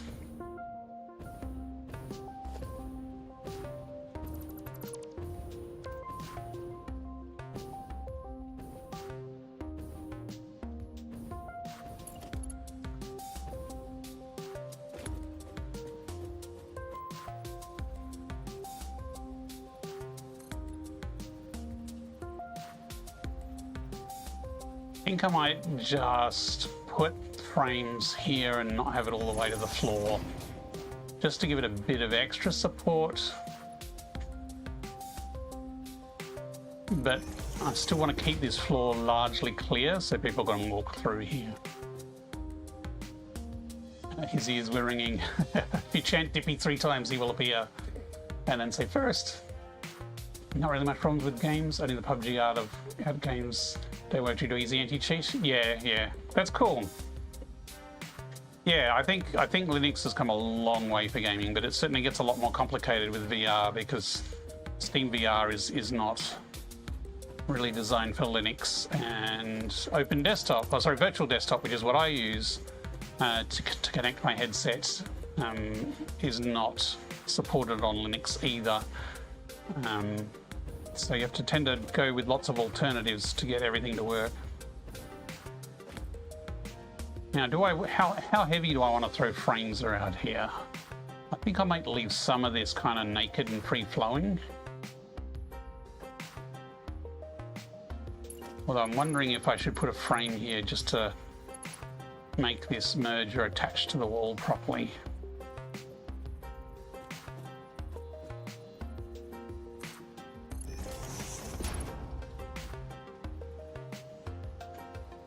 Stances, you shouldn't play games that have more invasive access to system than an antivirus with the kernel level anti-cheat. Yeah, like some of those anti-cheats are super invasive for sure.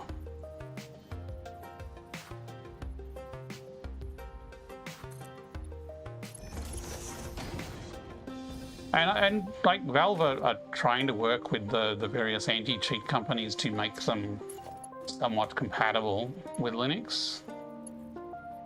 Good luck to them. But I'm not really into the competitive scene anyway, so it doesn't really affect me either.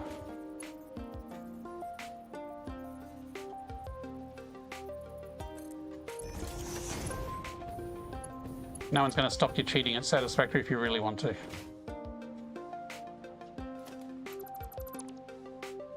Okay, this looks like it needs a bit of a support.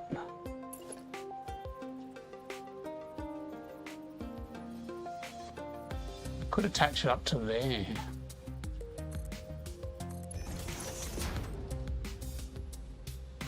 Since there's that handy support bar up there.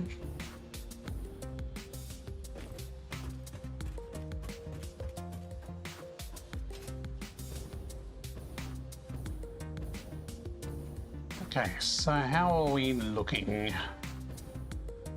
Does anything look like it's floating like it shouldn't? I might put more of these walkways through the middle here just to make these floating splitters look less floaty. I mean, this can be a hazard, because if you can try and connect belts later, they can connect to the floating support instead of the splitter, but I'm not planning on rebuilding any belts here anytime soon, so I think that should be safe to put those in as supports.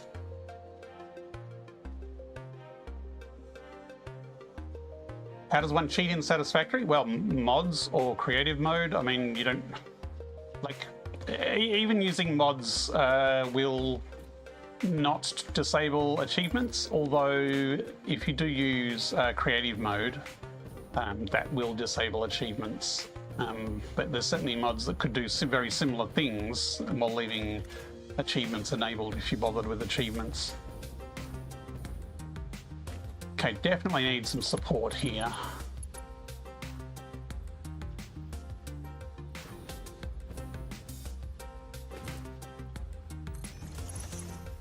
Probably just run this out to here.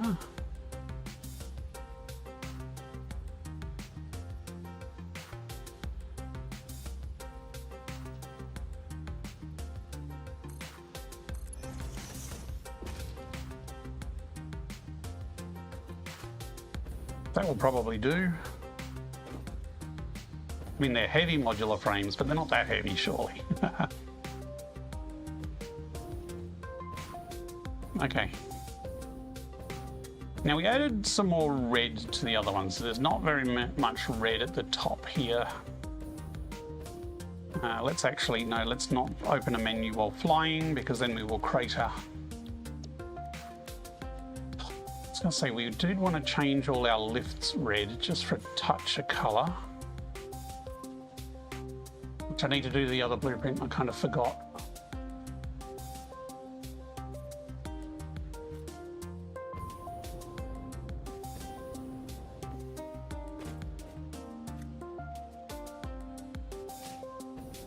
Maybe I'll make the manufacturer red, because there's not as much red at the top, so making it more noticeably red will not clash as much, I think. Yeah, let's make that red.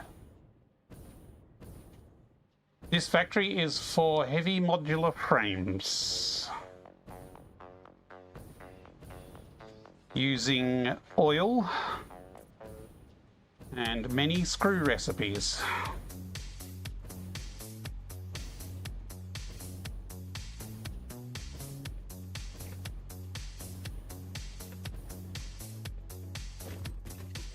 So normally I go the traditional efficient anti-screw recipes when making heavy modular frames, but I thought I'd try something different in this playthrough. So we're not dealing with coal and we're not avoiding screws.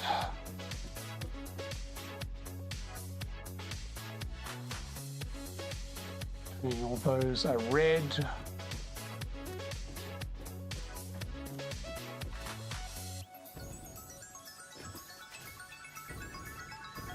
That's red.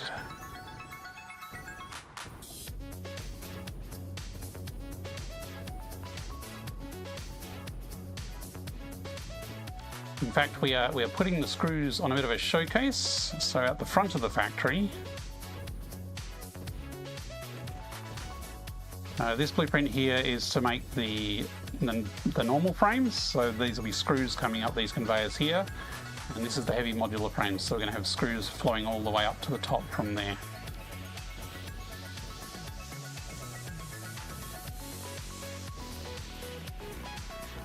Okay, I think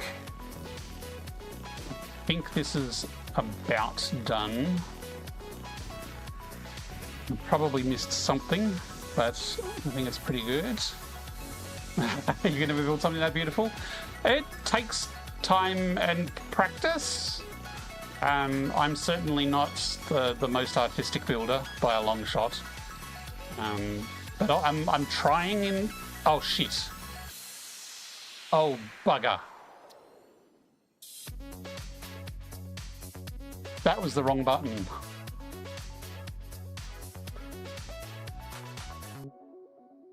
When did I last save? If I load an autosave, it'll have the blueprint in it, won't it?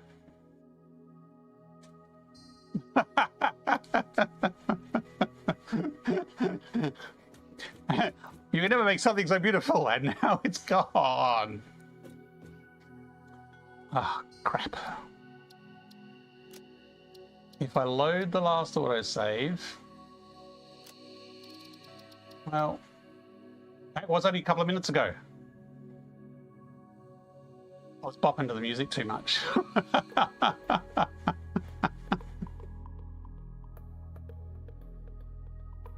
Breathe, breathe. Because I've been fiddling with this for hours. Well, maybe not this one specifically for hours, but we've been working on this blueprint for hours. Okay, that's not red. So things are not red. We do have the holes in place though. Okay, so we've just lost the reddening. Those are red though, so we've started painting them. Okay, so we were part way through painting. Okay, we haven't lost much. Thank you, autosave. Well, the autosave saved it, so I will save it again once I put these last few bits in. Oh, why did it suddenly get hotter in this room?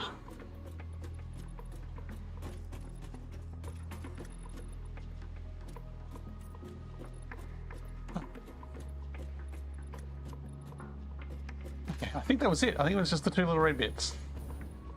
That's already red. Okay.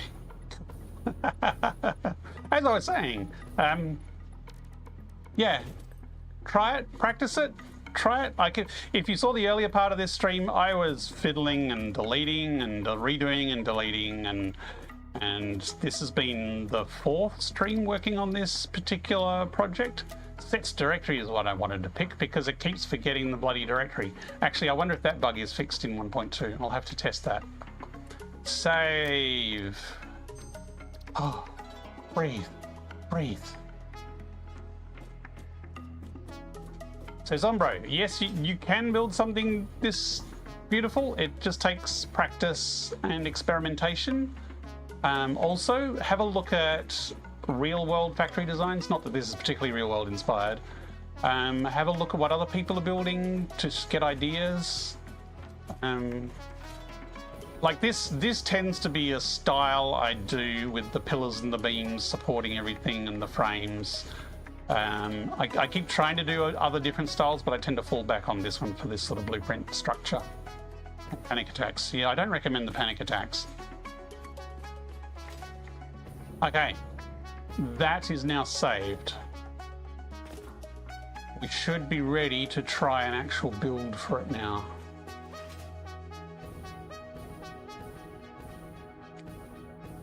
Now we've already... Did we change the side ones much? I can't remember if we changed them much.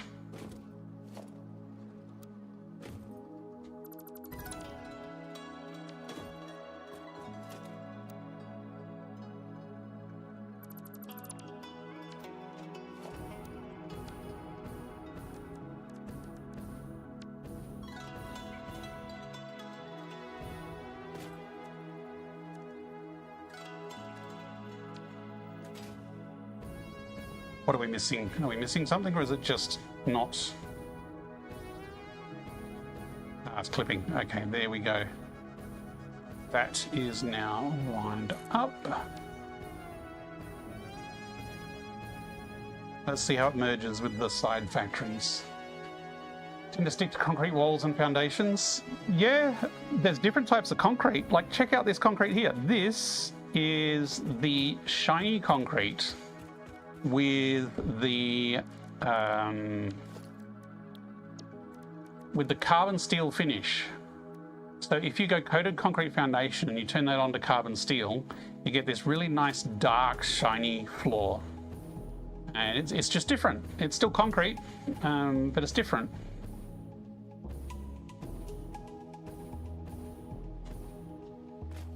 And the walls are pretty easy to make a bit more interesting. You just tend to need to add some depth to it. So if we just have like a plain wall like this, and again, I've done it on an area that's not going to be lined up properly. You know, that's flat and boring. I mean, we could even make it concrete if you want to try a concrete wall. Materials. Here's your concrete wall. But to make that a bit interesting, you can like grab a big metal pillar and just shove the big metal pillar every now and again and just have it half in the wall.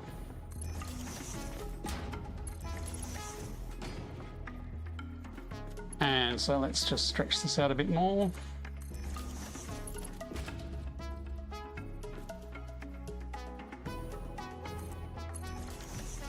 So then you've got some extra depth to your wall, and it's not just a concrete wall. You can also do similar things just with the walls. So if I put this wall to the side here,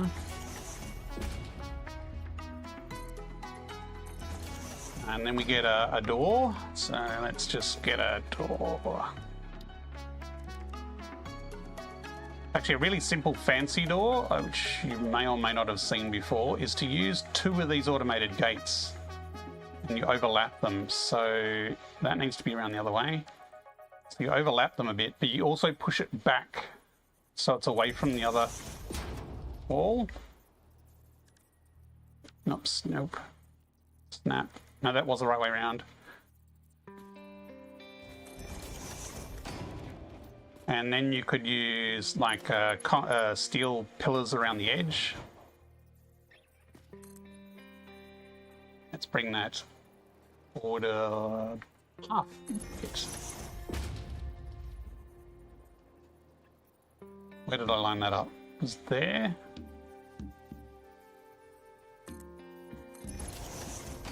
So then you've got a door that's different from the wall, but then you can walk up and you get a fancy double door opening like this.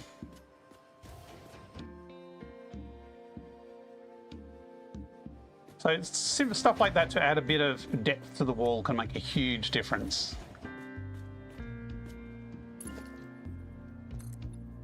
And you can put along here.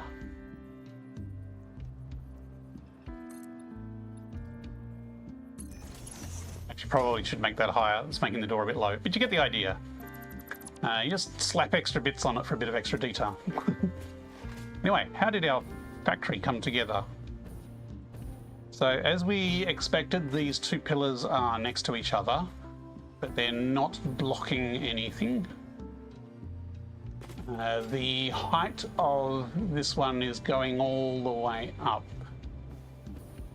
So this pillar here, oh, that's actually not too bad, I guess. That's where the red beam connects to. Yeah, trying to design blueprints that overlap like this is a little extra challenging. No problems. It's a lot of practice as well, but again, I am a beginner compared to some people. And that's why I like doing this. I like experimenting and trying different ideas, and if I can help other people with extra ideas too, then that's great. Okay, so this is where the other 2 factories clash together. We have a slight overlap there, but it's clean, so it fits okay. Our little red pillar there is tucked in there, but it doesn't look too bad. the styling. This is actually lined up, which is nice.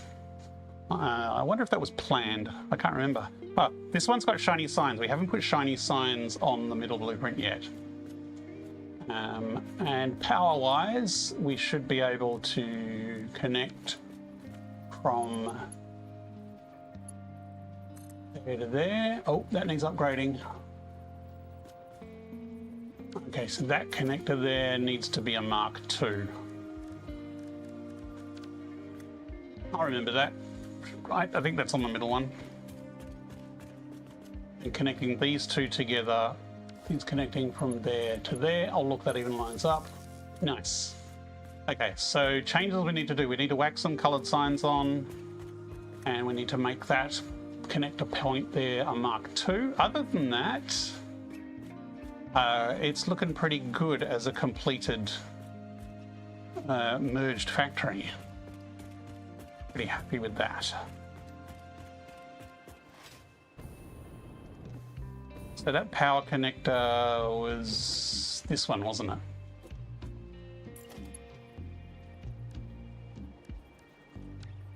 I should just be able to upgrade that in. Nope, missed.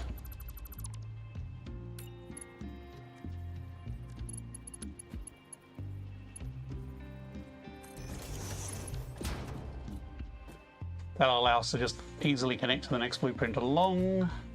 And the signs that we put on some things were just these ones at the front.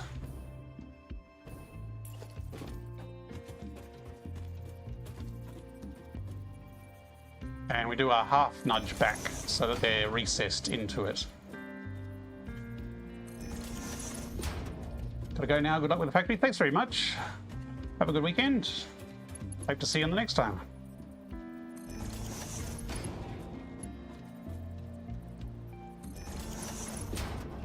Now the assemblers, we just put some on the outside, except they're covered up here, so there's not a lot of point putting them in there, I don't think. No problems, they're always happy to give some tips.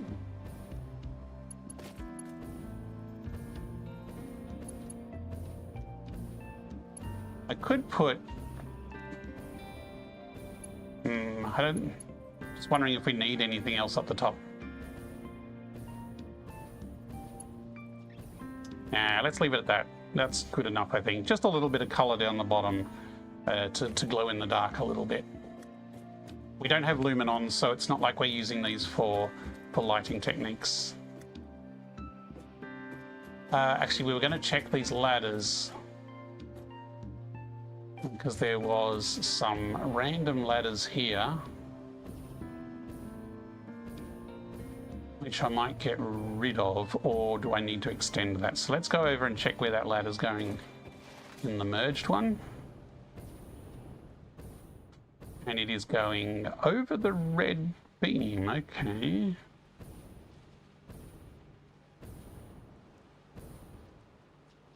But if we extend that down, it's not going to let me snap one on the bottom.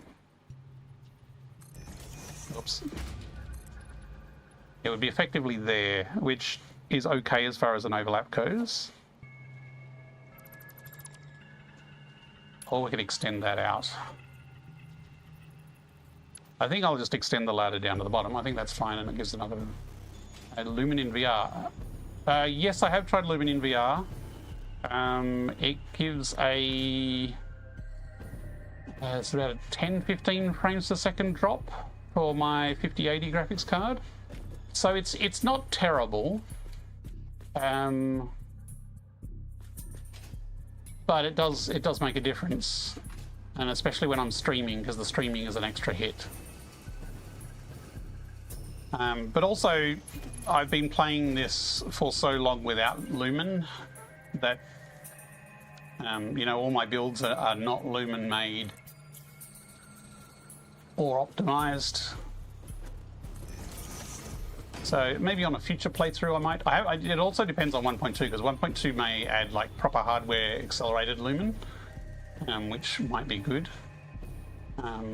But yes, I mean, I can turn it on now, although I'm not convinced all the features turn on when you just turn it on in the settings. I'm pretty sure it needs a full game restart to get all the settings, or at least a reload of the game. Let me check my FPS. Now, if I press this button, you'll see one thing, but I actually see a performance overlay as well. So I'm getting 120 frames a second, which is 60 doubled. I'm using synchronous space warp on the headset. So currently, the game is rendering 60 frames a second. Go options, video, global illumination. Now, just medium, because let's not go too crazy.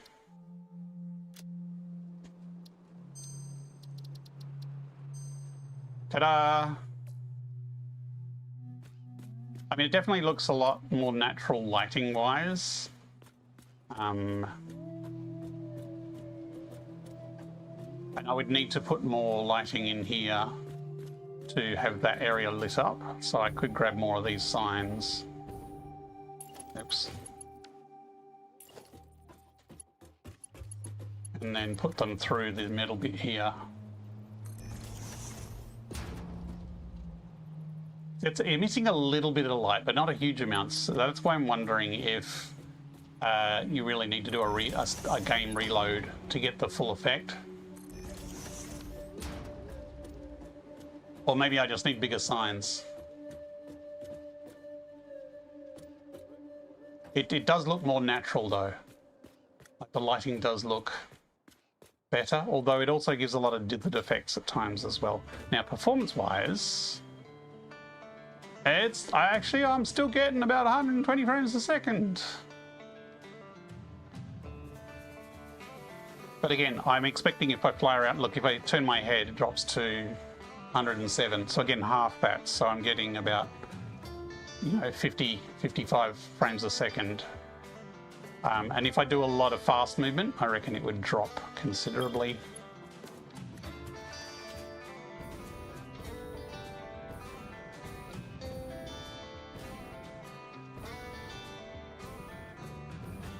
It's also daytime, so the lighting is less obvious than at nighttime. Obviously, the signs will light up a lot more at night. But yeah, it works, and it's not too bad performance-wise. It's just there is a performance hit, and I'm not convinced the benefit is there for what I'm doing playthrough-wise. Like, I'm not going to go crazy with signs, and you kind of do, because of performance reasons, you do need to kind of go crazy with them if you want lumen happening. Instantly it's like, you can see a lot more, but it's a lot flatter shadow-wise. How much it helps in caves, there's a very unbelievable lighting. I should experiment more with caves, because they have a lot of photoluminescence type stuff in it as well, don't they? Okay, now I'm not going to save those changes. I am actually going to clear this blueprint.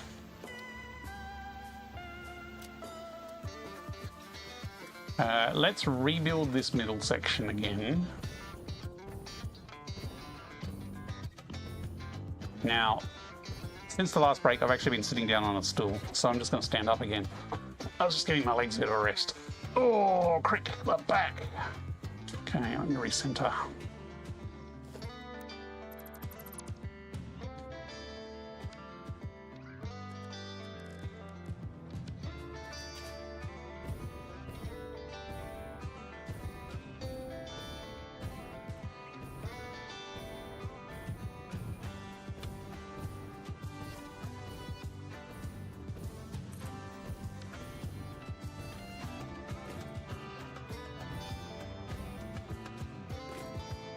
So now,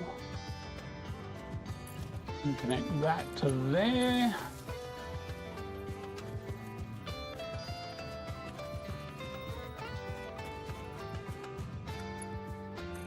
One we've upgraded Mark II, so we can get a connector off it. There's a little bit of wire clipping there, if I was particularly fussy. Actually, could go from there, but that'll also clip. Actually, what's it look like if I go... Now that I've made that a Mark II, what if I just ignore it and use this one here? Yeah, it's still a little bit of clipping.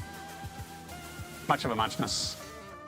Okay, now somewhere around here I had a connector near the floor. I wonder if it's inside the pillar. Where did I put it?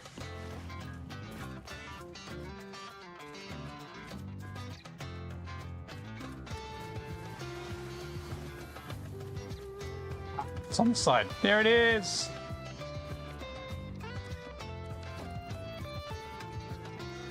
No, that's not the right one.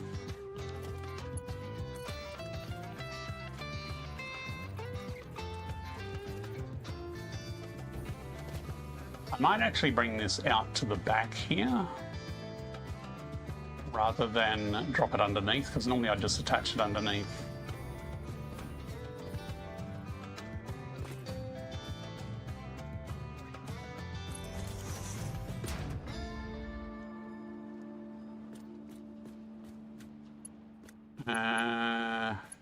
Just for now, I'm just going to connect from there to there.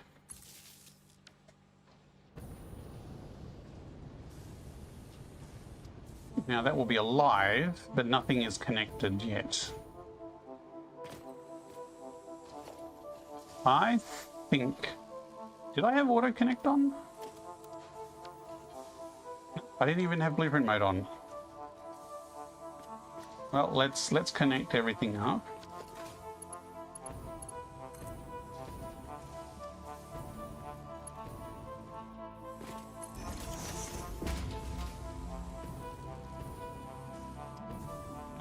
What are we missing here? Okay, we're missing the rubber output. The rubber output, which that's part of the blueprint. That's not.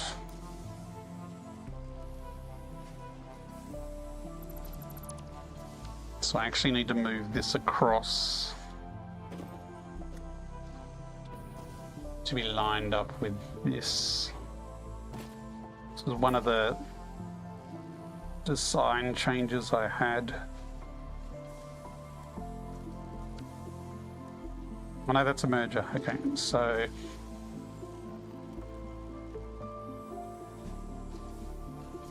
whoa, no, no diagonal merge for you.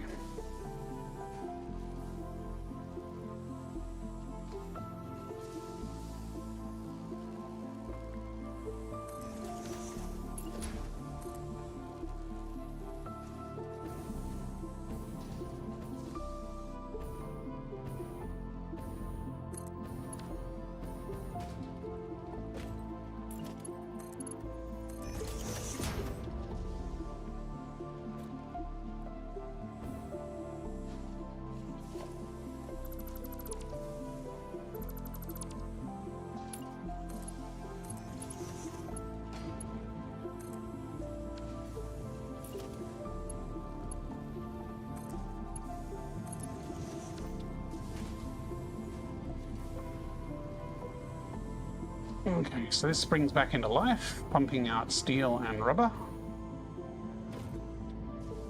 And we still haven't got... Okay, wait for some steel to come up. I want to see if this is connected, because I swear this belt is lying to me. And I suspect it's just the blueprints are overlapping.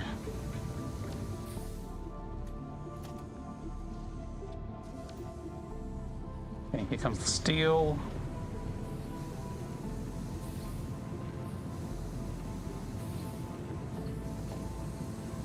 That's a normal splitter, so that should be coming out here. Okay. Yeah, that bit's dodgy, so rebuild that.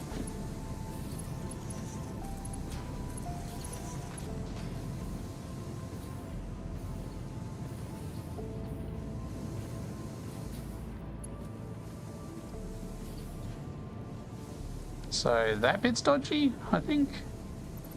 These are possibly built there actually from the last time I wired these up, so they're possibly not part of the blueprint.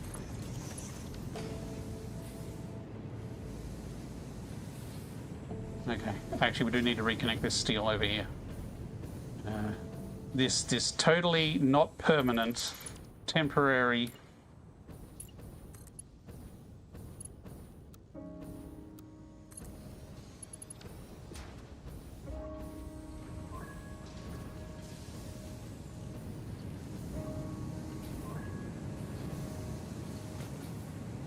cool.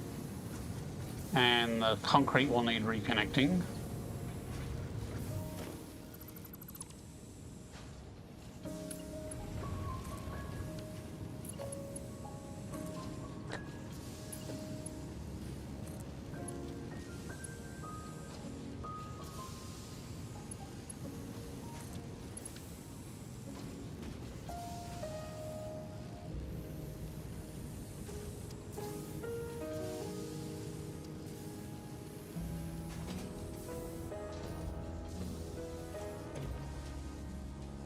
Ah, we didn't connect up our frame output. Not that our frames are building yet. That should now snap into our hole. And that should feed in. And likewise over this side. Snap in there.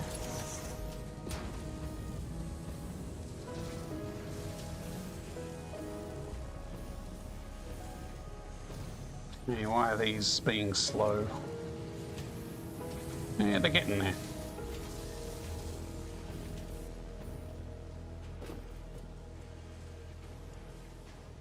Green lights, green lights, green lights. Yellow lights. They're working, they're just catching up. Okay, I think it's doing something. Let's just watch for frames, make sure the frames are getting through. So here's a bunch of frames. They go through our magic hole and then disappear. We should see more magic frames coming from the other side.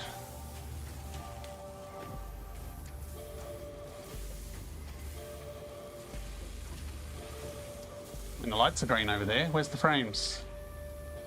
Oh, it's just when you're low. I mean, it's going to be... It's a manifold for iron. Oh, there goes some frames from both sides. We're done. It works.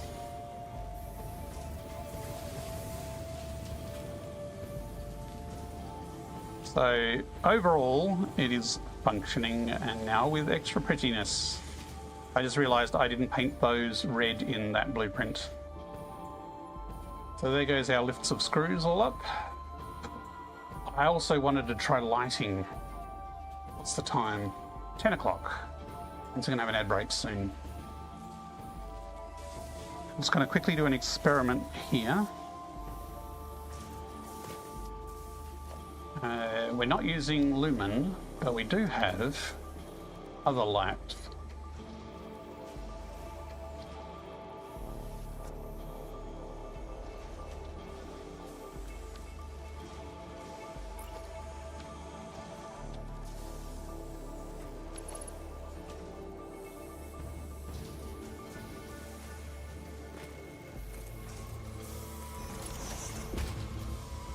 I wonder if I can nudge a light.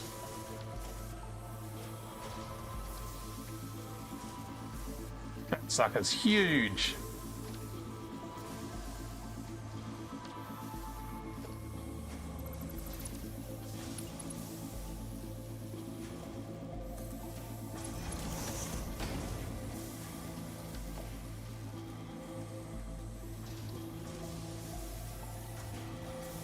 Wasn't that facing the way? Okay, I need it to face upwards. I need some magic. Okay, that's... I need it basically upside down.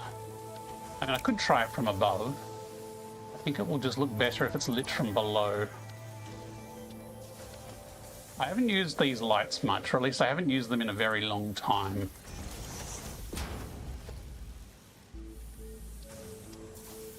So you can't turn them up the other way, unfortunately.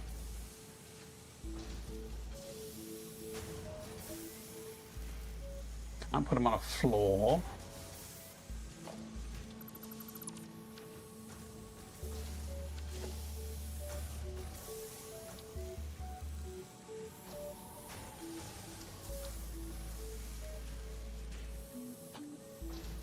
Roofs. Roof?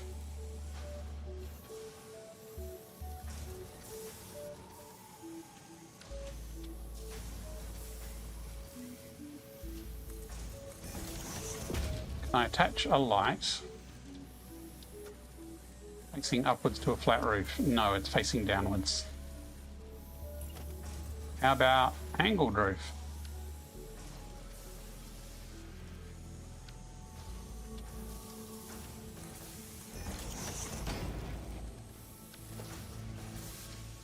No. Thought there was a way you could angle them upwards.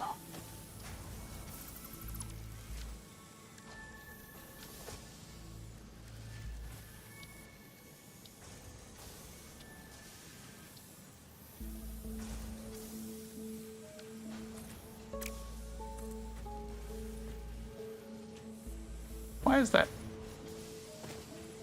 complaining?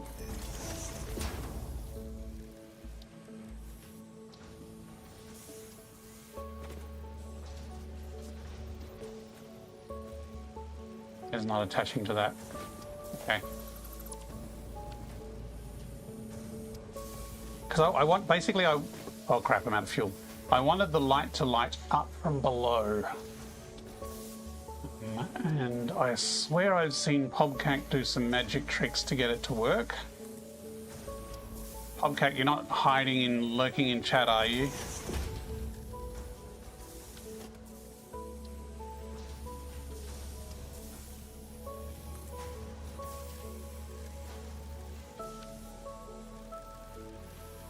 I swear I've managed to angle them upwards before as well. Maybe not straight up, but up at 45 degrees kind of thing. Anyone have any ideas?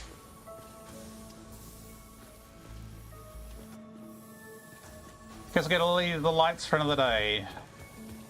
I might fiddle around with it off stream, see if I can come up with something for it.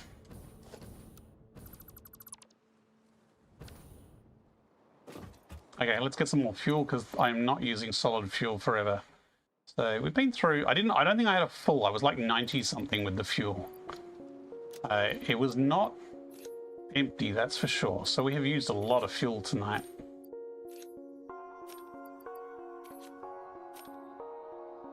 Incoming propaganda broadcast detected. Please seek shelter.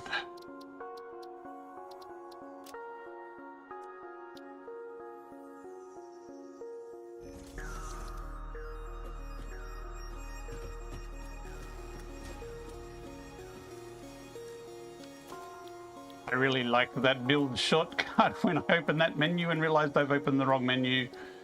I really should launch that into experimental so other people can try it out. I'm just going through here and painting these lifts red, just add a bit of color here because I forgot to earlier.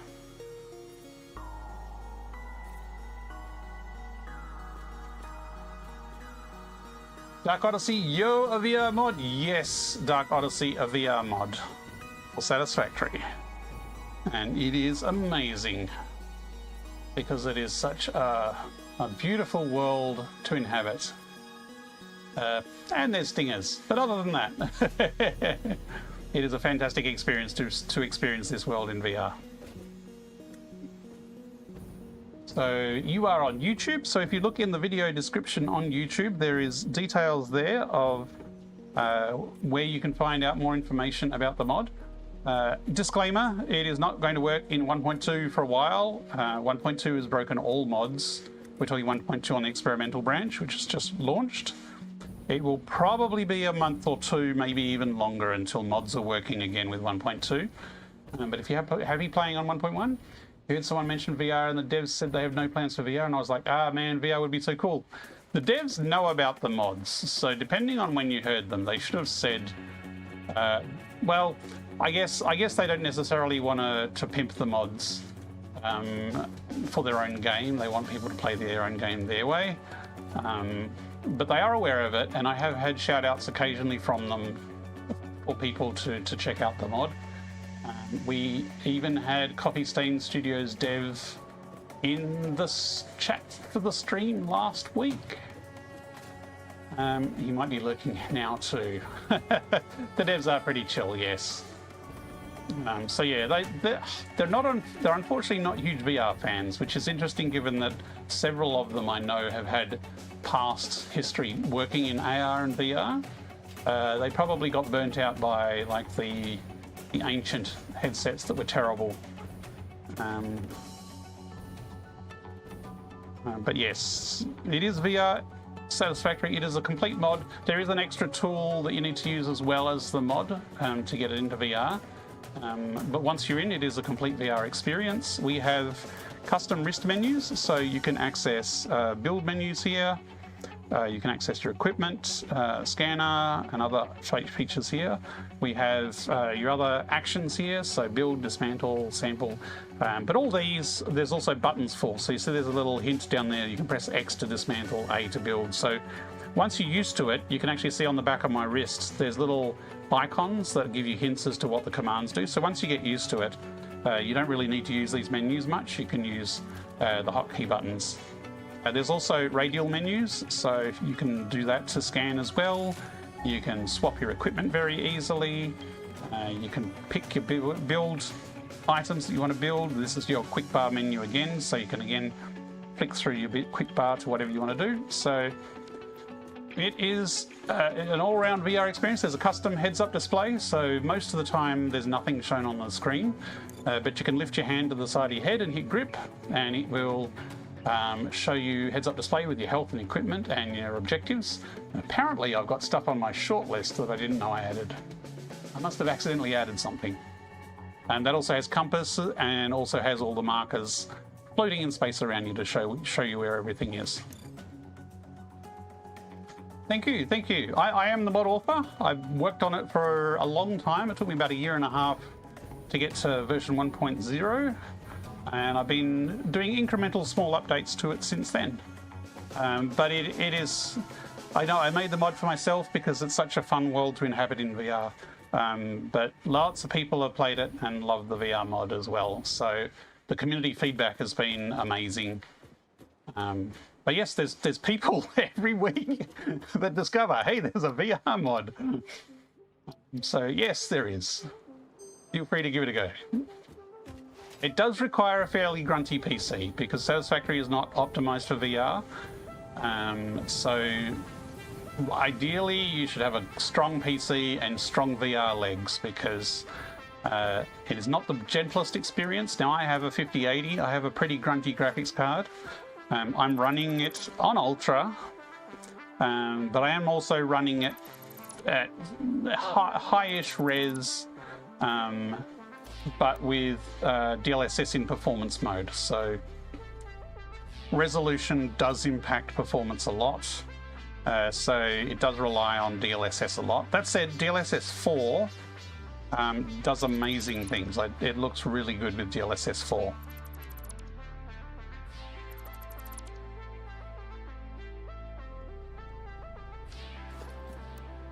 So now that we've finished the blueprints, we can now start building all the rest of the sides of the factory.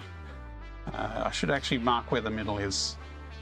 Look lively. It's time to do those That ad stretches break and snuck hydrate. up on me again. Okay, we're going to take an ad break. We're going to take a break and have a drink while Twitch runs their ads.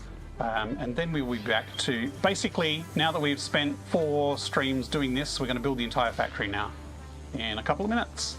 Okay, back soon.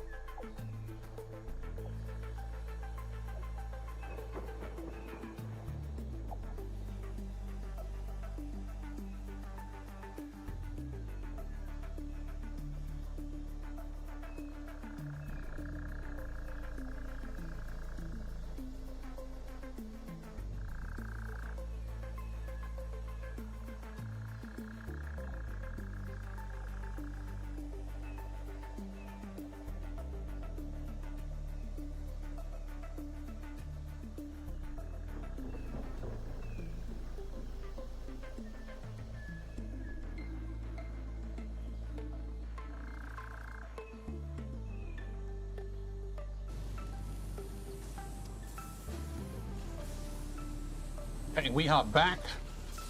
We have finally finished designing our 3 blueprints, so now it's time to quickly build a factory, or at least put down the main components of the factory. There'll still be some tidying up afterwards and extra architecture, but we're going to do the functional part of the core of the factory now. So let me find the middle of this thing right here. This is the middle point here.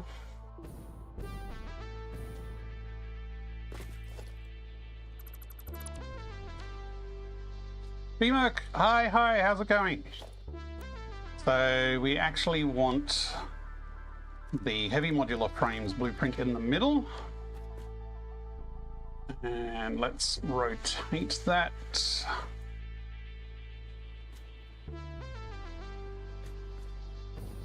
Now this actually hangs a meter over the edge.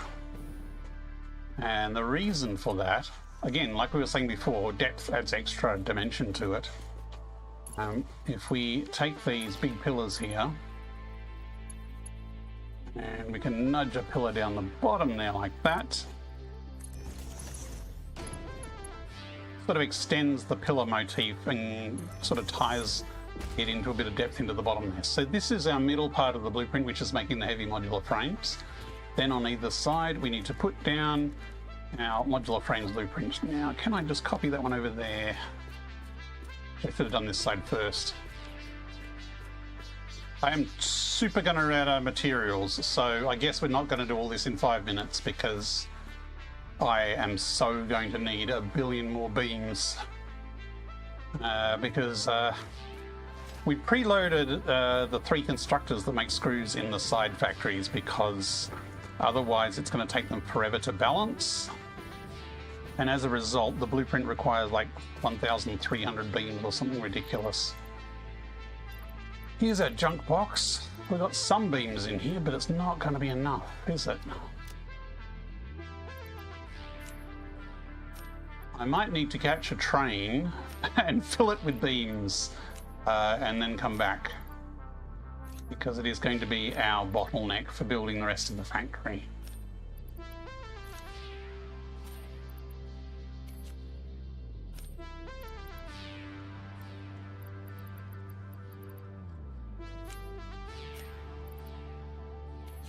How many beams are in this container? There's actually quite a few in this container, so let's just see how many we can cram in our inventory.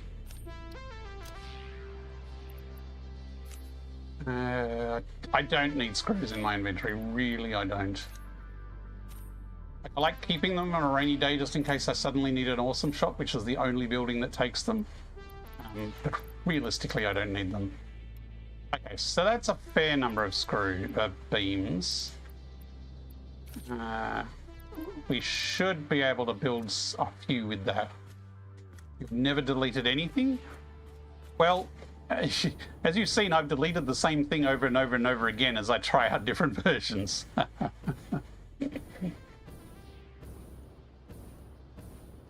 And when you're deleting a large blueprint that has 1,300 beams in it, you end up with a lot of beams left over.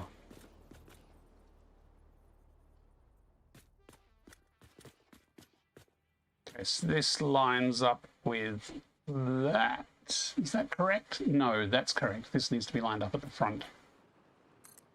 So that's one. What are my impressions of the 1.2 patch? There is some nice stuff in 1.2. Now, what have I run out of now, or am I just clipping? I think I'm just clipping. I'm most excited and nervous about the engine update, because an engine update can break a lot of things. It might give us performance improvements, perhaps. Now the new Portaloos, that's kind of cool, but I tend to try not to die as a general rule. So if you don't die, you don't need a respawn point. That said, handy feature, and I'll handily accept it, because it would be useful. This beam here is not quite right. Which blueprint is that in? That's in the middle one. Okay. I need to fix that before we build more. Actually, if I delete that and attach it to there, is that... How about I attach it to that side? This bit here, like, these beams are slightly different depths, because if I just do the one depth, this beam overlaps this big one and there's Z fighting. And so I pushed it slightly back so it sits behind. But this beam in the middle needs to be forward, otherwise this lift shows up through the beam and looks really ugly. So these are kind of alternating depths by, you know, like a centimetre to get that nice and smooth. But there's one there that was wrong, so I need to fix that. But let me wire up this side of the factory first. Look, it missed the rock. Hurrah!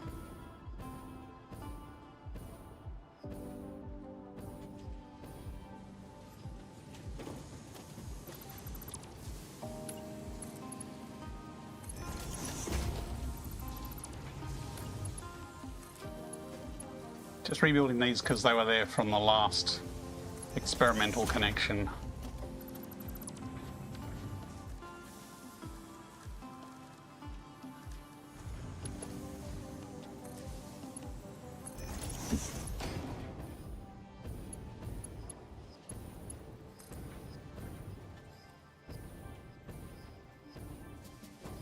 Okay, where did this come from and go to? Ah, I see. Yep, I see.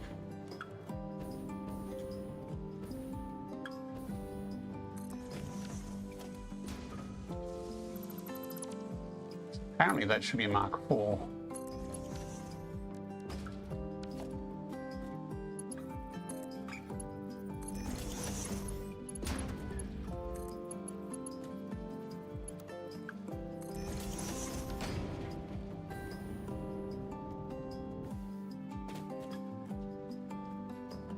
I could put this through a hole, actually. Maybe this would line up nicer if I just shoved a hole there.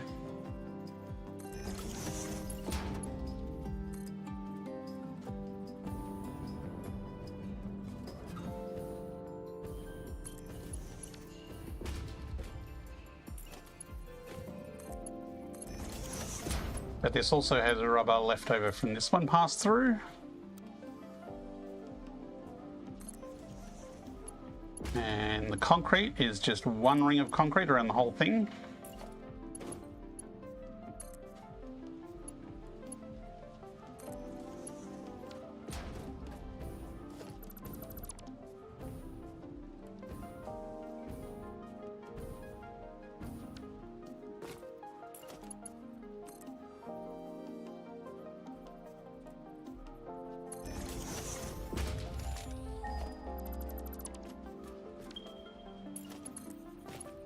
Is that gonna fit? Yes. It's kinky, but it fits. This was the odd one out. This one's layout was different because of that rock, but that's okay. Steel needs to pass through from these blueprints to that blueprint, so that needs to go to there, and that to there. Then likewise here.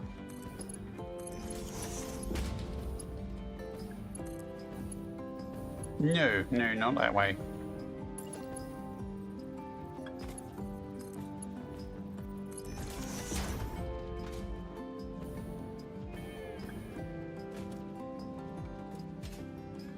Okay. I think we just need power.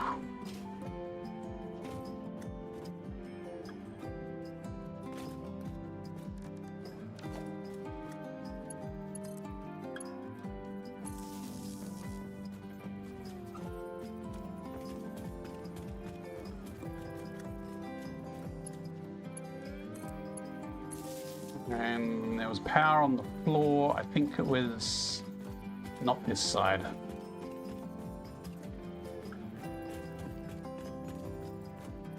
Who's got the power? Is it up the back? Come on, I left a power connector around here somewhere. There it is. Okay. It's near the back on the left.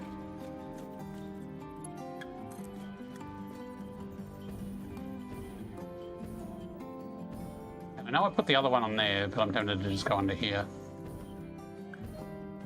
If I put this down here, I can kind of see it's there.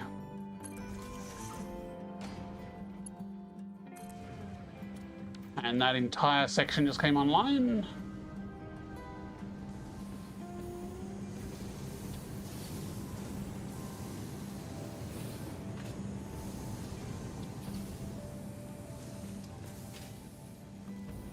So 1.2. Sorry, I was kind of distracted.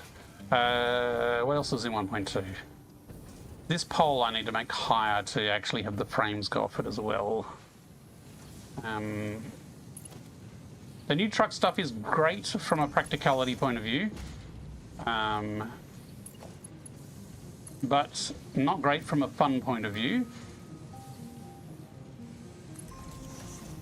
Because they've broken the ability to do Evel Knievel jumps and to use jump pads to launch vehicles onto different levels. You used to be able to have functioning truck levels that still did that. And that is completely not working now with the new truck system. But if you want a factory that reliably has a truck deliver something, the new truck system is amazing.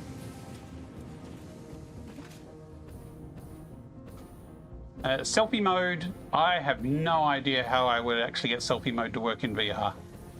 I don't think I will be able to do anything with that. Because to do it, I'd have to have basically a selfie camera that you hold, and then I'd have to show the picture of what it's doing there. So I guess it's technically possible, but apparently beyond my technical prowess. And not a priority. So the selfie mode is probably something I would use in flat for maybe making thumbnails and such, but I'm not sure how it would work in VR. Never say never.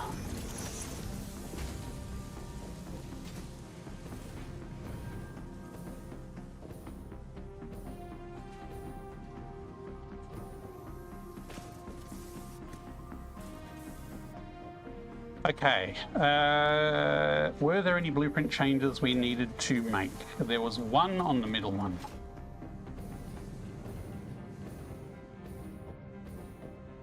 One very minor change.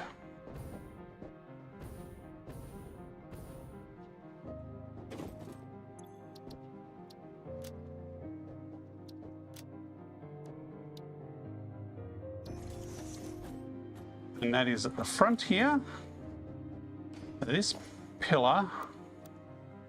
All right, wait for it to load. Please load.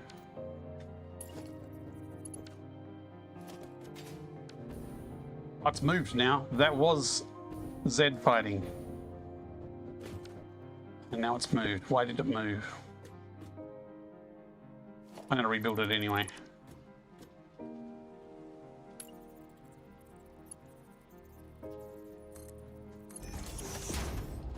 So if you have a look, that is ever so slightly set back. And then this one here is ever so slightly set forward.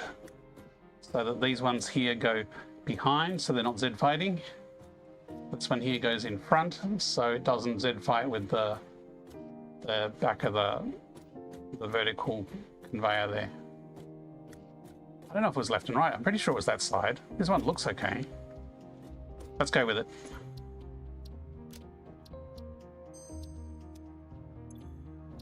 Give me the beams. And itchy nose, apparently.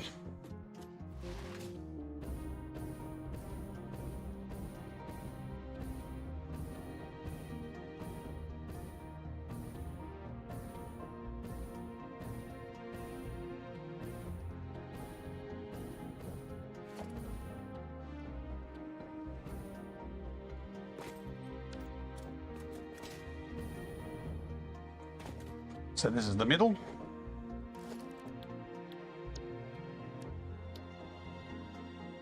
Heavy modular frames in the middle, rotate it around. Line it up. Slight flinch. The other one would have made me jump more, and although I'm actually expecting it. Although I'm actually expecting it for real. Now, did this Z fighting... yeah, that looks like it's fixed now.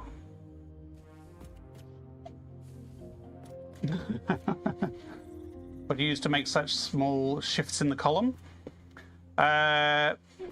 Pillars, and I'll show you how I did it. So if you have a pillar like this, and you just have a normal one off the front, they are perfectly lined up. Let's shove that one up. Now, if I have one coming out this way, and then I get the good old road beam. So pillars and road beam are magic together. See this road beam here will slide smoothly anywhere along here. It doesn't slide across here. It will smoothly slide up and down here. So if you want a slight vertical change, this is how you get a slight vertical change. But here, if you want a slight horizontal change, so you kind of, if you point it at the floor, it will snap. And then when you move it back, you can get it to slide. So it's kind of an eyeball, but you kind of move it just ever so slightly to the left. So you can see there's a slight gap on this side and a slight overlap on this one. That's actually quite a big gap. I did smaller than that. But once you've done that, you build that there, and then you can attach your pillar to the road barrier, and when you nudge that into place, there is a slight gap. So I don't know how easy it is to see that. You can see that this one is smooth at the top, but here has our gap at the bottom. So using road barrier, you can either do a vertical offset of any size, or you can do a horizontal offset of any size that way. So yeah, usually I'll do it off to the side like this and then just nudge it into place rather than trying to do it in exactly the spot I wanted. So when I was doing this blueprint, basically I had a pillar going across here that I did the chick from, and then I nudged it all the way into the place that I wanted it to be. Once you've got one in place, then you can attach others to it.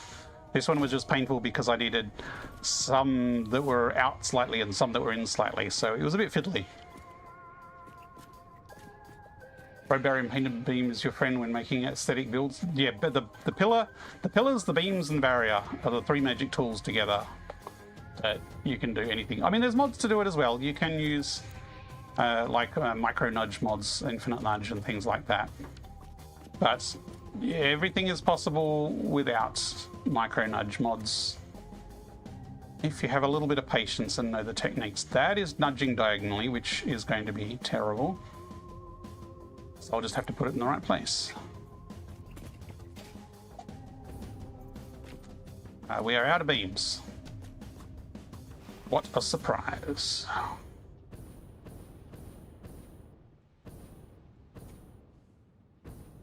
Do we have any beams left over? No. You know what? I'm going to actually trash this. Actually, no, if I remove all, it will remove the crate. And once the crate goes, it'll put a random crate somewhere else and I'll never be able to find it. Did I leave any beams over here?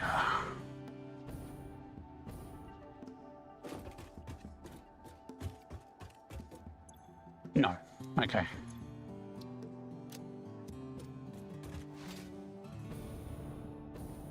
I think I'm going to take a train to the steel factory and pillage a lot of beams, because I'm going to need many lots of beams to finish this off. So do I have more? Do I have enough just for this one side here? No, way not enough. Okay. I also don't think I've connected up this factory side here, have I? Oh, that one's running. Okay, I have done that one. Or have I? What's missing? Encased industrial beams. Concrete is... Ah, I need to rebuild those. Okay, yeah, that makes sense. Because I've rebuilt the blueprints since, so I do need to rebuild that one and that one.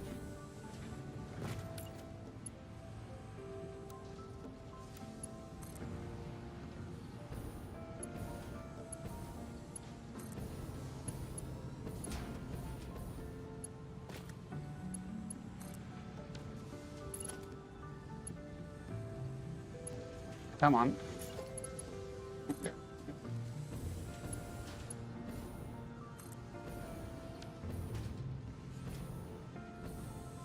you need the concrete for the beams. Okay, now that will happily carry on. Let's catch a train and fill it with beams. Not beans, beams.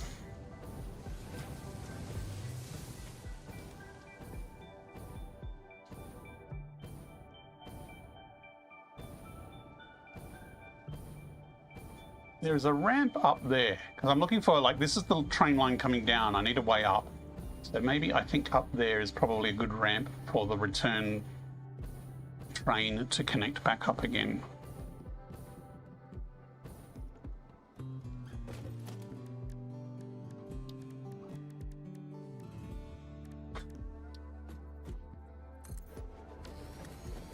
Now, if we have a freight car,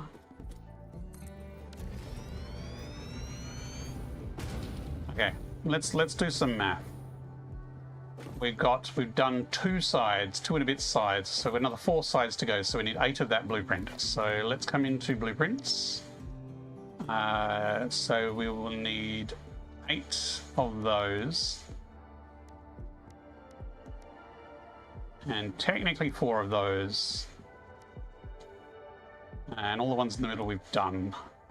So now if we look at our to-do list, we need 13,000 beams. The part here is 1, 2, 3, 4, 5, 6, 7, 8, 16, 32 stacks. 32 times 200 is 6,400. So 2 full carts will almost be enough. This is why back in the day we would just have a train full of building supplies. Choo-choo.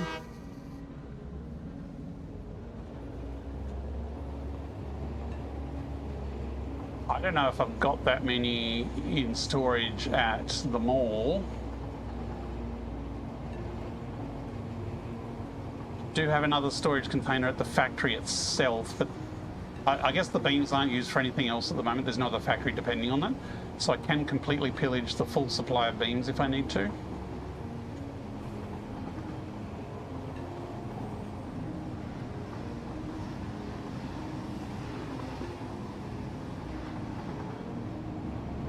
So this is the train interiors mod, which is a separate mod, Red Spider, but works with the VR. I basically set it up so the VR mod will detect when this mod is installed, and we'll put a dashboard here for you and set up all the correct camera locations and stuff.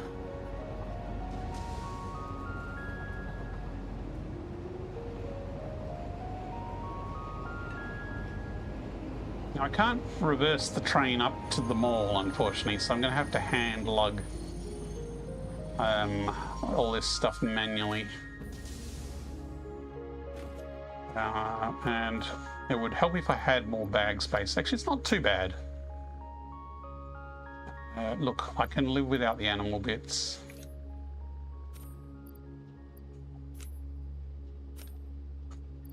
I can live without all this low tier stuff that I'm producing by the bucket load.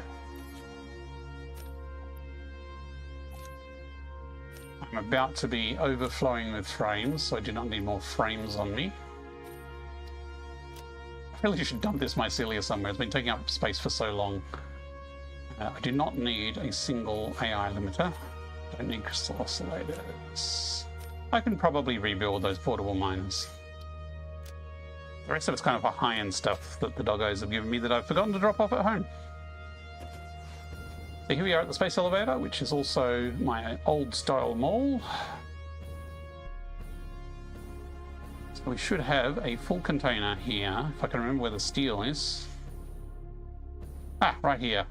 I thought I'd put it up the front because it's kind of useful.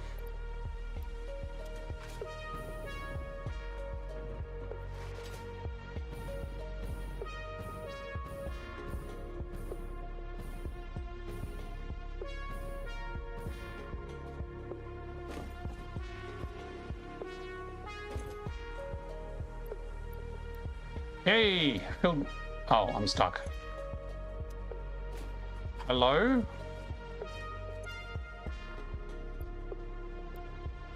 I was expecting it to, like, throw me out, not trap me inside the freight car.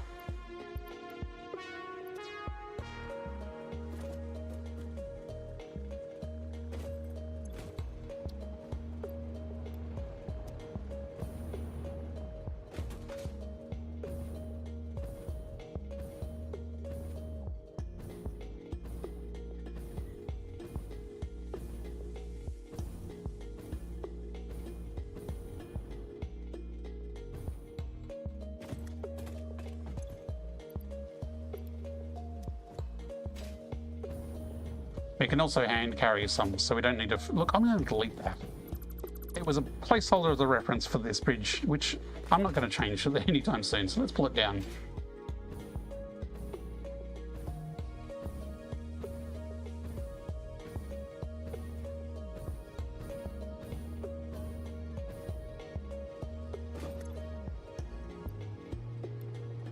I got most of it full.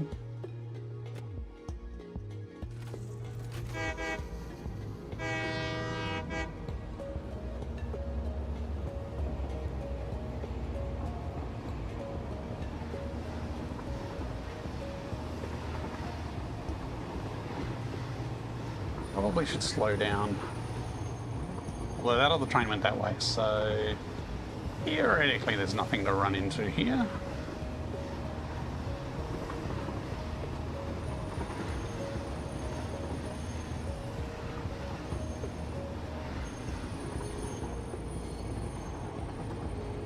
I won't go through the station because, well, part of the reason is there's another train there currently.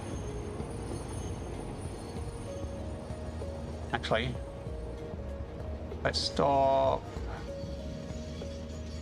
Stop the... No, I'm going to just stop right here. It'll block him, but he can wait. So this is the steelworks. I'm making basic steel products, just enough for going into supplies like the hub and the depot for storage. So let's grab that many.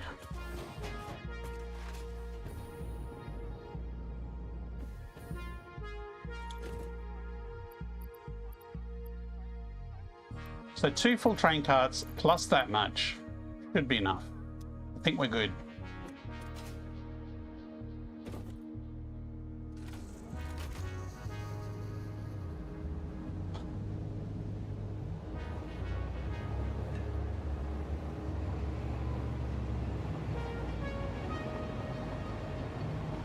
Ask the plastics and rubber factory. Really should finish off the actual supports here rather than just having all these foundations everywhere.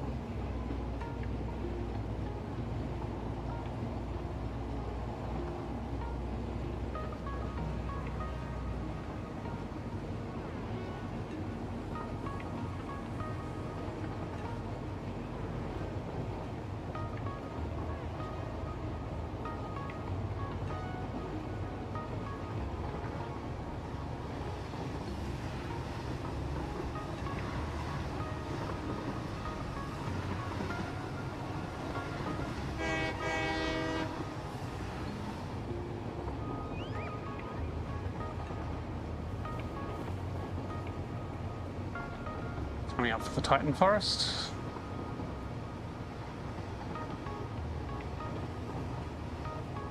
I should put a train stop at the end of the line that hasn't finished. So I'm just thinking, how am I going to brake in time? I mean, I could go around the ring road, but kind of would be better to get the train as close as possible.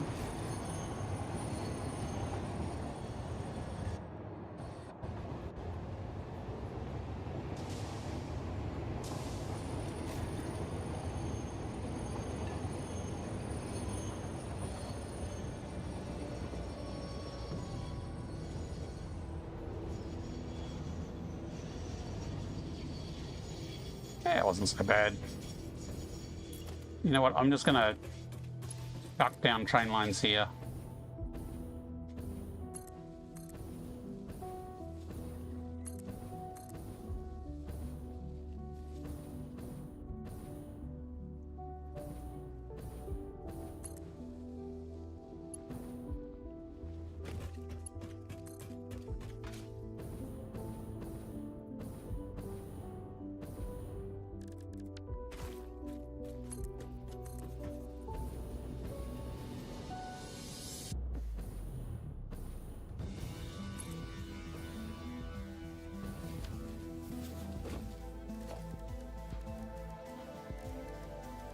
The stuff. Ta-da!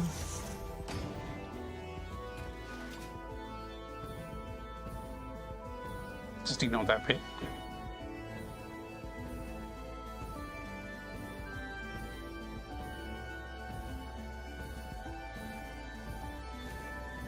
Hey Bean, how's it going?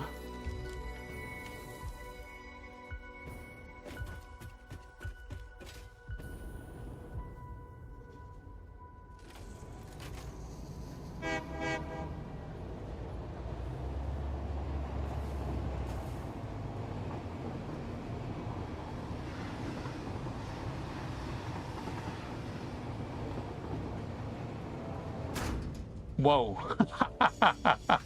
Okay, that is a satisfying thud. Okay, let's carry as many as we can and see how far we can get. Because it is going to be loading into the depot as well as we go. So it'll be topped up.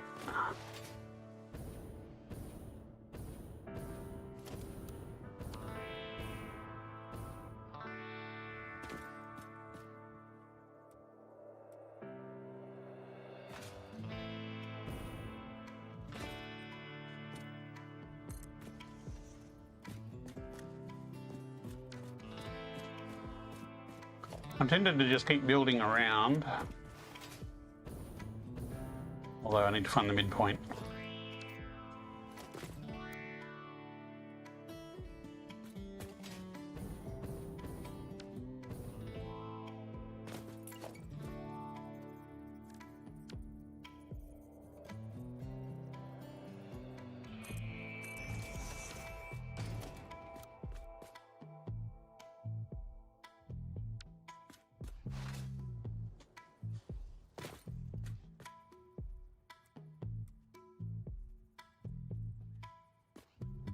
What's that middle line? Hey, it's lined up.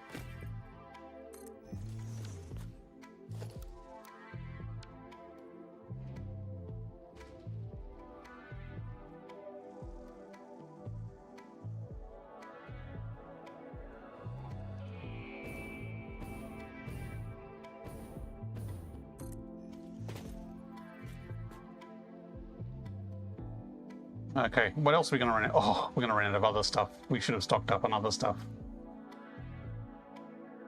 Although, there might be other stuff in the crate. Apparently we need 233 steel plates. This is a lot less than, like, 1,300. Buzz, but it would kind of be ironic if we ran out of something else critical. You know, I should have looked at that list. No, not rubber. Not rubber. Go back. Can I put the rubber back? Put the rubber back. I can't put the rubber back. Can I put one at a time? No. That's a shame. It's not free storage, apparently. I was trying to click on that. Yeah, that's a few. Actually, let me check the list. What else are we short on? Oh, concrete. Bugger. I forgot to pick up concrete. And cable. And encased beams. What do we got here? Encased beams. Well, there's some concrete there. There's probably enough encased beams, I should hope. I should have thought about concrete, because you always run out of concrete.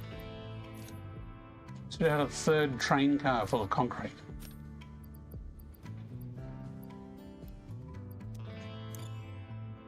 Okay, that'll get us part of the way there. Okay, so it would be 5 minutes to build this entire factory if I had massive, massive pockets of infinite resources.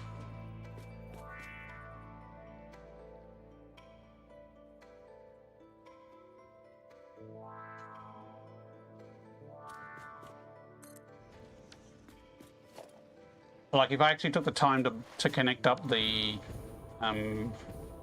logistics in between doing each one, it would give the depot a little bit of time to recover as well.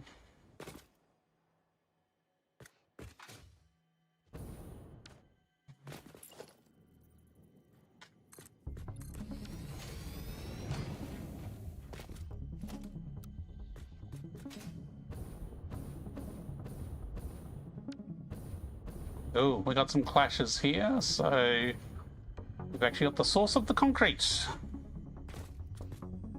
I reckon I can probably put down this one before I reroute those. That's diagonally nudging. Anyone know if that's fixed in 1.2? Given that vertical splitters and mergers aren't fixed, I suspect it won't be fixed.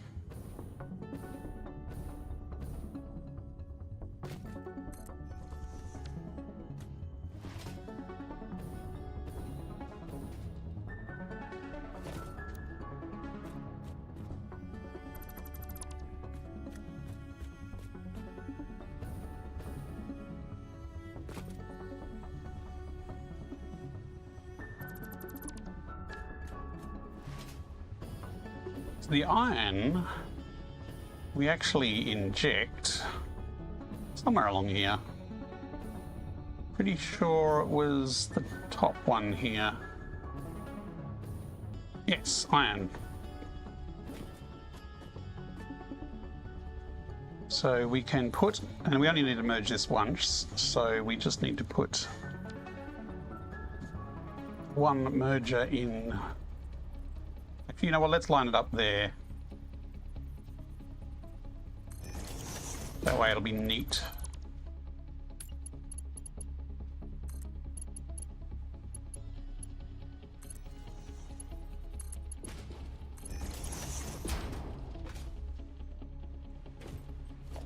Almost lines up too.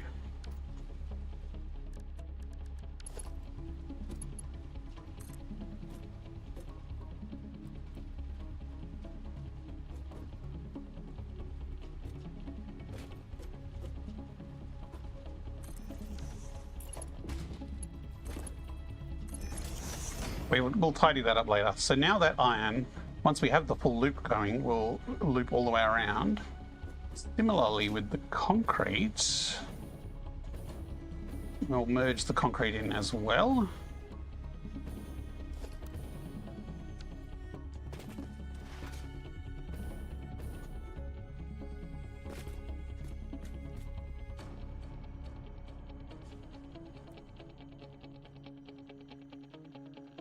That's diagonal.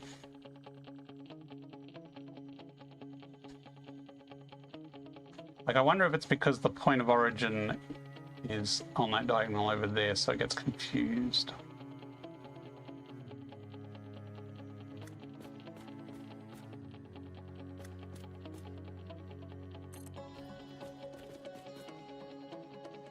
Now we're at a cable. Really didn't particularly plan this logistics particularly well, did I?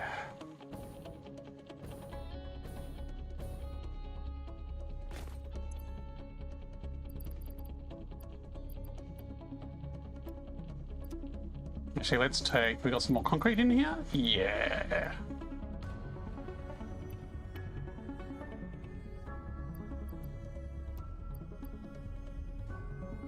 Now I'm gonna need to go back to our train for more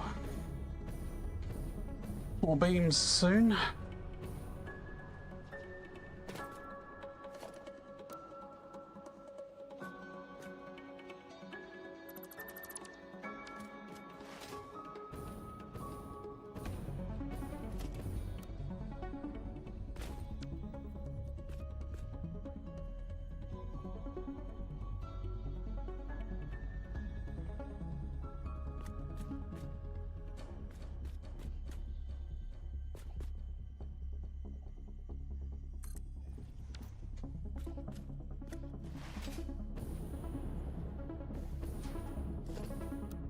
Although we're in the last stretch.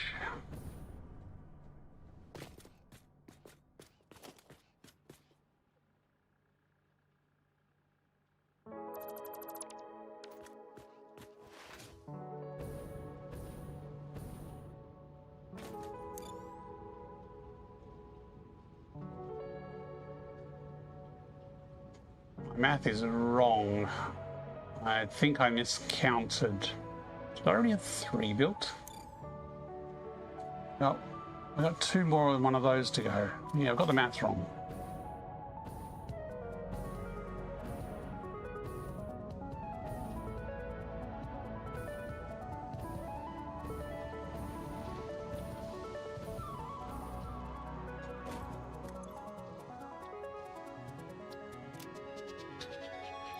Let's put some of these in here. Trash that. See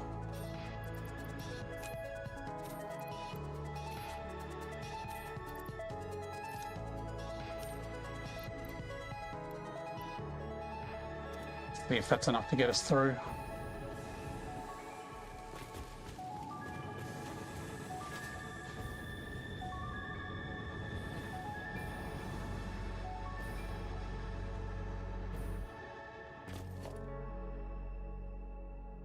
Maybe I shouldn't delete that power cable.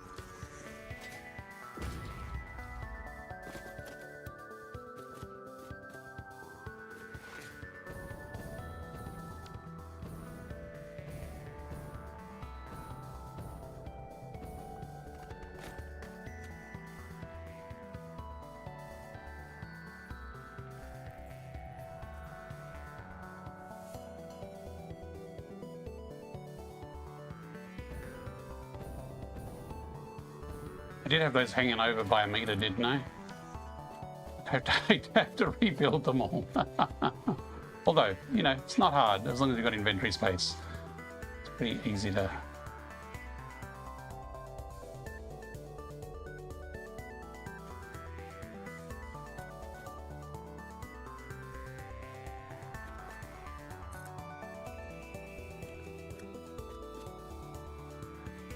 And where are the beams?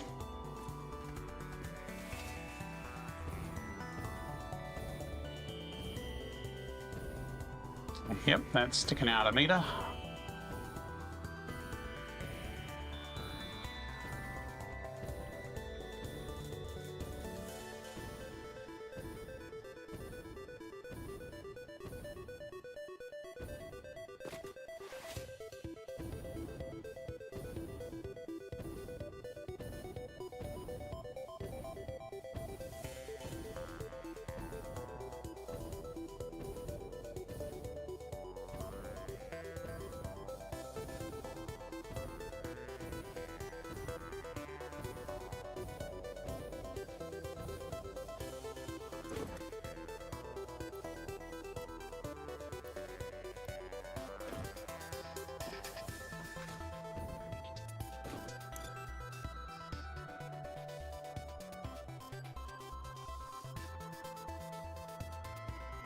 Yes, I half built one before, that's why. I've calculated it for 2 extras, so I think that's where the math is different.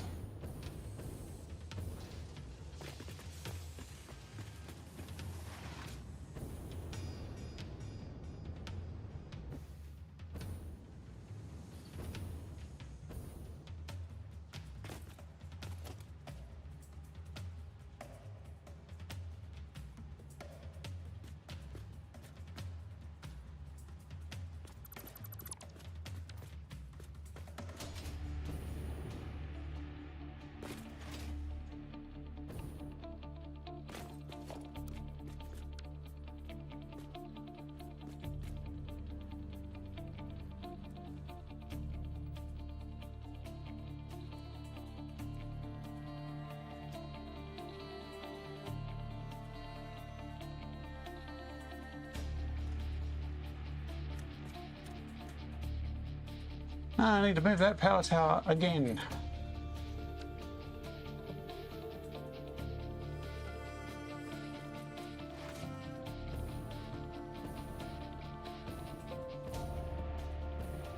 That's overlapping a little bit. Now it said fighting. Grr. Okay, so that's the bulk of the building. I need to now connect all the conveyors up that rings everything around.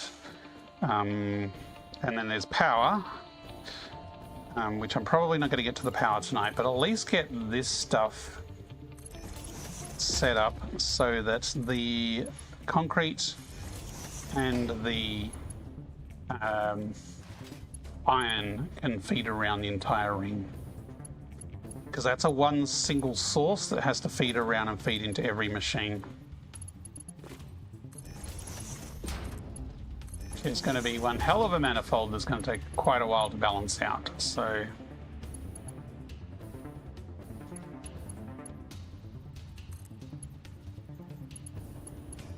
No. Oh. I'm glad there wasn't anything filling that with crap. That would have been a real pain to clean up.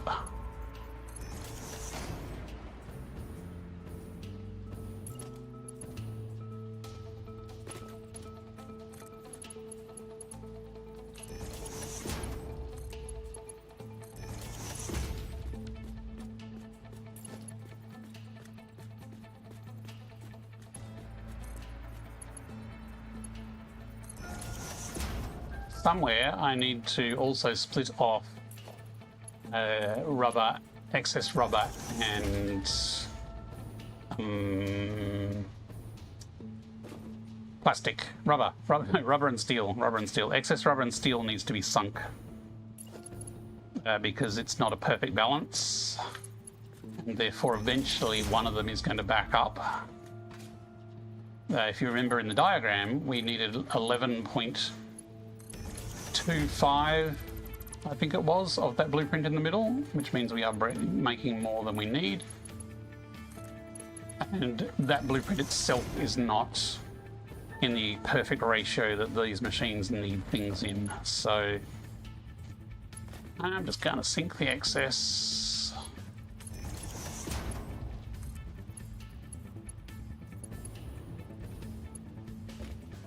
I mean, I could do the math and have a little factory on the side that makes something bonus. Don't know what that would be.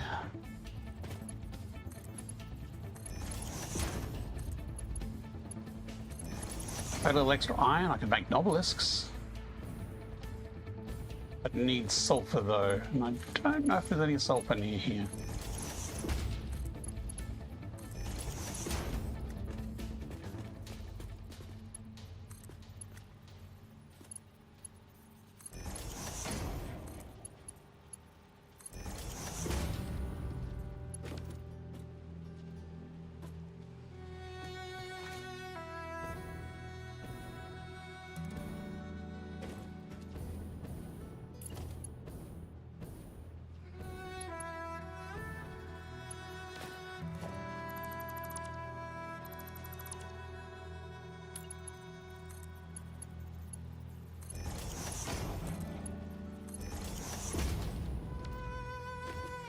What happened to the iron? I possibly have not finished actually connecting up all this side yet.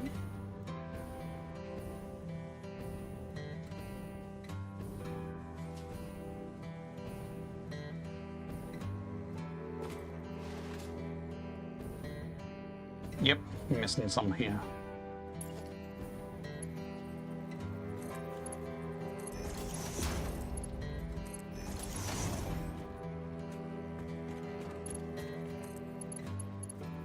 And there's the iron. I mean, each one of these at the bottom will be injected with extra steel because there's way more steel that's needed than just a single conveyor belt. But it'll basically flow through the excess and balance out. And then the excess will go into a sink somewhere. So the iron now should be freely flowing all the way around. We may not need this final stretch here. Incoming propaganda broadcast detected. Please seek shelter. Okay, and we have an ad break. What is the time? It's only just turned 11 o'clock, which is late. So we'll start racking up soon.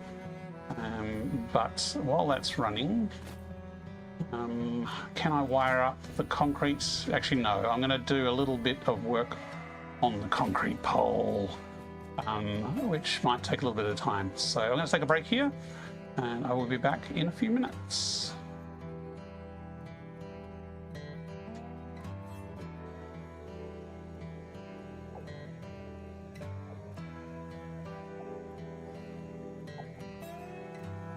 Look lively. It's time to do those stretches and hydrate.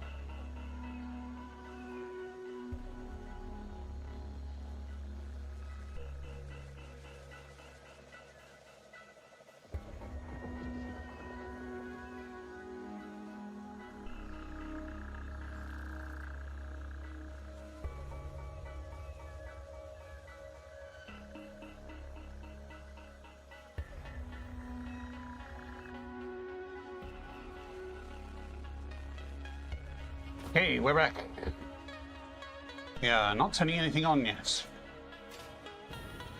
We are connecting up the final placement for all the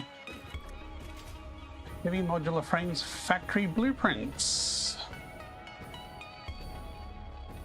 You know, the red bars coming to the side like that with that bit in the middle actually ended up lining up together really well. Quite happy with how that turned out. Now, concrete. Where is the concrete?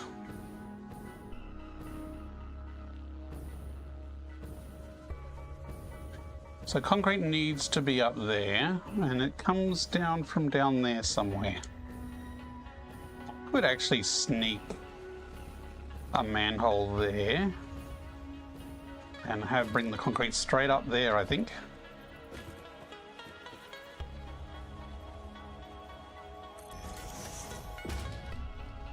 X06A.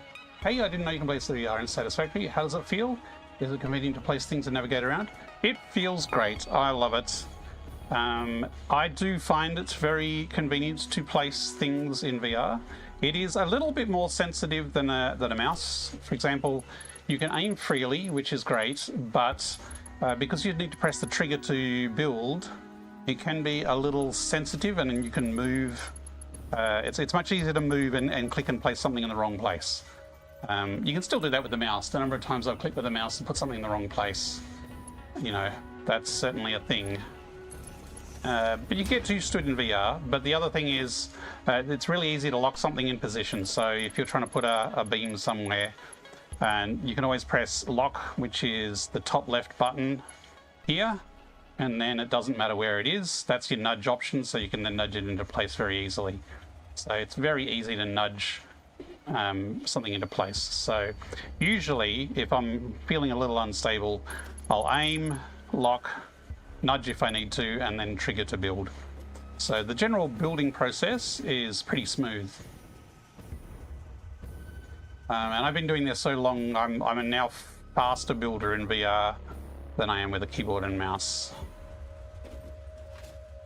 It's certainly not speedrunners levels. You're not going to beat somebody with a full keyboard of shortcuts, but you certainly can build pretty quickly and efficiently once you know the shortcuts and the buttons.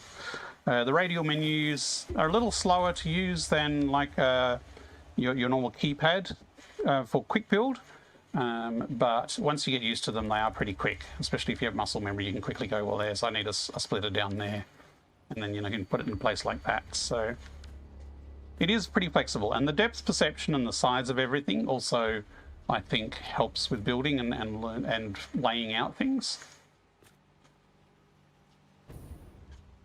So concrete we are feeding in from here.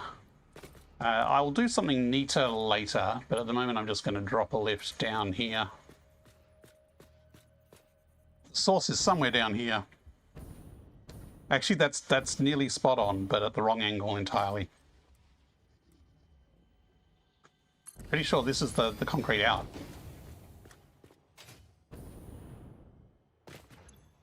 Yes, it is.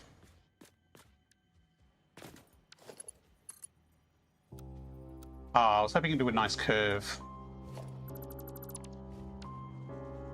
Also pronounced Hoba. Hoba or Ksoba. Ksoba? So you don't break your tongue.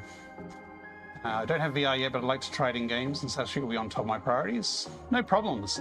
It does require a pretty powerful computer, because... What the...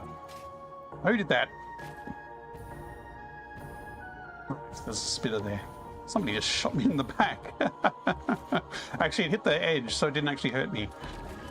That one hurt me. Okay, now it's war.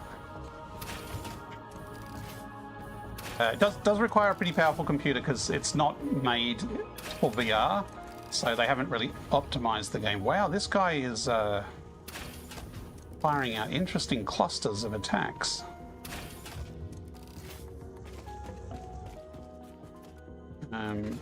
But once you tune it and get everything running, and if you've got a decent performance computer, it is a lot of fun.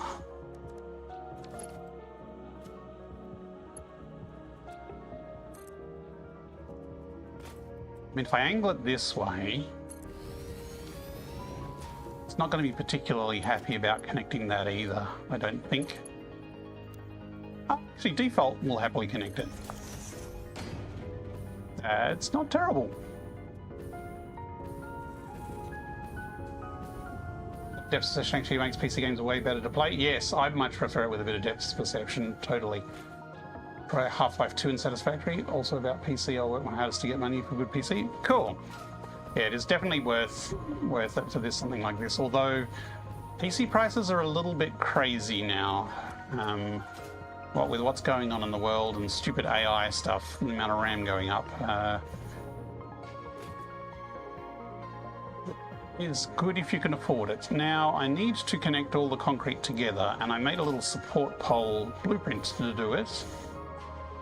But I realized that I probably want to have the blueprint include the connector. So this is the blueprint over here.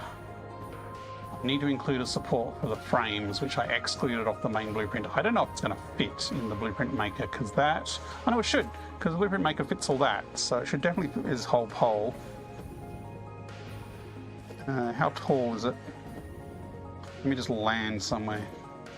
One day I will have a hover pack. Okay, so it's only 7 tall. And the support is kind of midway up the pole. Okay. Now, because I've built all these things, I've now lost the space that I had my blueprint maker. So I'm just going to have to chuck it somewhere temporarily.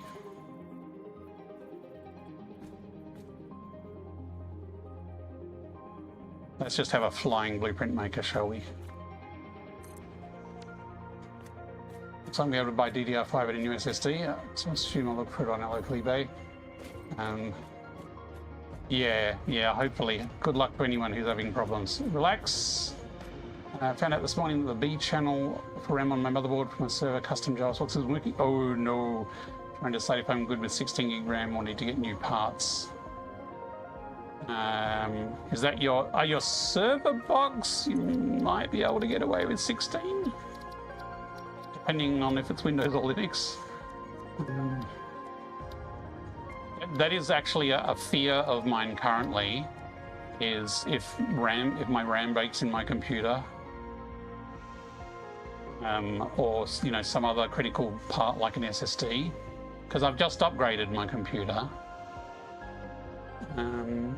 Where's this blueprint? HMF corner support, that's the one. 1, 2, 3, 4, 5, 6. Okay, so we're on the 7th on top.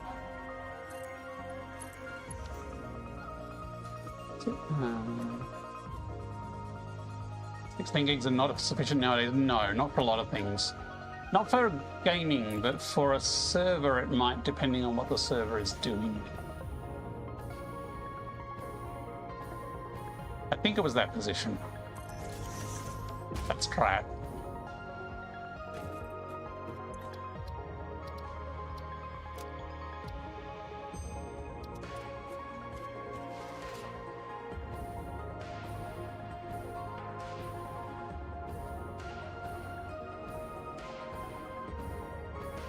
Okay, so the concrete is coming up to this one here. So I think this pillar was sitting right on the edge here.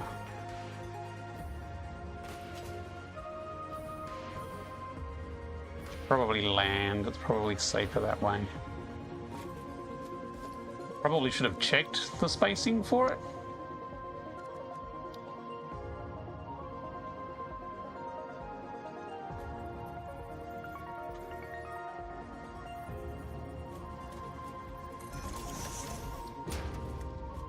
Let me just check the other one.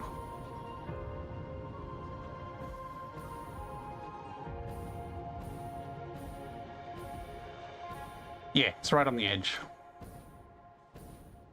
I'm going to train a new wake word. Ah, okay, yeah. If you're doing stuff like wake word training, you probably need more. Wasn't seeing all 32 gig, and then the 16 gig wasn't even seeing all that, like 12. CPU cleaned, reseated, no vent pins, did find some thermal paste rich, no name.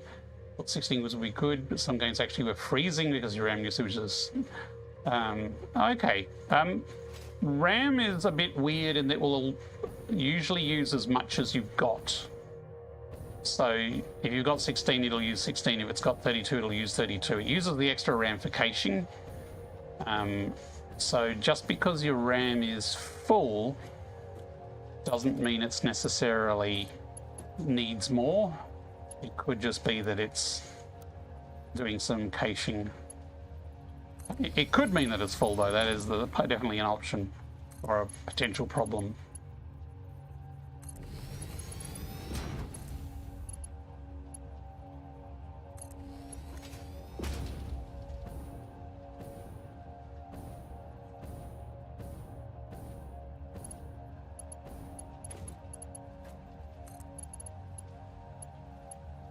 I've got to make sure we snap these onto the right places.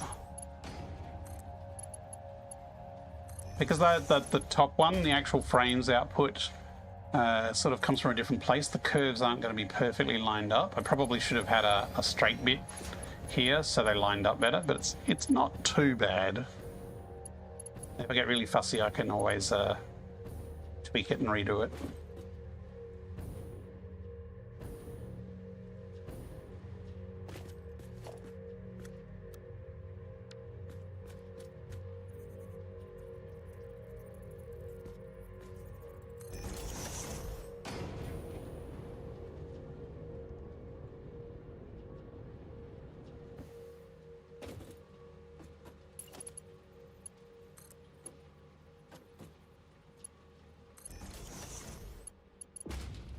The sandbox games require more RAM. Ah, okay. You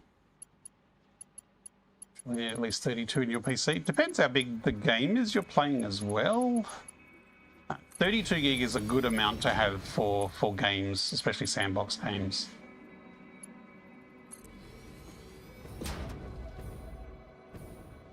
Especially newer games, I think they're expecting 32 more and more.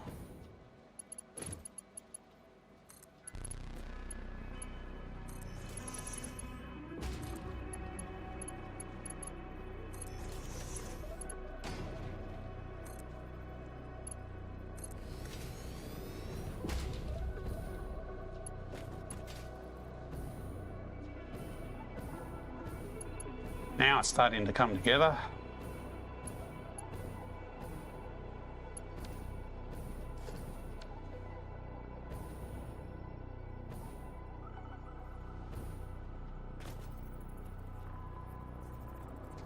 Just one critical part remaining. Well, two critical parts. But as far as construction goes, we need a roof. Need a bit of shelter. Nope.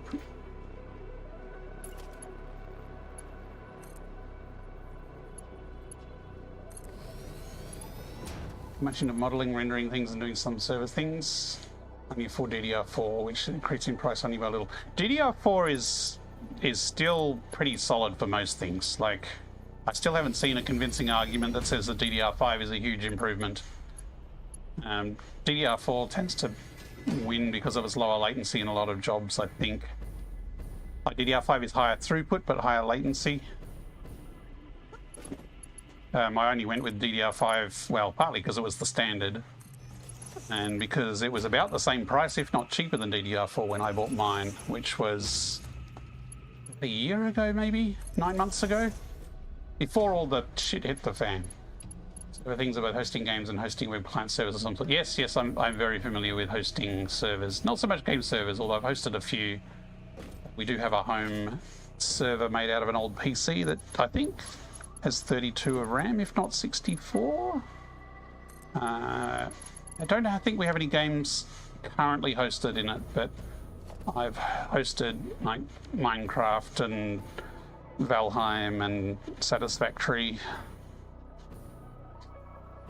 for the family games sometimes.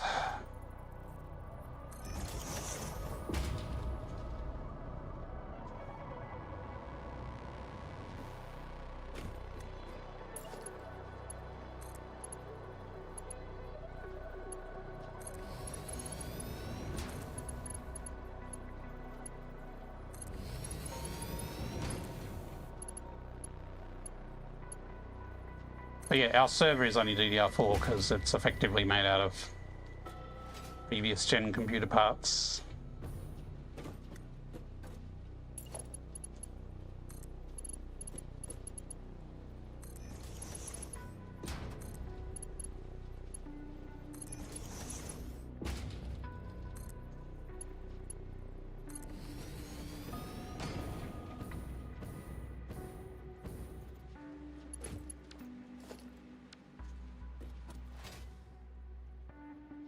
I mean, these poles are white.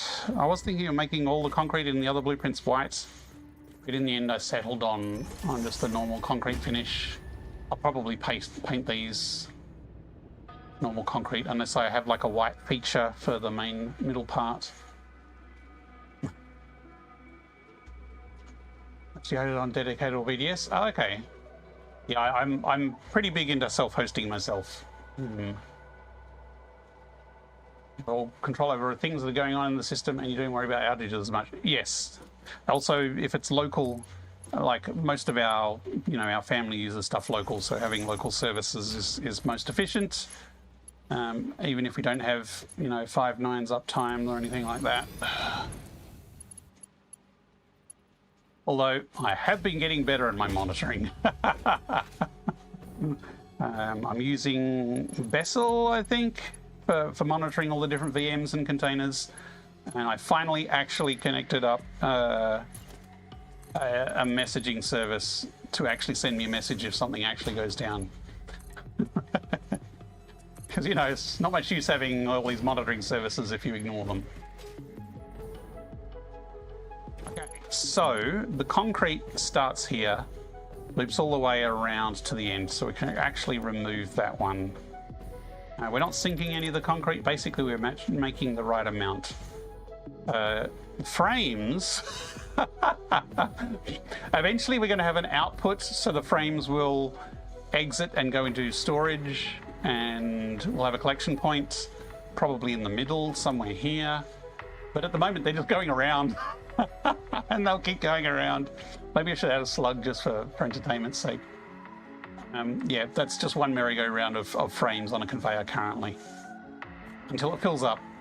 The rubber, as I said, there's not enough rubber for everyone, so each of these center parts here needs to input its own rubber into the system. Not much point because only 2 parts are powered on currently. And if I turn on the rest, I will get a power outage. Why is that a red light over there? Did I forget to connect power there? That is highly possible. Okay, so 1.5 of the sections is up and running.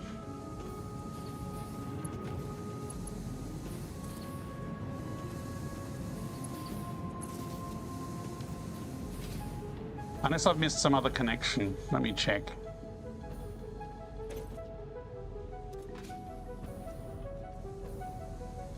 I did connect the oil back up, so this should be working now that it's got power. No power. Why has that got no power? I just connected power. Oh. What? What? What is that versus that? Ah, that might be where the old one was? I'm not sure. Depends on the job we could payment, could afford a NAS, get a real home server for whole family. Which program can make convenient apps and sell for them. Cool. My day job is also, I'm a programmer. DDR4 and DDR5 have more or less the same throughput. Yes. The aforementioned latency, yes. Yeah, DDR5 is improving over time, but it's still not much difference.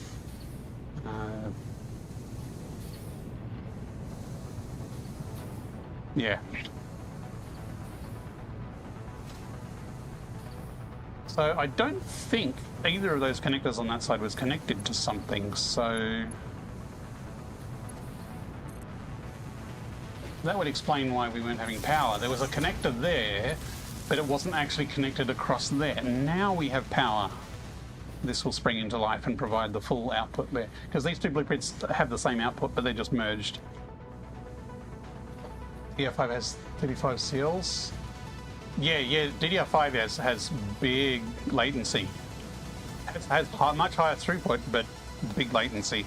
In practice, that's the thing. It's about the same speed when you actually use it for most purposes. Wins some, it loses some in other various places, but yeah. Okay, so need some tidying up here, but we now have 1/3 of the factory online. At least until our merry-go-round of heavy frames fills up. That is short on encased beams. Is our concrete making it all the way around? It is.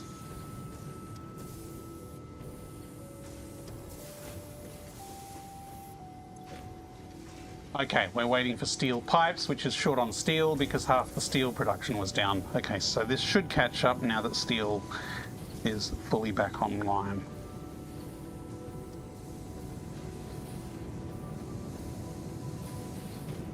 Okay, so it is 11:30 p.m. here, so I am going to leave it there for tonight.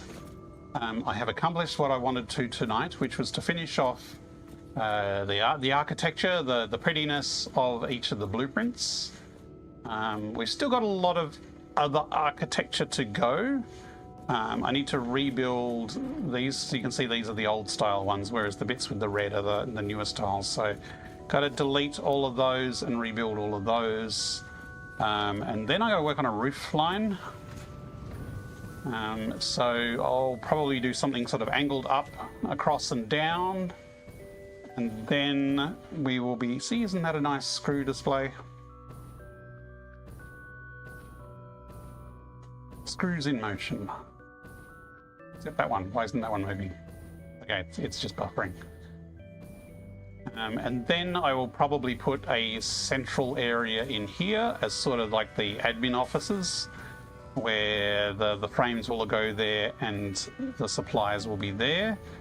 And my usual place, usually I like having a little collection point where all the produce of the factory goes.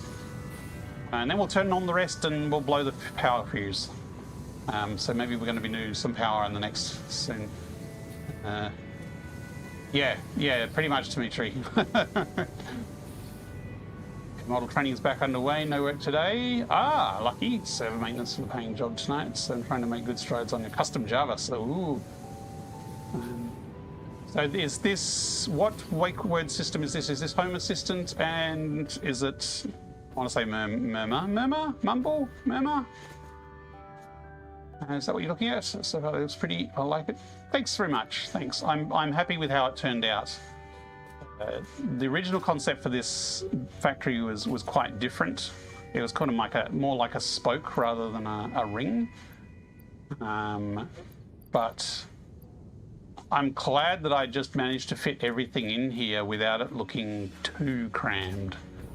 So it's a little squeezy. Like, I would have preferred more space to have walkways between here. And we'll have to try and do some perimeter walkways around the outside.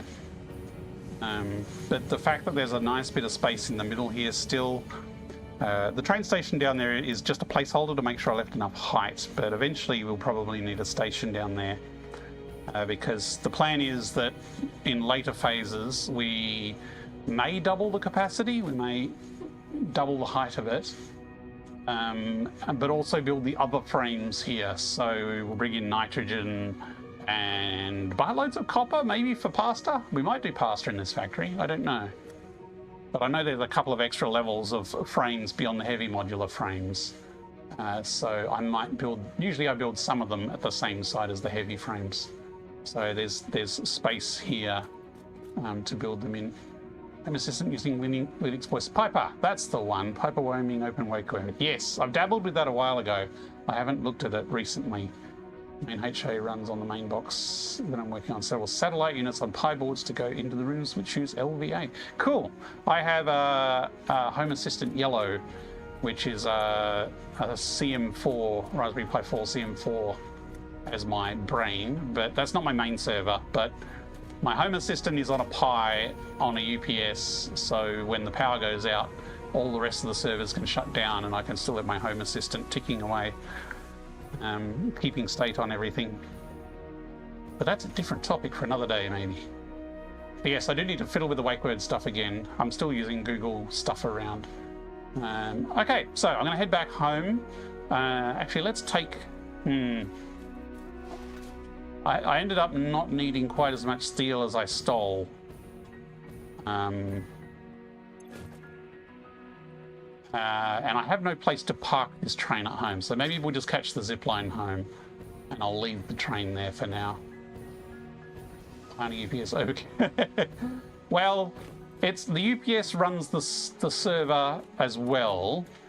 It's just, you know, it's not a huge UPS, so when the server goes out after 20 minutes, the Pi with Home Assistant can keep running for however many hours it wants to run until the power comes back.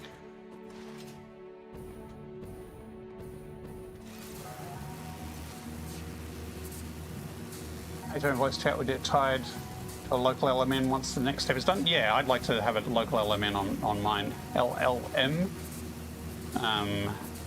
Although I need to put a graphics card in my server. I don't have one in there currently. Because most of the sensors in Home Assistant are battery powered, and also kept up is a powered hub with security cameras. So if there is a security incident while power is out, I can still actually record footage and have triggered events in Home Assistant. It's not bulletproof by a long shot, but that's kind of the general premise of it.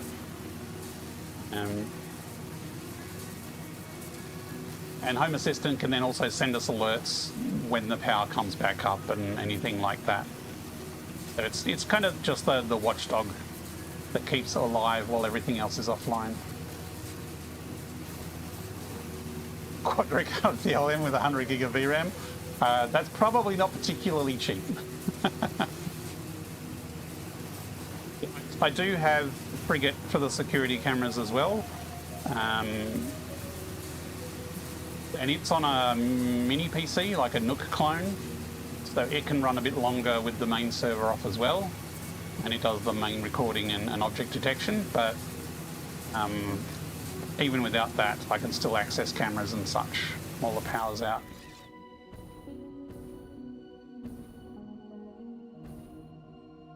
Right, here we are back home at the Doggo Water Park. Let's say hello to the doggos, see if they've got anything interesting.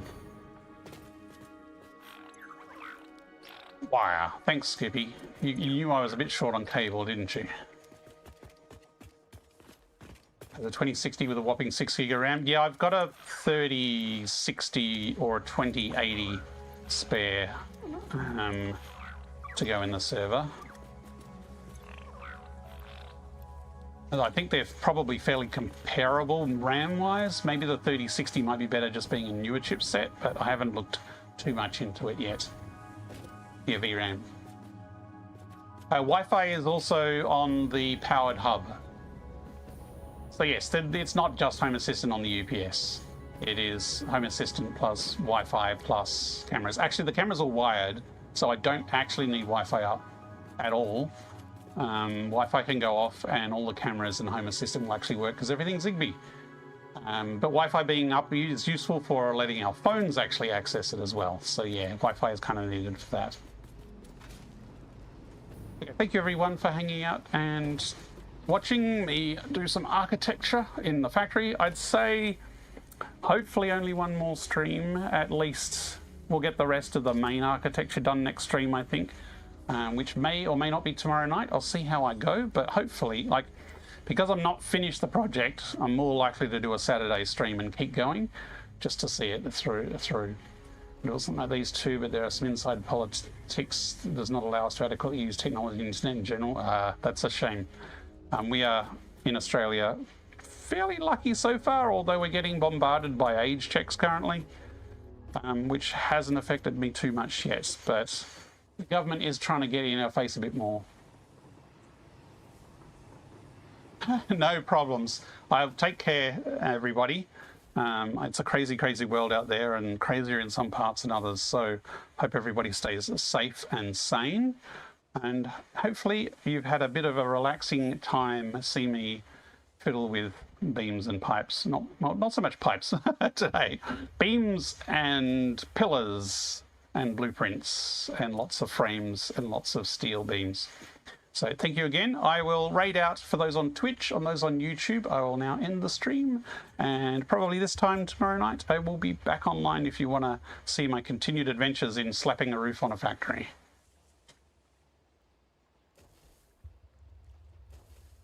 Good night, everyone. Okay, gotta take my headset off. And Farewell, YouTube. Stay safe. Where's my mouse? There it is. Right.